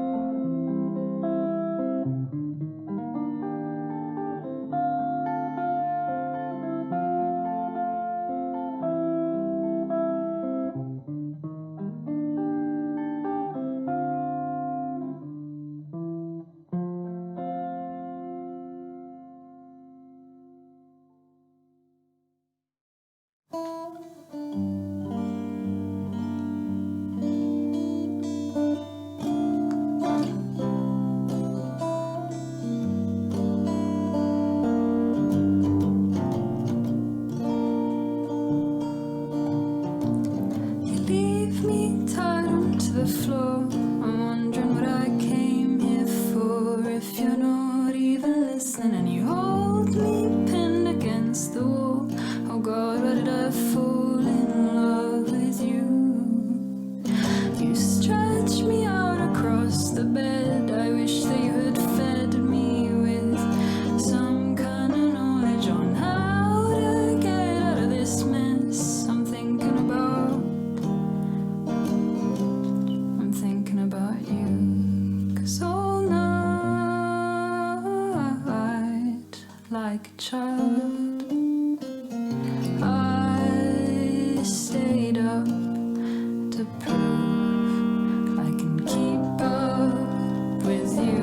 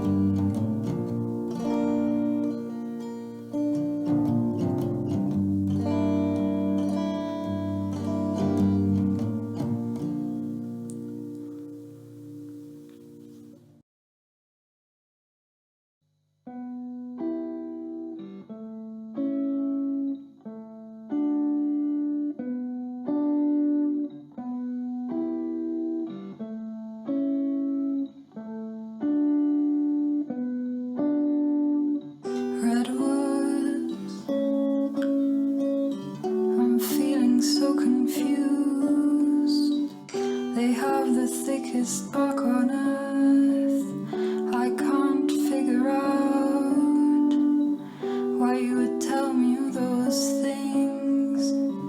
They're resistant to disease. I can't believe these big trees come from small seeds, and how selfish.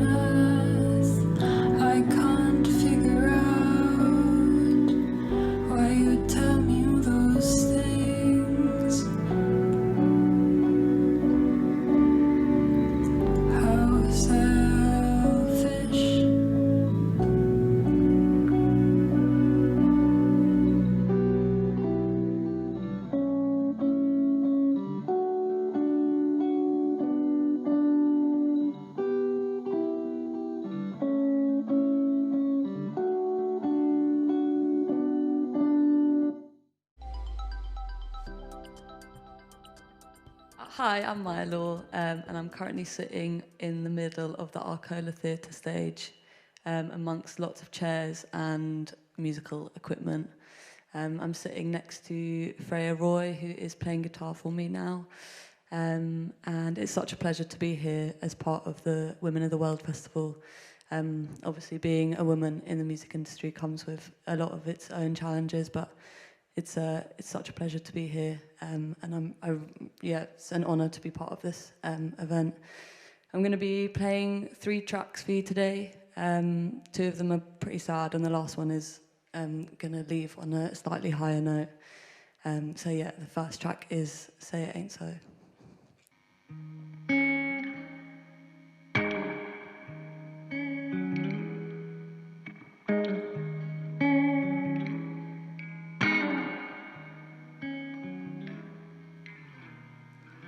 I've been losing my mind. I've been sat in these red lights far too many times, and I'm finding it hard to focus.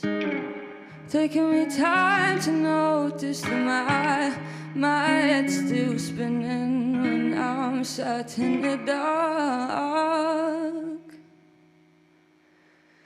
Oh, say it ain't so. I've lost my hope, and what I never understand is if it ain't love, then it won't last. Oh, say it ain't so. I've lost my hope, and what I never understand is if it ain't love, then it won't last.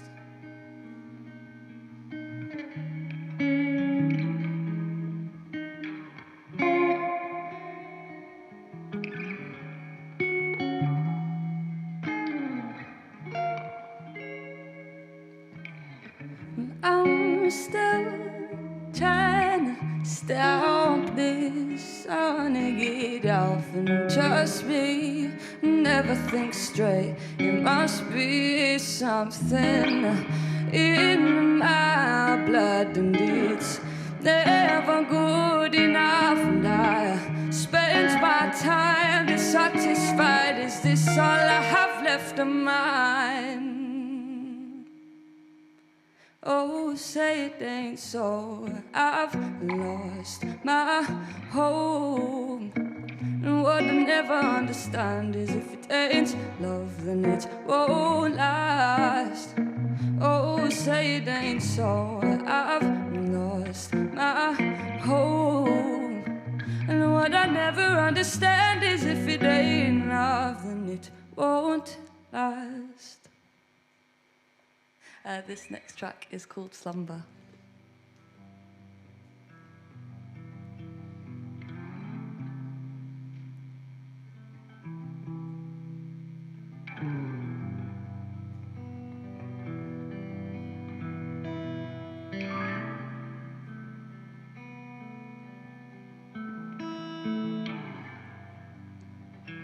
I can't help but wallow.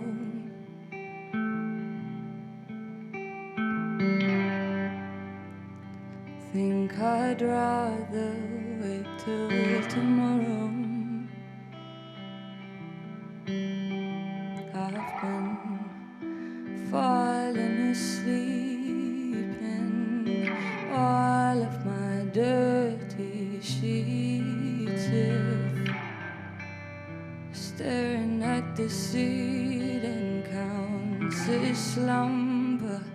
Then I wonder why those bags beneath my eyes are still so stuck tight. If I smoke to cease the growling over my appetite, have I suffered enough? Have I lost my touch? If I get paler by the second, will I feel I've learned my lesson? with light.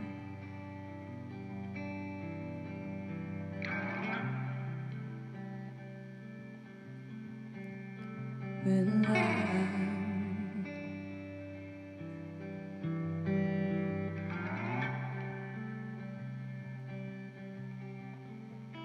With light. This is my last tune. It's called Hitchhiking. Slightly less sad than the last two. And yeah, thanks again very much for having me. I'm Maya Law and this is Freya Roy. It's been a pleasure.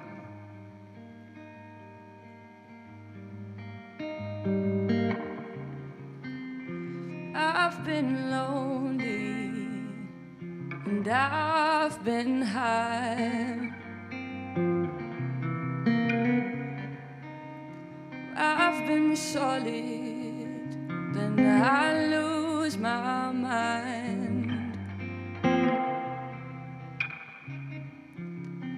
I've got two sides and bright eyes, but I keep getting left right there on the roadside.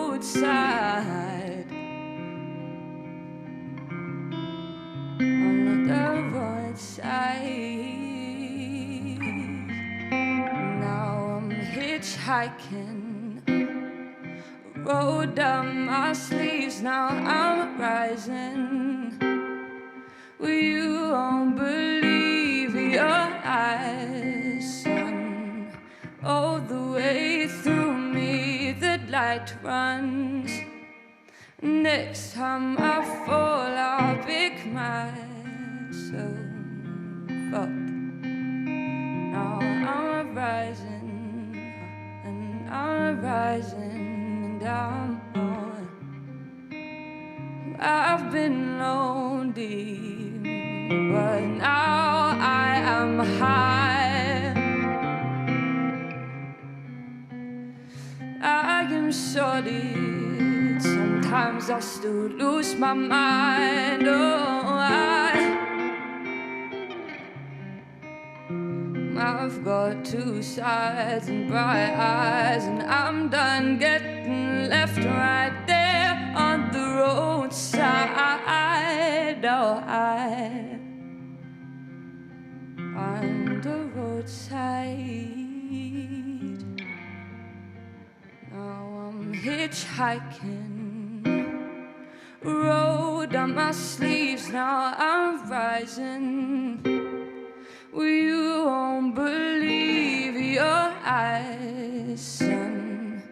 All the way through me, the light runs. And next time I fall, I'm hitchhiking, rolled on my sleeves, now I'm rising. You won't believe your eyes, son. All the way through me, the light runs. Next time I fall, I'll pick myself up.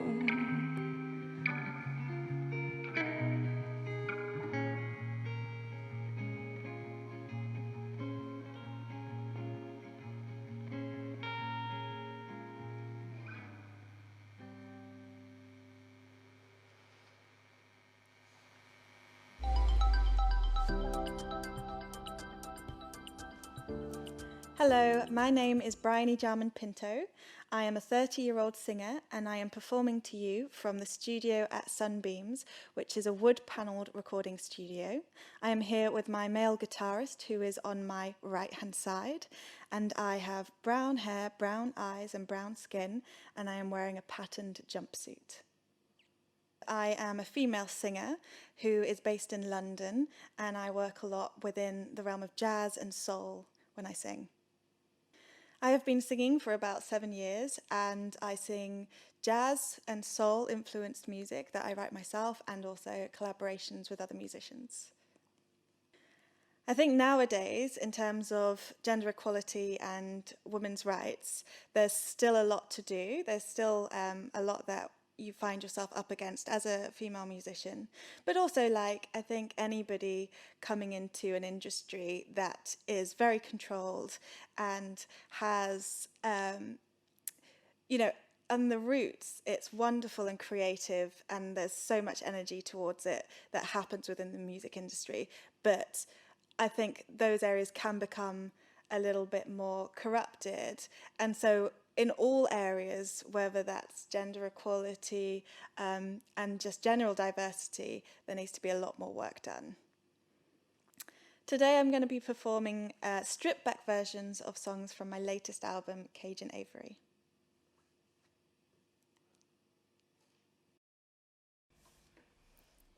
This song is called All About Life.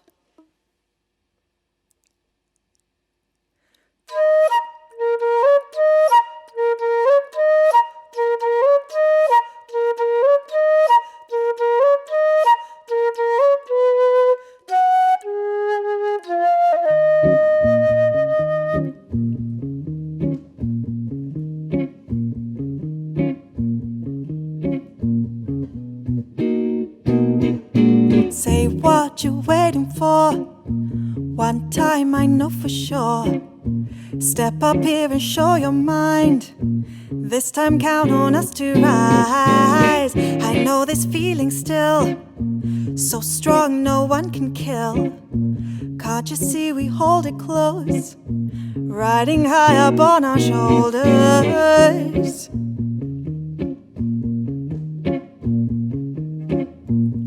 Gotta know, gotta know. Gotta know, gotta know. Gotta know, gotta know. Gotta know what life is for, we're fighting for, shouting out and speaking for, telling all and selling done. Gotta know it's for everyone. What life is for, we're fighting for, shouting out and speaking for, telling all and selling none. Gotta know it's for everyone. Say what you're waiting for. One time I know for sure. Step up here and show your mind. This time count on us to rise. I know this feeling still, so strong no one can kill. Can't you see we hold it close, riding high up on our shoulders.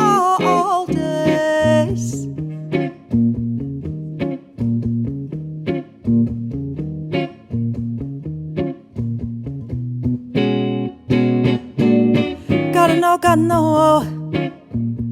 Gotta know, gotta know. Gotta know, gotta know. Gotta know what life is for, we're fighting for, shouting out and speaking for, telling all and selling done. Gotta know it's for everyone. What life is for, we're fighting for, shouting out and speaking for, telling all and selling done. Gotta know it's for everyone.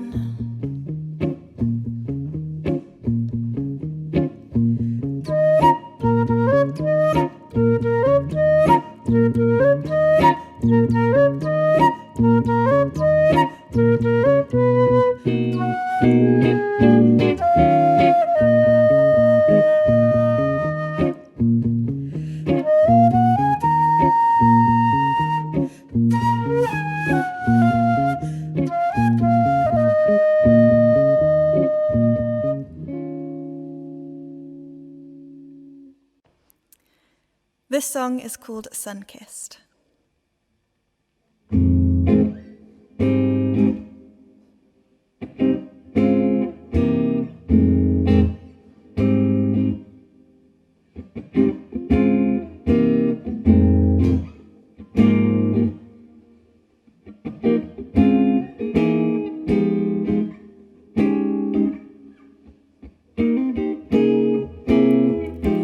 Could it be another day with nothing more to say?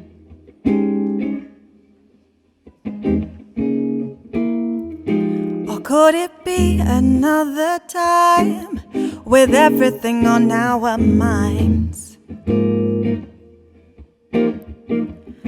But all I really want to do is lie in the sun with you. Yes, all I really want to do is lie in the sun with you. It could feel so good.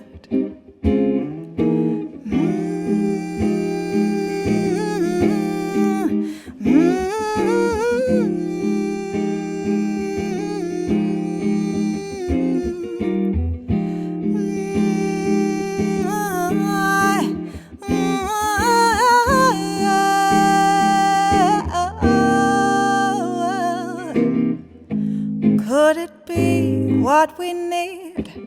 A second of symmetry.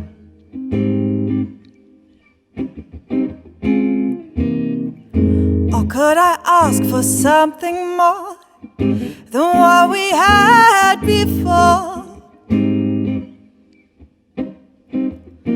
But all I really want to do is lie in the sun with you. Yes, all I really want to do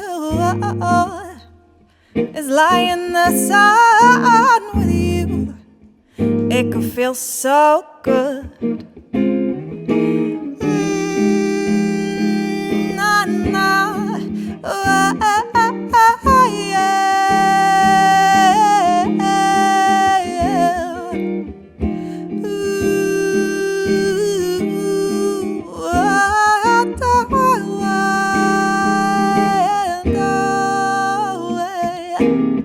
sun-kissed, I can feel it through my skin, burning with heat. Don't touch. It can burn fingertips and loosen your lips. But all I really want to do is lie in the sun with you. All I want to do is lie in the sun.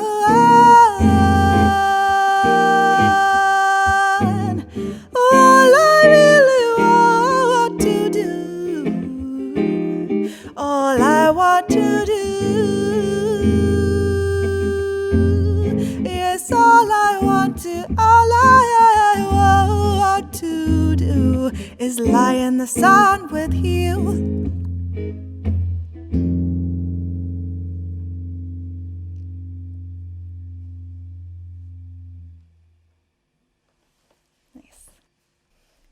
This next song is called Sweet Sweet.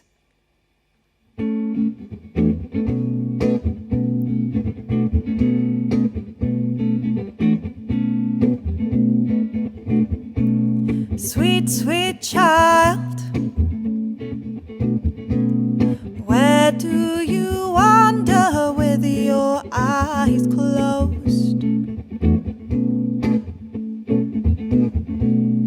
And though the world is rough, ain't no one told you so.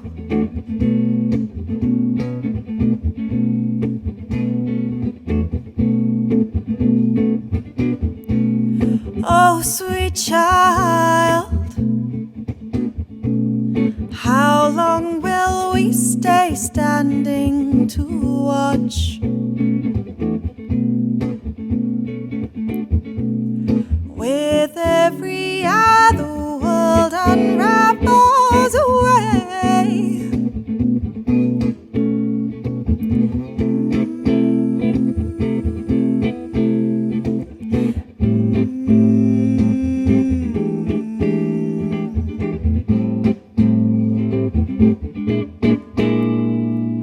catch hold and hold tight to the ground, it could divide.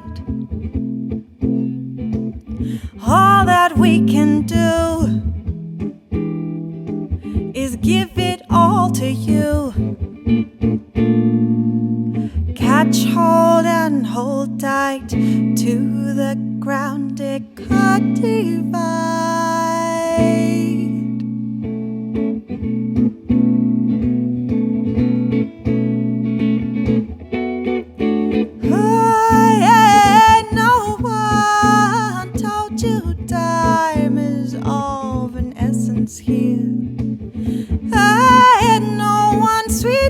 all told you time is of an essence here.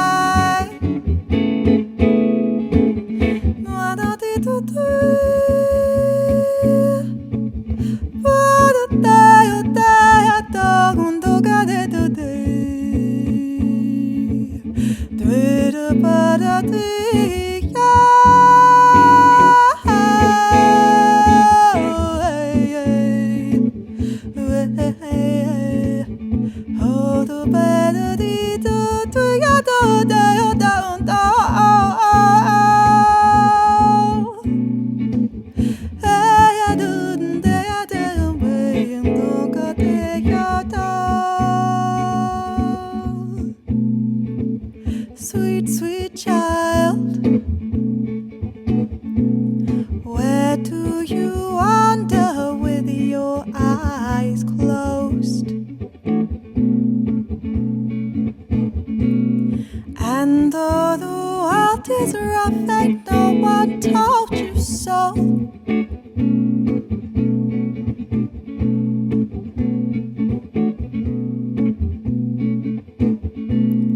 oh sweet child, how long will we stay standing to watch? With every hour the world unravels away.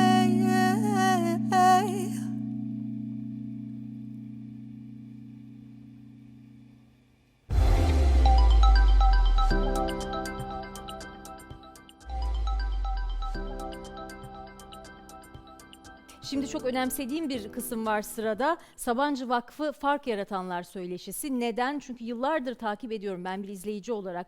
Ülkedeki pek çok kıymetli hikayeden, hayattan bu Fark Yaratanlar projesi sayesinde haberimiz oldu. Bu sayede tanıdık onları. Şimdi izninizle sözü, söyleşinin moderatörlüğünü de yürütecek olan, bizi fark yaratan kadınların hikayeleriyle buluşturacak olan Sabancı Vakfı Genel Müdürü Sayın Nevgül Bilsel Safkan'a bırakıyorum.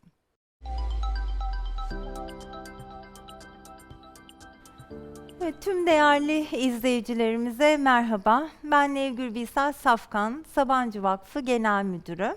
Bir sandalyede oturuyorum, üzerimde kırmızı bir gömlek var.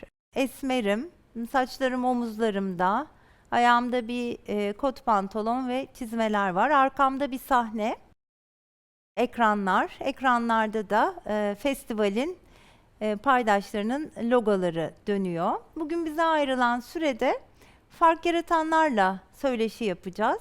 3 kadın fark yaratanımız bizlerle olacak. Fark yaratanlar topluma ilham veren, dönüştürücü gücü yüksek kişilerden oluşuyorlar. Hikayeleri son derece motive edici, mücadeleleri ilham veren kişiler. Onlardan 3 kadının hikayesini bugün biraz daha farklı yönleriyle, bilinmeyenlerle açmaya çalışacağız. Özel sorularımızla pekiştireceğiz.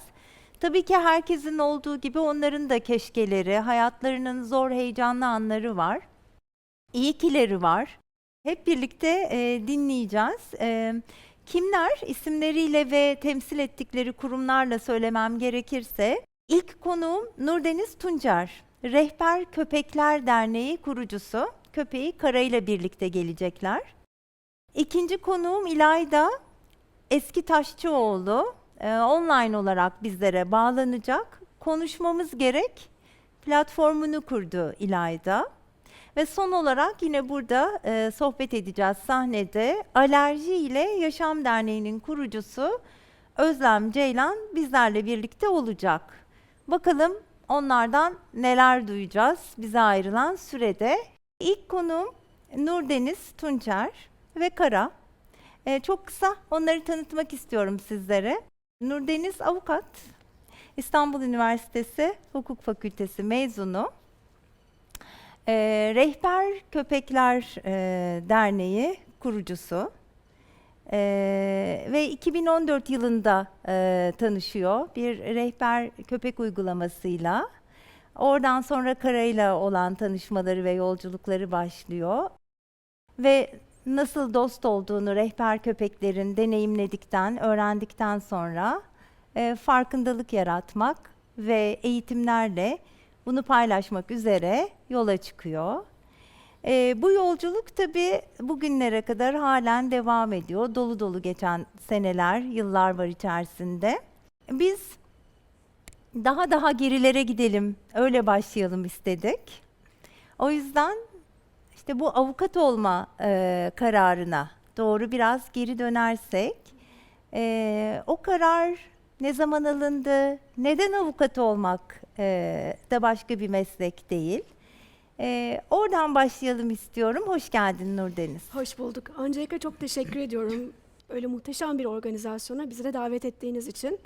Ben kendimi tanıtmakla başlamak istiyorum. Sarı saçlıyım. Kısa sarı saçlarım var. Kahverengi gözlerim var. Üzerimde resmi bir ceket, siyahlı, kırmızılı ve kahverengili desenli. Yakamda sol tarafında Rehber Köpekler Derneği'nin logosunu taşıyan bir rozet var. Siyah düz ayakkabılarım ve siyah pantolonumla karşınızdayım. Bir de canım arkadaşım Kara, o da siyah bir labrador. Kendisi 5,5 yaşında, İkizler Burcu. Oyun oynamayı, sevilmeyi çok seviyor. Ama üzerinde şu anda sarı işaret içeren yazısı var. Dokunmayın, rehberlik yapıyorum, sahibim görmüyor yazıyor. Tahmin ediyorum o da güzel kahverengi gözleriyle kameraya doğru bakıyor. İzmir doğumluyum. Sonrasında babam eczacı, Afyon'da bir süre yaşadık. İlkokulu Afyon'da bitirdim. Çoklu kültürü yaşamanın getirdiği bir zenginlik var diyebilirim. Ankara'da babaannem dedem, İzmir'de anneannem dedem ve İstanbul'da da sürekli ziyaretlerimiz söz konusuydu ve yurt dışına da sürekli ziyaretler yapıyorduk. Bu tabii çocuk yaşta böyle hareketli bir hayata sahip olmak kültürel açıdan sizin vizyonunuzu çok geniş tutuyor. Kendinizi hep geliştirmeye adıyorsunuz. Avukat olmaya nasıl karar verdim? Yaklaşık 6 yaşlarındaydım. Dedem Yargıtay Hakimliğinden yeni emekli olmuştu. Ve herkes karşısında onun böyle önüne ilekleyip hakim bey, hakim amca deyip saygı duyuyordu. Dedemin önce isminin hakim olmadığını anladım ve dedem bana hakimliğin ne olduğunu anlattı. Zaten hayranım kendisine. Akabinde avukat olmaya karar verdim. Tabii hayat bir maraton. Her zaman sizin planladığınız gibi gitmiyor. İşte piyano çalan, bisiklete binen çok hareketli bir çocukken yaklaşık bir hafta içerisinde bir görme kaybı başladı. Ama hayatım hiç değişmedi, kararlarımı hiç değiştirmedim. O hızla, o hayallerimin peşinde koşmaya devam ettim. Evet, ne güzel. Sen dedenden ilham aldın. Belki de onlarca kadın bizi izleyen, dinleyen, senden ilham alaraktan avukatlık mesleğini bir daha düşünecekler. Ailede hep sağlıkçı vardı, eczacı vardı. Dedem hakim olarak herkesin böyle örnek aldığı ideal bir insandı. Aklı büyük, kendi küçük derdi bana. Hiç susmayan bir çocuktum, aldım o mikrofonu da evde hep oyunlarımda. Kendisi hep bana şey derdi, avukat olmalısın. Anca bu performansı böyle harcayabilirsin diye. Ne tatlı. Peki dedeni andık. Şimdi Kadınlar Festivali'ndeyiz biliyorsun. Senin için önemli bir kadın figürü desem, sana ilham veren bir kadın veya kadınlar. Kimi söylersin, kimi düşünürsün? 80'li yılların sonunda ilkokuldaydım. Televizyona tabii ki herkesin olduğu gibi saat 8 olduğu zaman ajans derlerdi o zamanki büyükler. Haberleri izlemek üzere başına geçerdik. O zamanlar Benazir Bhutto vardı ki siyasi görüşlerine katılmasam da Benazir Bhutto, Margaret Thatcher gibi güçlü kadınların o zaman ön planda olduğu bir dönemdi. Ve onları izlemekten çok mutluluk duyardım. Çünkü dediğim gibi çoklu kültürde yetiştiğim için protokolü de gördüm, kırsal kesime de. Özellikle kırsal kesimde mesela kadına eksik etek demeleri beni çok üzerdi ve hep bu eteğin uzatma planlarını yapardım. O yüzden böyle güçlü kadınların televizyonda olması beni çok etkilerdi. İş hayatından iş insanı olarak da Sayın Gülay Sabancı o zaman 80'li yıllarda başlangıcıydı sanırım iş hayatının ve hepimizin de örnek aldığı kişilerden de. Ne güzel, ona da sürpriz olacak şimdi. Evet, teşekkürler. Sana 5 kelimelik bir kontenjan versek, 5 kelimeyle sınırlı, kendini nasıl ifade etmek isterdin? Kararlı, çok çalışkan, çalışmayı çok severim. Meydan okumayı seven, aktivist boyutunda değil, rol model olmak ve hani yol açmak konusunda kişisel gelişime ve bakıma önem veren, paylaşmayı seven. Ne tatlı, çok teşekkürler. Evet. Peki şimdi biz bir kadın festivalindeyiz ve şehir bazlı festival. Biliyorsun Türkiye'de bir ilk ve İstanbul olarak festivali düzenliyoruz. Sen bir kadın olarak burada bizimlesin. Hem engelli ve hem kadın olarak düşündüğünde İstanbul için nasıl bir değerlendirme yaparsın? Mesela hani 10 üzerinden diye düşünsen, İstanbul kaç alır bu anlamda? İstanbul'dan vazgeçemeyip ama sürekli şikayet edenlerdenim. İstanbul 10 üzerinden karışıklığı ve birazcık düzensiz yapısıyla 10 üzerinden 5 diyebilirim.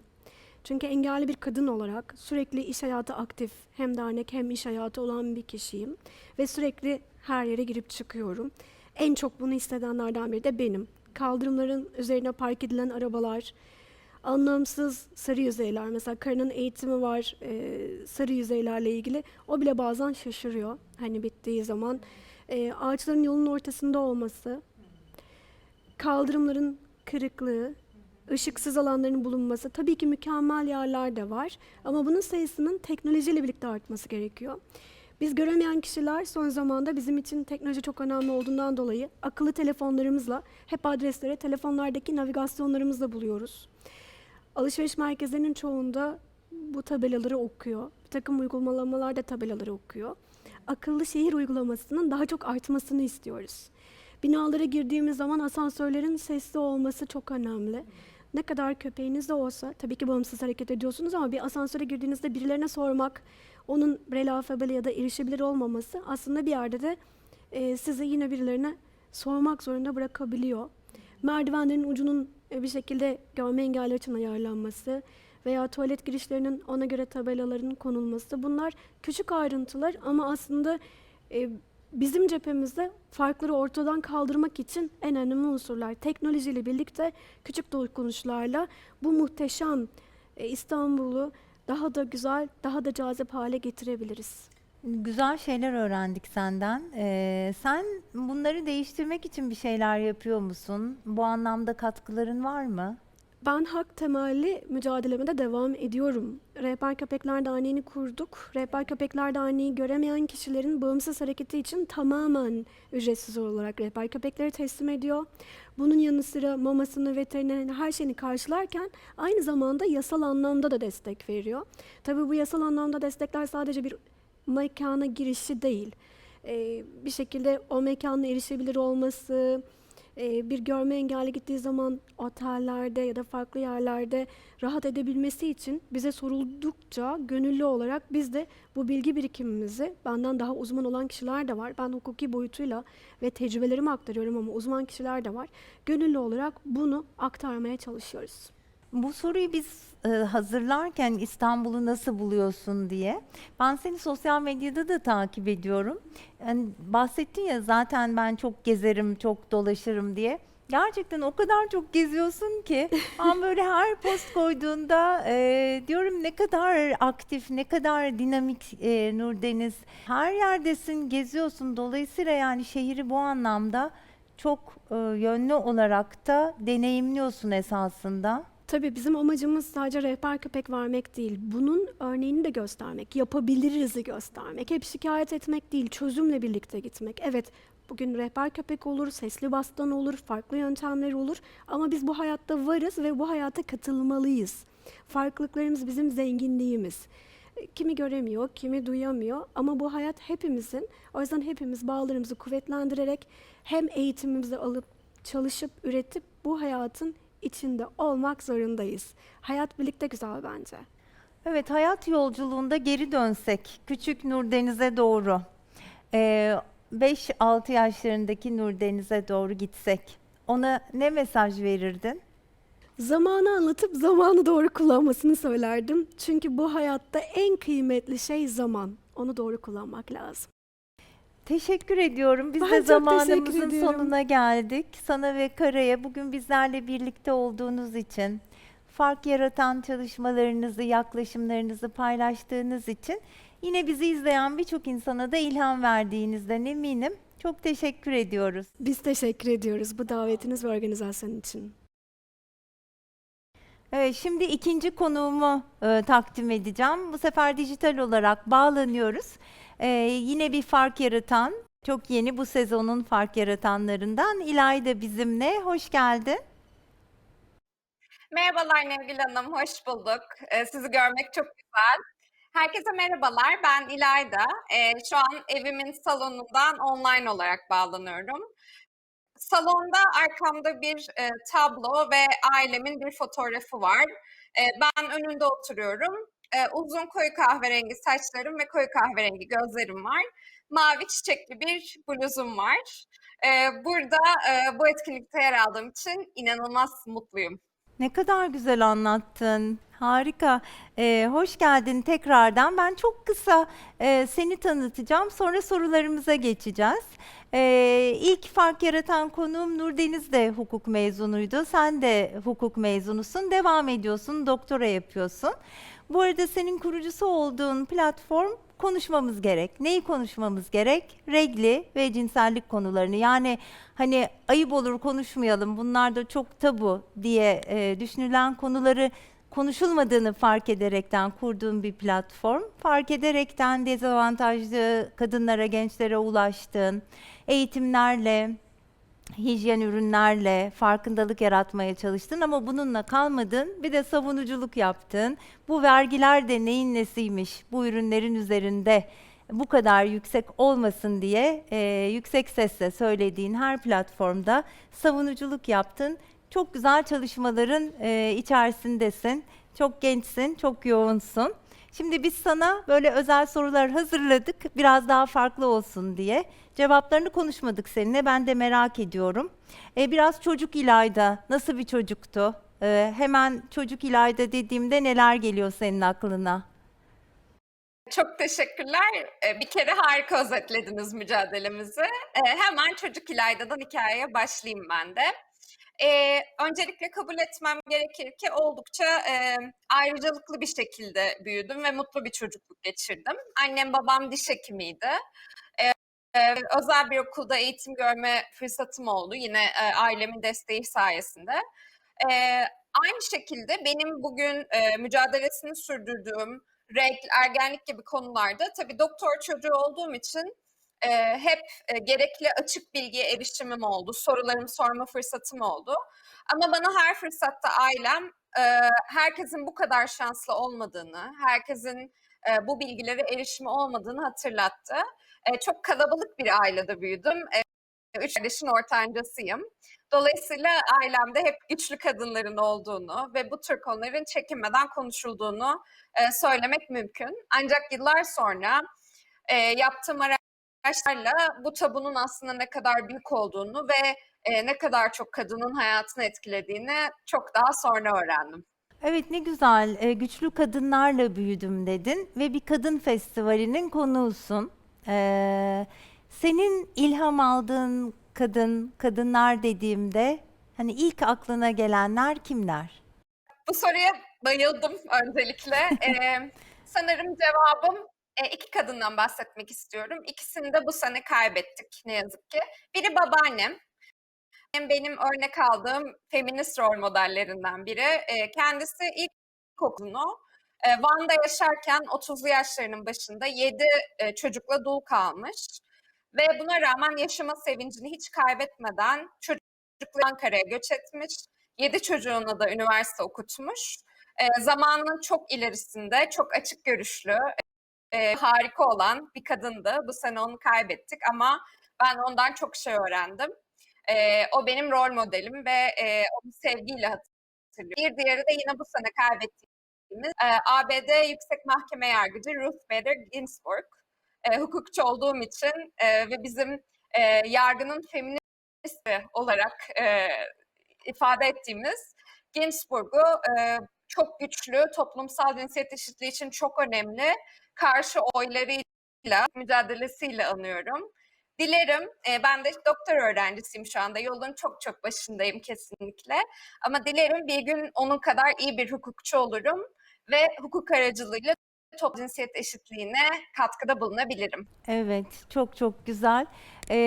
Evet, katkıda bulunma konusunda bayağı aktifsin. Şu konuşmamız gerek platformuna doğru geldiğimizde ne zaman o fikir ortaya çıktı, neden konuşmamız gerek diye bir oluşum içerisinde buldun kendini. Onun hikayesini paylaşırsan bizimle. Tabii, seve seve. Aslında bu fikrin ilk aklıma gelişi 2011 yılına dayanır. 2011 yılında Van depremi olmuştu hatırlarsanız. Ailece bazı yardım kolileri hazırlayıp afet bölgesine göndermiştik.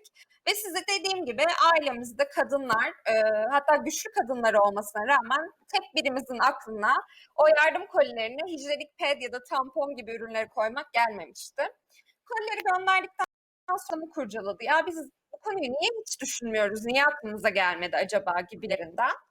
Yıllar sonra 2013'te Türk Dil Kurumu'nun sözlüğünde kirli kelimesinin anlamlarından birinde bir değişiklik yapıldığını ve ay başındaki kadın ifadesinin eklendiğini öğrendim. Bu ikisi böyle kafamda birleşti ve bir anda bir ışık çaktı. Tamam, bu konuyu biraz araştırmalıyım, bu konunun üzerine gitmeliyim dedim. Ve fakültesinden mezun olduğum yıl konuşmamız gerekli kurdum. Ufak çok mütevazı saha çalışmalarıyla başladık. Kek börek kermeslerinden topladığımız paralar Ankara'da gecekondu mahallelerini ziyaret ediyorduk gönüllü doktorlarla. Örneğin ergenlik, regle olmak gibi konularda gönüllü doktorlarla bilgi vermenin yanında öğrencilere bir sömestr boyunca yetebilecek kadar hijyenik ped temin ediyorduk. Daha sonra internetten Bahar isimli genç bir kadın ulaştı. Bu projelerin harika, ben Adanalıyım ve mevsimlik tarım işçilerine ulaşmanı sağlayabilirim dedi. O zaman Bahar Chicago'da yüksek lisans yapıyordu. Bu internet aracılığıyla oluşan arkadaşlık bir yol arkadaşlığına dönüştü ve bugün Bahar benim ortağım. Beraber Adana'dan Hakkari'ye, Ankara'dan İstanbul'a, Türkiye'nin dört bir yanına saha projeleri düzenliyoruz. Bunun dışında da olmayanlar için regl kılavuzu gibi eğitici içerik hazırlıyoruz. Sizin bahsettiğiniz gibi adaletsiz vergilendirme üzerine hem kafa yoruyoruz hem de bilinçlendirme çalışmaları ve hak savunuculuğu yapıyoruz. Yolculuğumuz devam ediyor. Konuşurken çok şey var. Evet, Bahar'ı da bu vesileyle anmış olduk. Ona da selamlarımızı iletiyoruz. O da seninle birlikte müthiş işler gerçekleştirdi ve berabersiniz. Peki hadi konuşalım o zaman. Senin ilk regli tecrüben nasıldı? Neler yaşadın? Tabii. Benim ilk regl tecrübem açıkçası gayet tatsız bir tecrübeydi. Biz regl hakkında konuşurken bu tecrübenin aslında biraz korkutucu, biraz kafa karıştırıcı ve tatsız olduğu gerçeğini inkar etmiyoruz. Tam denize girmek üzereyken kumsal diye başıma geldi. Ama dediğim gibi doktor çocuğu olduğum için belki de biraz ailem beni bu konuda hazırlamıştı. Ne yapmam gerektiğini biliyordum. Bu konuda bilgim vardı. Sadece denize giremediğim için canım sıkkındı. Hatta hem annem hem babam bu konuda gayet destek oldular, şakalaştılar. İşte küçük bir kutlama bile yapıldı. İşte kızımız büyüdü gibilerinden. Bu benim için çok olumlu bir deneyim. Ama bu birçok çocuk için, köy okullarına giden kız çocukları için örneğin çok kafa karıştırıcı, çok travmatik bir deneyim olabiliyor. Bazı çocuklar öleceğini zannedebiliyor. Çok da doğal çünkü bir anda kan görüyorlar ve ne yapacakları konusunda hiçbir fikirleri yok. Biz hiçbir çocuk bu deneyimi yaşamasını istiyoruz. Onun için diliyorum bir gün benim yaşadığım deneyime benzer deneyimleri bütün çocuklar yaşayabilir. Evet, inşallah bunun için çalışıyorsunuz. Hani şöyle bir arkana yaslansan, ne olsa konuşmamız gerek amacına ulaşmış olur. Sen de belki yepyeni bir konuya yelken açarsın.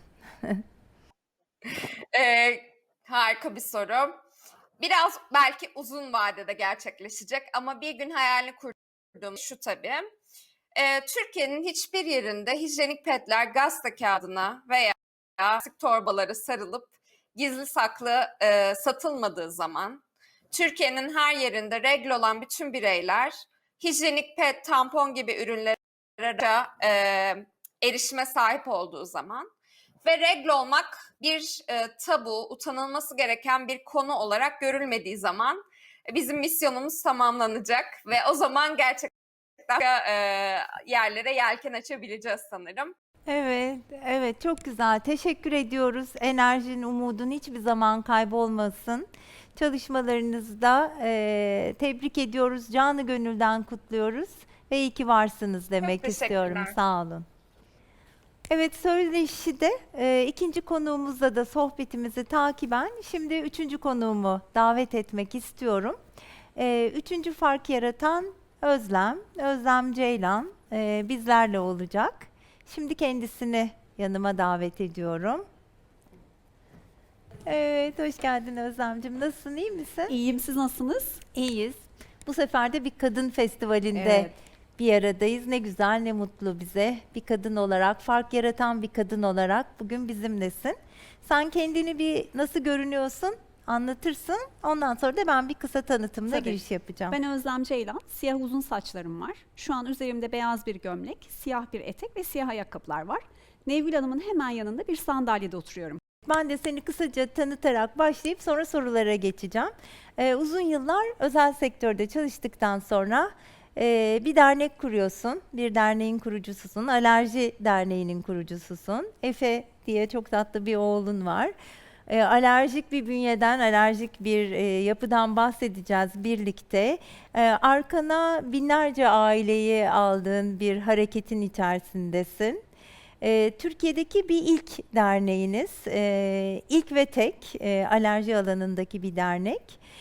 Fark yaratanlardan sonra da bizimle yolunuz bir de hibe programında kesişti. Dolayısıyla birbirimizi iyi tanıyoruz. Ama her zaman tanımadığımız şeyler, yönler bulabiliyoruz hikayelerde. Bakalım bu sefer onlardan bulacak mıyız? Birkaç farklı soru hazırladık. Ama girişte önce bir kariyer değişikliği. Sen de özel sektörde bir çalışan iş kadını olaraktan uzun yılları geride bıraktıktan sonra sivil toplumda bir dernek başkanı olarak başka bir mücadelenin içerisine buldun kendini. Bu bir kariyer değişikliği. Tabii ki isteğinle gerçekleşen. Ama nasıl? Yani nedir orada değişim kararını tetikleyen şeyler? Öncelikle böyle bir projeyi başlattığınız için biz çok mutlu olduk. Çünkü kadınları çok az dinliyoruz toplum olarak. Biraz onları daha fazla dinlememiz, anlamaya çalışmamız ve sorunlarını dinledikten sonra da işte duymakla dinlemek çok farklı şeyler biliyorsunuz. Bu sorunları nasıl beraber çözebiliriz? Biraz belki bunun için birlikte çalışmak gerekiyor. Çünkü toplumun kadından beklentisinin çok yüksek olduğunu düşünüyorum.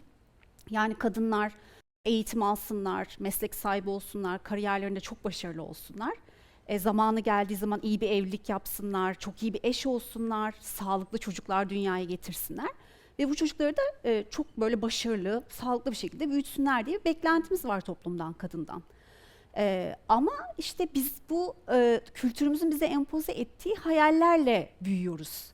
Peki bu hayaller yolunda gitmezse ve biz filmlerde ve masallarda bize anlatıldığı gibi bir tabloyla karşılaşmazsak ne oluyor? İşte o zaman çok büyük bir hayal kırıklığı oluyor. Aslında benim yaşadığımda hemen hemen buydu. Ben de çocuk sahibi olduktan sonra kariyerime devam edeceğim diye planlar yaparken bir baktık ki aslında ben sağlıklı bir çocuk sahibi değildim. Bir takım problemleri vardı daha doğduğu andan itibaren başlayan. Çok mutsuz, çok huzursuz bir bebekti, sürekli ağlıyordu, beslenmeyi reddediyordu ve gerçekten tanı almamız bizim 9 ay sürdü. Yani 9 ay evde yeni bir annesiniz, lavusasınız, etrafınızda herkesin sizden çok farklı beklentileri var ama birinci önceliğiniz bebeğiniz ve o da çok mutsuz bir bebek. Sanki beni bu dünyaya niye getirdiniz der gibi size bakıyor. Dolayısıyla o çok büyük bir hayal kırıklığı yaratıyor sizde. Ama bir süre sonra onun içerisinden çıkıyorsunuz. Yani çıkmak zorundasınız daha doğrusu. Yani kendinize bir noktada şu soruyu sormanız gerekiyor. Evet, böyle bir şey benim başıma geldi. Artık hani nedenini bırakıp bundan sonra ne yapabilirim bununla? Yani ben bununla yaşayacağım. Bunu buradan alıp nereye götürebilirim diye düşünmeye başlamak gerekiyor. O noktada işte ben bir yol ayrımına geldim. Dedim ki ya depresyonda işte bütün gün pijamayla saçımı başımı taramadan mutsuz bir bebek büyüterek bir hayat sürdüreceğim ki bunun hiç kimseye faydası olmayacak. Ya da evet ben böyle çok zor bir hastalıkla karşılaştım çocuğumda ama onu hala nasıl yaşıtları gibi sağlıklı büyütebilirim? Hem fiziksel hem de zihinsel olarak onun iyiliği için ben nasıl iyi olabilirim aslında? Bu soruyla başladı ve evet önce örgütlenmeyle, birbirimize benzer aileleri bulmaya çalışmakla, onları bulduktan sonra da yine 16 alerjik çocuk sahibi aileyle birlikte biz çok çektik tanıda, tedavide. Başka ailelerin hayatları bizler kadar zor olmasın, bunu yaşamak zorunda değiller diye neyi değiştirebiliriz diye aslında yola çıkarak bir dernek kurduk. Evet, ellerinize sağlık, Çok sağ olun. emeklerinize sağlık. Sadece kendinize değil, benzer sıkıntıyla karşılaşan ama ne olduğunu bilemeyen, tanım koyamayan bir sürü aileyle de bağlanmış oldunuz.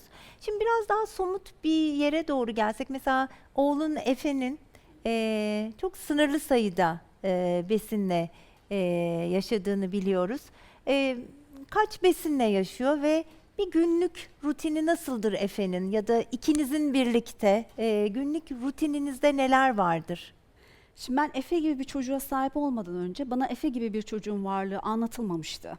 Dolayısıyla biz hiç kimseden duymadığımız bir tabloyla karşılaştık. Çünkü Efe'nin ileri derecede bir besin alerjisi var. 4 yaşından sonra da alerji kökenli nadir bir hastalık tanısı aldı. İsmi eozinofilik özofajit. Yani böyle telaffuz etmesi zor ama onunla yaşaması daha zor bir hastalık. Çünkü Efe sadece çok kısıtlı 5 besinle beslenebiliyor. İşte bunlar kabak, pirinç, muz, patates, havuç. Yani ekmek yok, et yok, Dışarıda süt yemeğe yok, gidiyorsunuz. mümkünatı Bu 5 yok. yemekten Evet. biriyle veya ikisiyle Onu da birlikte zaten bir şey yanınızda söyledi. götürüyorsunuz. Dolayısıyla böyle bir çocuk nasıl büyür? Bir kere hepimizin kafasında böyle bir soru işareti vardı. Çok endişeyle, çok tedirginlikle ilerleyen yıllardı bizler için. Ama şunu gördük, böyle bir yaşamda mümkünmüş. Yani yapılabiliyormuş. Zor, evet, okey. Ama bir yandan onu da yaşıtları kadar hem fiziksel hem de zihinsel olarak sağlıklı büyütebilme imkanımız varmış. Dolayısıyla bunu görmek bence açıkçası o kıvılcım ve dönüm noktası diyebilirim. Zor bir hayatı var ama ben çok başarılı insanların açıkçası otobiyografilerine bakıyorum. Hiçbirinin hayatı zaten kolay olmamış Nevgül Hanım. Küçük yaşta yaşadığımız bütün zorluklar aslında bizi daha sabırlı, daha meşakkatli, daha mücadeleci yapıyor. Yani ben oğlumda da bunu gözlemliyorum. İşte birçok çocuğun zorlandığı ödevler ona çok kolay gelebiliyor. Neden? O çünkü zaten gerçek hayatında daha zor bir şeyle mücadele ediyor.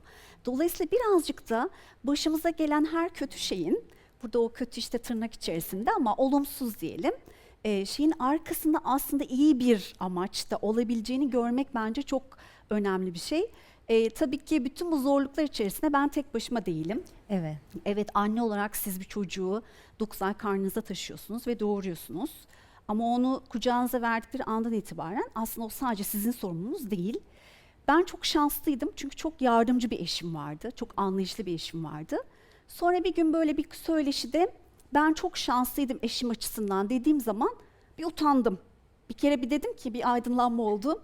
Bir dakika, bu bir şans olmamalı. Evet. Yani bir kadının eşinin ona yardımcı olması kadının şansı olmamalı. Bu zaten toplum olarak normalimiz olmalı. Dolayısıyla biz de küçük yaştan itibaren çocuklarımıza bunu empoze ederek büyütmeliyiz diye düşünüyorum. Yani evet, erkek de bebeğin bakımında yardımcı olmalı. Ev işlerinde kadının yardımcısı olmalı. Bir kere her şeyden öte kadının motivasyon kaynağı olmalı. Eğer gerçekten eşim bana bu kadar yardımcı olamasaydı herhalde bugün ben sizinle bu noktada konuşabiliyor olamazdım diye düşünüyorum. Evet, çevremiz, ailemiz bu anlamda başarıların arkasındaki önemli paydaşlar oluyorlar. Sizin hikayenizde de böyle. Şimdi bir yolculukta akademi var. Alerji Yaşam Akademisi. Ondan biraz bahsetmek ister misin? Bizim 2019 yılında bu Sabancı Vakfı kapısının içeri girdiğimizden itibaren kurumsal olarak hayatımız çok değişti. Ne güzel. Önce farklı yaratanlar seçildik. Bilinirliğimiz çok arttı, güvenilirliğimiz çok arttı Seni kamuoyunda. aradığımda hatırlıyor musun? Evet. Everest'e çıkarız biz bu haberden sonra demiştin. Aynen, yani müthiş bir özgüven pompaladınız bize. Sonra hibe programıyla tanıştık. Hibe projemizi beraber yazdık ailelerle. Ve kazandığımız zaman da müthiş mutluluk duyduk. Çünkü hep aklımızda şöyle bir şey vardı.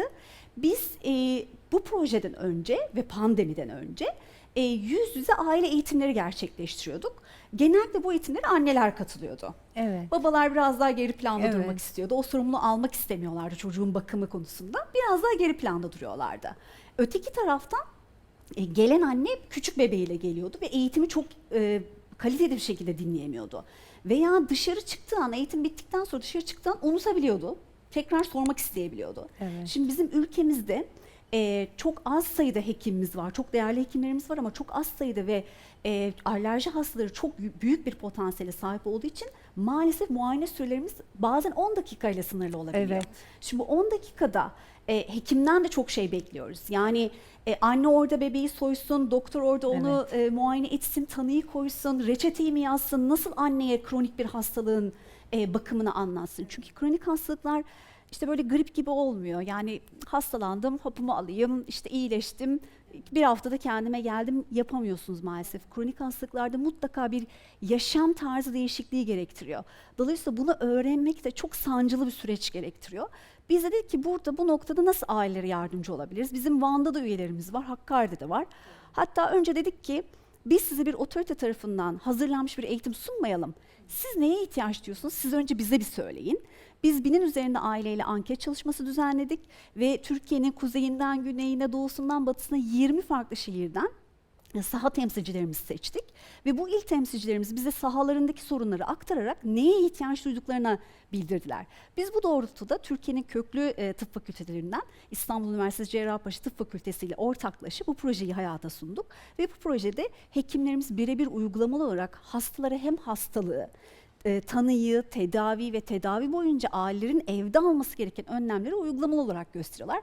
Bu da şöyle demek, siz evinizdesiniz, o rahat konfor alanınızdan çıkmadan Cerrahpaşa Tıp Fakültesi hekimlerinin sizin evinizde ziyaretçi oluyor, konuk oluyor ve size bir hastalığı baştan sona A'dan Z'ye anlatıyorlar. Bu da açıkçası çok büyük bir lükstü bizler için. Özellikle pandemi dönemi, hastanelere erişemediğimiz, doktorlara erişmekte zorlandığımız süreçte ailelerin bir nevi kurtarıcısı oldu. Müthiş oldu. Teknolojiyi de en iyi şekilde kullanaraktan artık bu online'da zaten mesafeler yok oldu.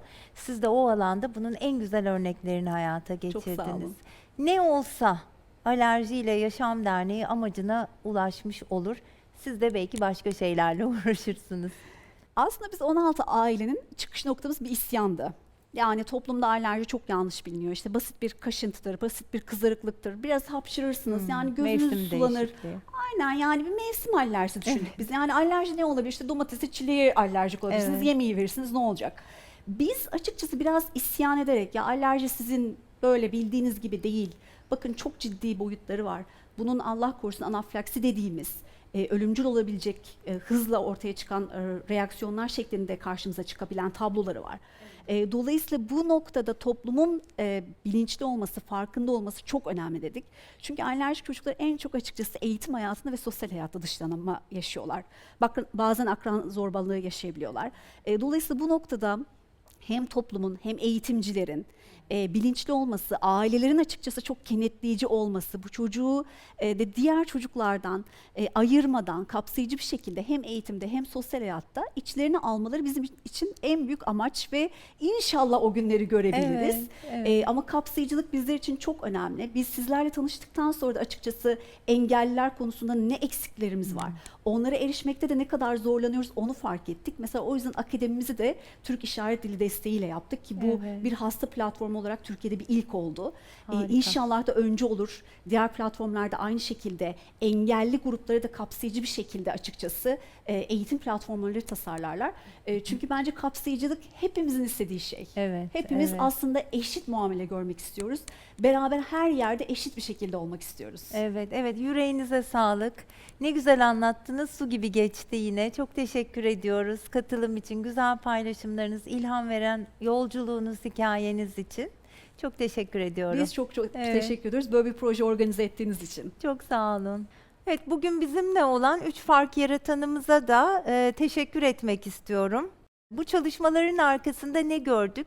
Hayaline sahip çıkan, hiç vazgeçmeyen, ısrarcı, umudunu kaybetmeyen, ilham veren kişiler gördük. 3 kadını tanıdık. Umarım izleyen herkes için keyif veren, cesaret veren bir söyleşi olmuştur. Bizi takip ettiğiniz, izlediğiniz için teşekkür ediyoruz. Değerli izleyicilerimiz, festivalde ilk günü birazdan tamamlayacağız ama bir hatırlatma yapmam lazım. 3 gün boyunca birlikteyiz. Yarın bu sahnede benim yerime sevgili meslektaşım Burcu Karakaş olacak ama ben festivale katılmaya devam edeceğim. Artık izleyici sıralarından, ekran başından takip edeceğim. Büyük merakla, keyifle ve gururla elbette. Hangi detaylar var, bizi bekleyen nasıl bir program var derseniz www.wowistanbul.org adresinden festivale dair bütün bilgileri takip edebilirsiniz. Her gününü ayrı bir konserle sonlandırıyoruz festivalimizin. Günün kapanışını yapacak çok özel bir konserle birazdan sizi baş başa bırakacağım. Londra'ya gideceğiz bir kez daha bu konser için. Londra Jazz Festivali direktörü sevgili Pelin Opçin'le baş başa bırakıyorum sizi. Yarın tekrar birlikteyiz diyeceğiz. Size veda etmeden önce, seyirci koltuğuna geçmeden hemen önce şunu da söylemem lazım. 8 Mart Dünya Emekçi Kadınlar Günü için yapıyoruz bu buluşmaları, bu önemli buluşmayı. Bana ne söylemek istersin diye sordular. Bu kısmı zaten önceden hazırlamadığımız için ben de çok heyecanlıyım. Çünkü düşündüm, emek veren kadınlarla ilgili bir ülkede kadın olarak dimdik ayakta durabilmekle ilgili, söz söylemekle ilgili ne söyleyebilirim ki? Bu sadece benim hikayem değil. Kameraların arkasında bugünü var eden çok güçlü kadınların hikayesi. Ekranın karşısında beni izleyen, kim bilir nasıl yollardan, nasıl yolculuklardan geçmiş sizlerin hikayesi. Dolayısıyla hepimizin hikayesi birincisi anlatılmayı hak ediyor. İkincisi hepimiz hikayemizle, olduğumuz insanla, olduğumuz kadınla gurur duymayı hak ediyoruz. Onu çok sevmeyi de hak ediyoruz. Hep birlikte var olduğumuz nice güzel günlerde buluşmak üzere. Sizlerin karşısında olmak benim için büyük bir mutluluk ve onurdu. Çok çok teşekkür ediyorum ve sizleri güzel bir konserle baş başa bırakıyorum.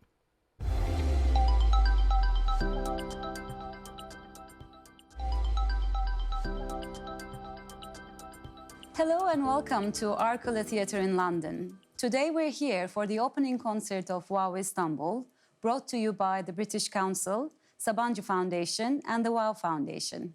I'm Pelin Opçin and I'm the Director of Programming of Sirius, the programmers, the producers of EFG London Jazz Festival and many more. And today we are collaborating with Wow Istanbul to bring you this event from London, UK. I will first give you a brief visual description of the event. I'm a 44-year-old white woman. I have long dark hair.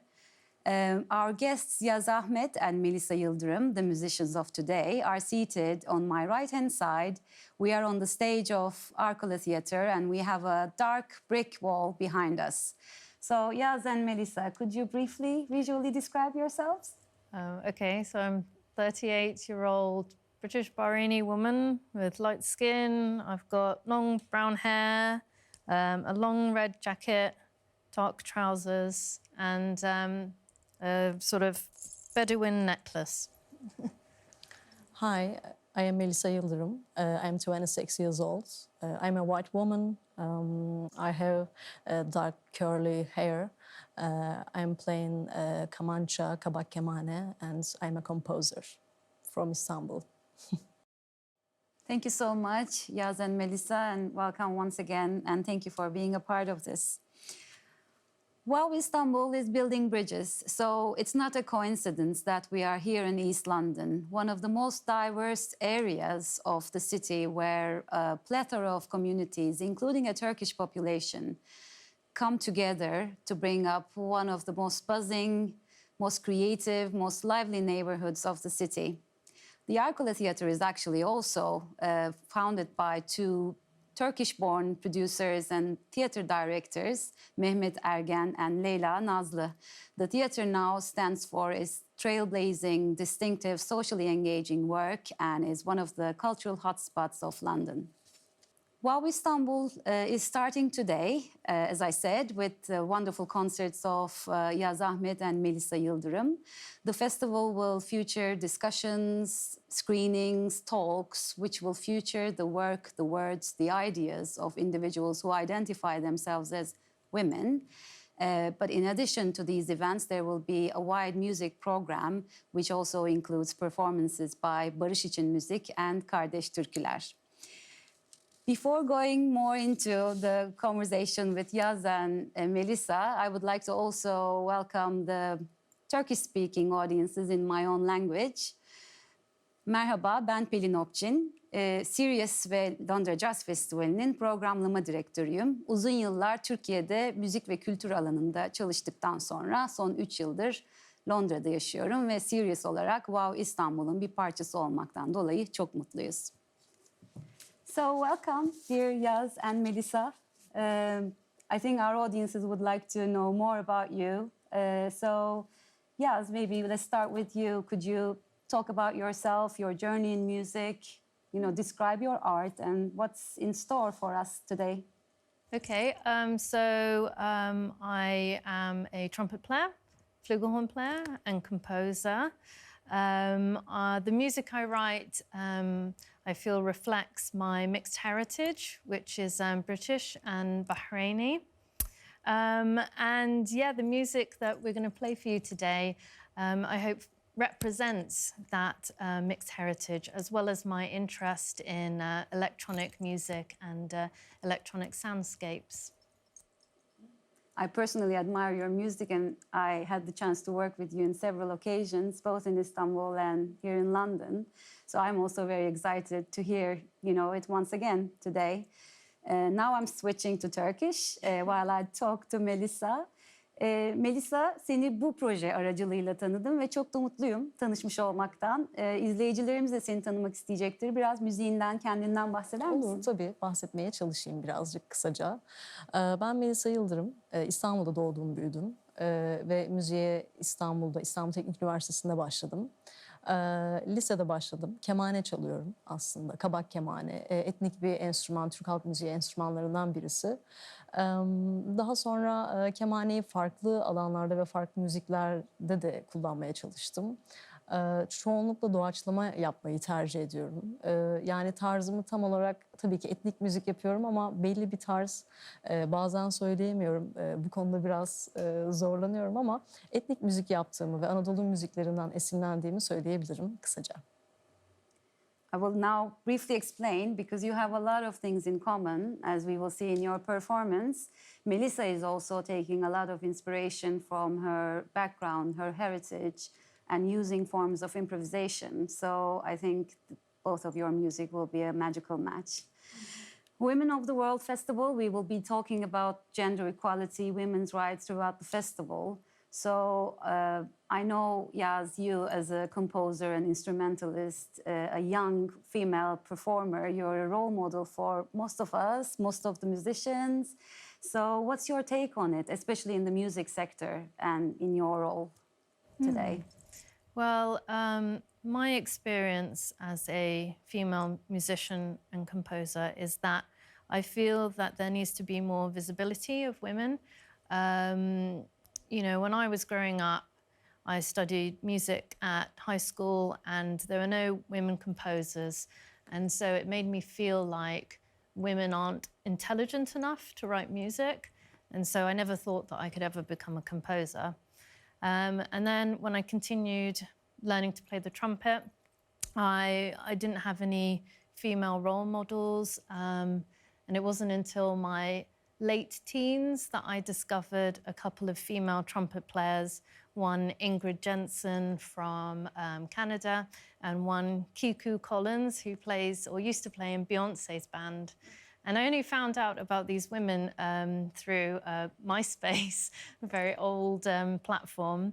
But yeah, once I discovered these ladies, I realized that, maybe I can become a professional trumpet player. It's not just for guys. And from this experience, I've realized that, visibility is so important. If we don't have people out there that looks like, the sort of others, you know, we can never progress, and everyone has a voice, and we need to hear those voices. It's very important, you know, makes the world a better place. Absolutely. And you once mentioned your almost like a role as a, you know, leading figure for the Muslim women as well. Yeah, so my Bahraini family, my dad's side of the family, they are Muslim. And I don't know, I just feel like maybe I'm a quiet catalyst for, you know, for change, you know, for Muslim communities to see that, you know, there is a British Bahraini woman out there, you know, performing, playing the trumpet, and, you know, it's hopefully, you know, that will be inspiring for those communities. It's definitely inspiring, and especially for people who hear your music, regardless of the identity of the performer. It just, you know, comes within our souls. So thank you so much for the great music. And again, now switching to Turkish for Melissa. Yazı az önce sordum, bir kadın sanatçı olarak, bir enstrümantalist, bir bestekar olarak müzik sektöründe kadın haklarını, cinsiyet eşitliğini nasıl buluyorsun? Özellikle sen kendi doğduğun coğrafyada değil, bir başka ülkede müzik icra ediyorsun ve çok gençsin. Söyleyeceklerin birçok genç sanatçıya aslında yol gösterici olabilir. O yüzden senin de fikirlerini duymak isteriz. Tabii, tabii. Şöyle ki, yani geldiğim yerde aslında belki de tüm dünyada, yani bu geldiğim yerle alakalı olmayabilir. Tüm dünyada evet böyle bir eşitsizlik olabiliyor kadın enstrümanistlere karşı, ya da çok az sayıda kadın enstrümanist var. Çoğunlukla kadınlar daha çok hani şarkı söylemek konusunda daha ön planda olmalıymış gibi bir algı vardı bazı müzisyen arkadaşlarımın çevresinde. Yani hani enstrümanist kadın nasıl olacaksın ki diyen kişiler de oluyordu maalesef ki. Özellikle bunları bazı müzisyenlerden görmek, duymak bile aslında üzücü. Şöyle ki umarım ben de herhangi bir rol model aslında kadın olarak kemançada, kemanede bulduğumu söyleyemem. Hiçbir zaman bulamadım.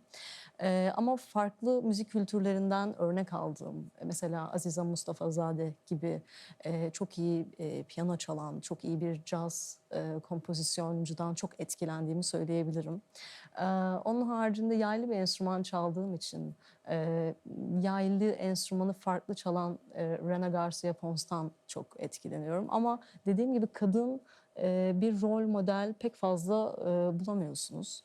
Ve kadın kompozörlerin, yani bestecilerin ürettikleri müzikleri açıkçası ben daha farklı buluyorum. Daha sezgisel ve daha özgün çoğu zaman buluyorum.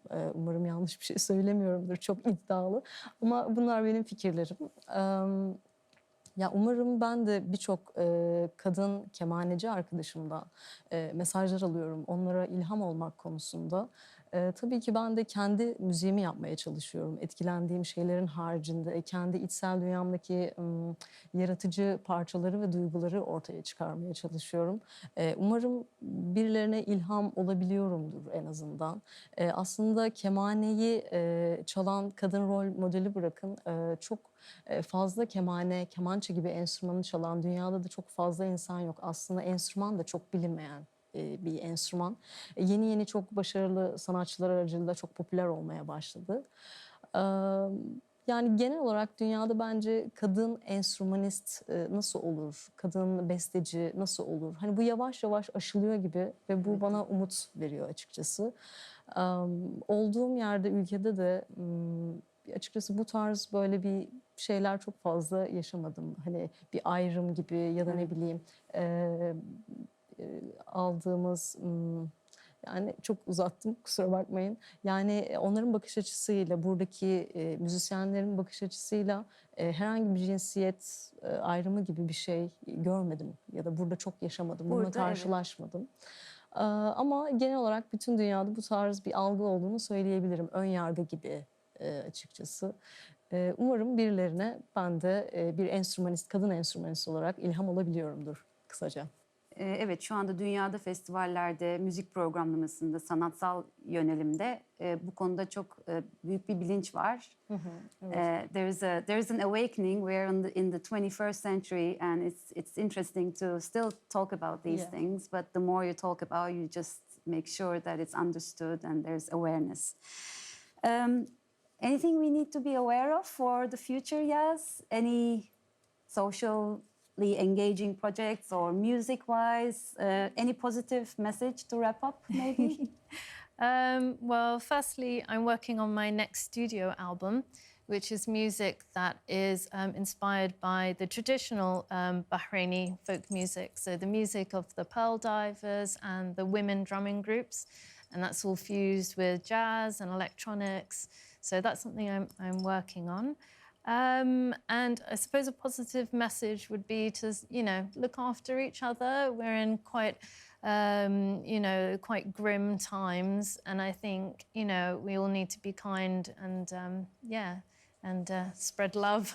Absolutely. That's very much needed.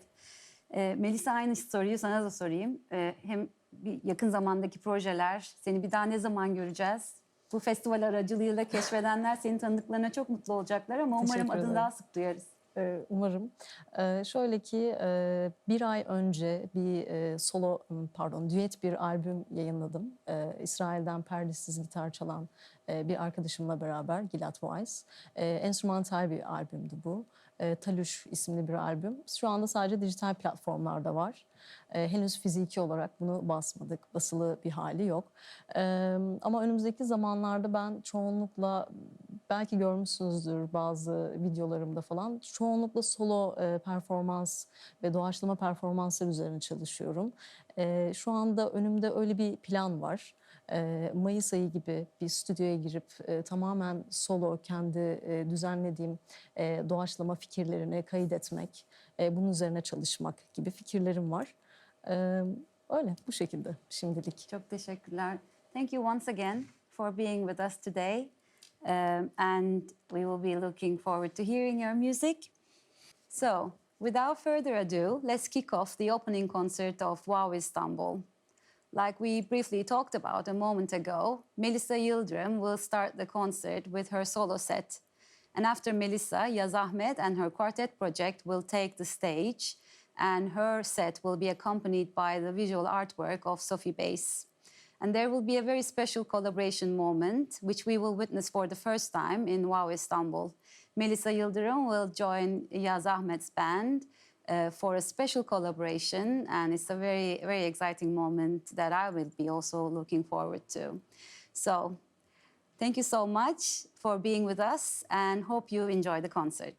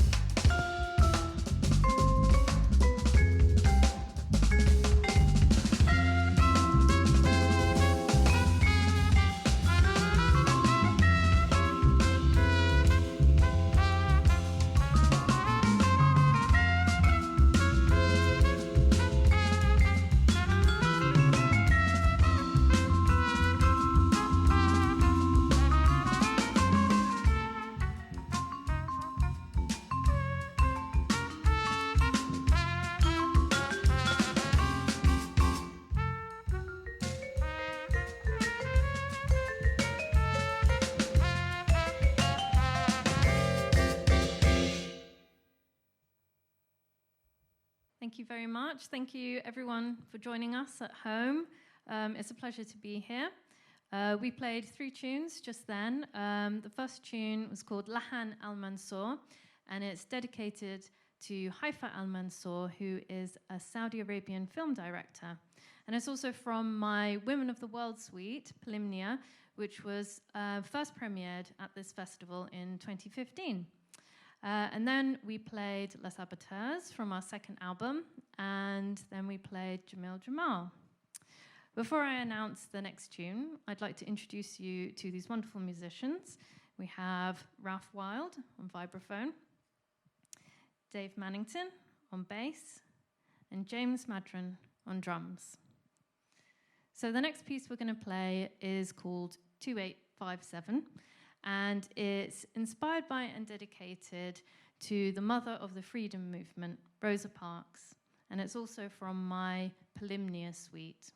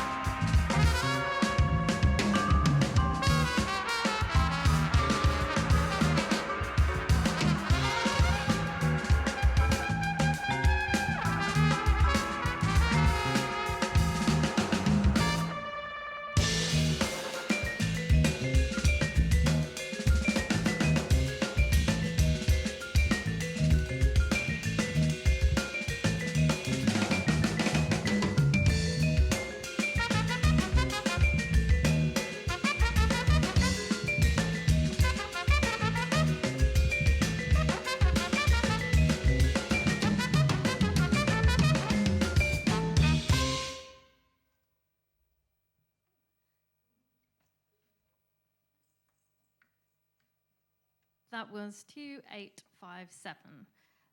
The next piece we're going to play is called A Shoal of Souls, and it's inspired by, firstly, the artwork that Sophie Bass created for my album, Les Saboteurs. It's also inspired by Sufism and the feeling of whirling and twirling, but it's also dedicated to all the lives lost crossing the Mediterranean in search of a better future. So yeah, this is for them.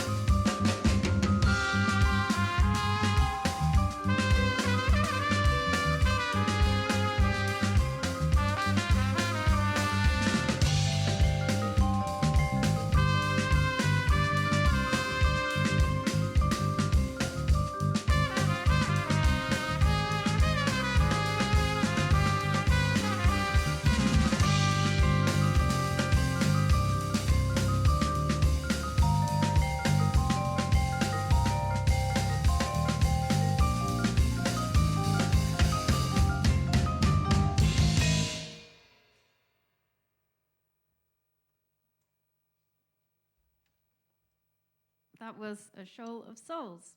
So we have one last tune for you. This is called The Lost Pearl. And it's dedicated, well, it's inspired by my first home, which is Bahrain. And we're going to introduce a very special guest. But before I do, I'd like to remind you of this lovely band. We have James Madron on the drums, Dave Mannington on the bass, and Ralph Wild on the vibraphone. So our special guest who'll be joining us is a Comanche player who is, she's really fantastic, and she's called Melissa Yildirim.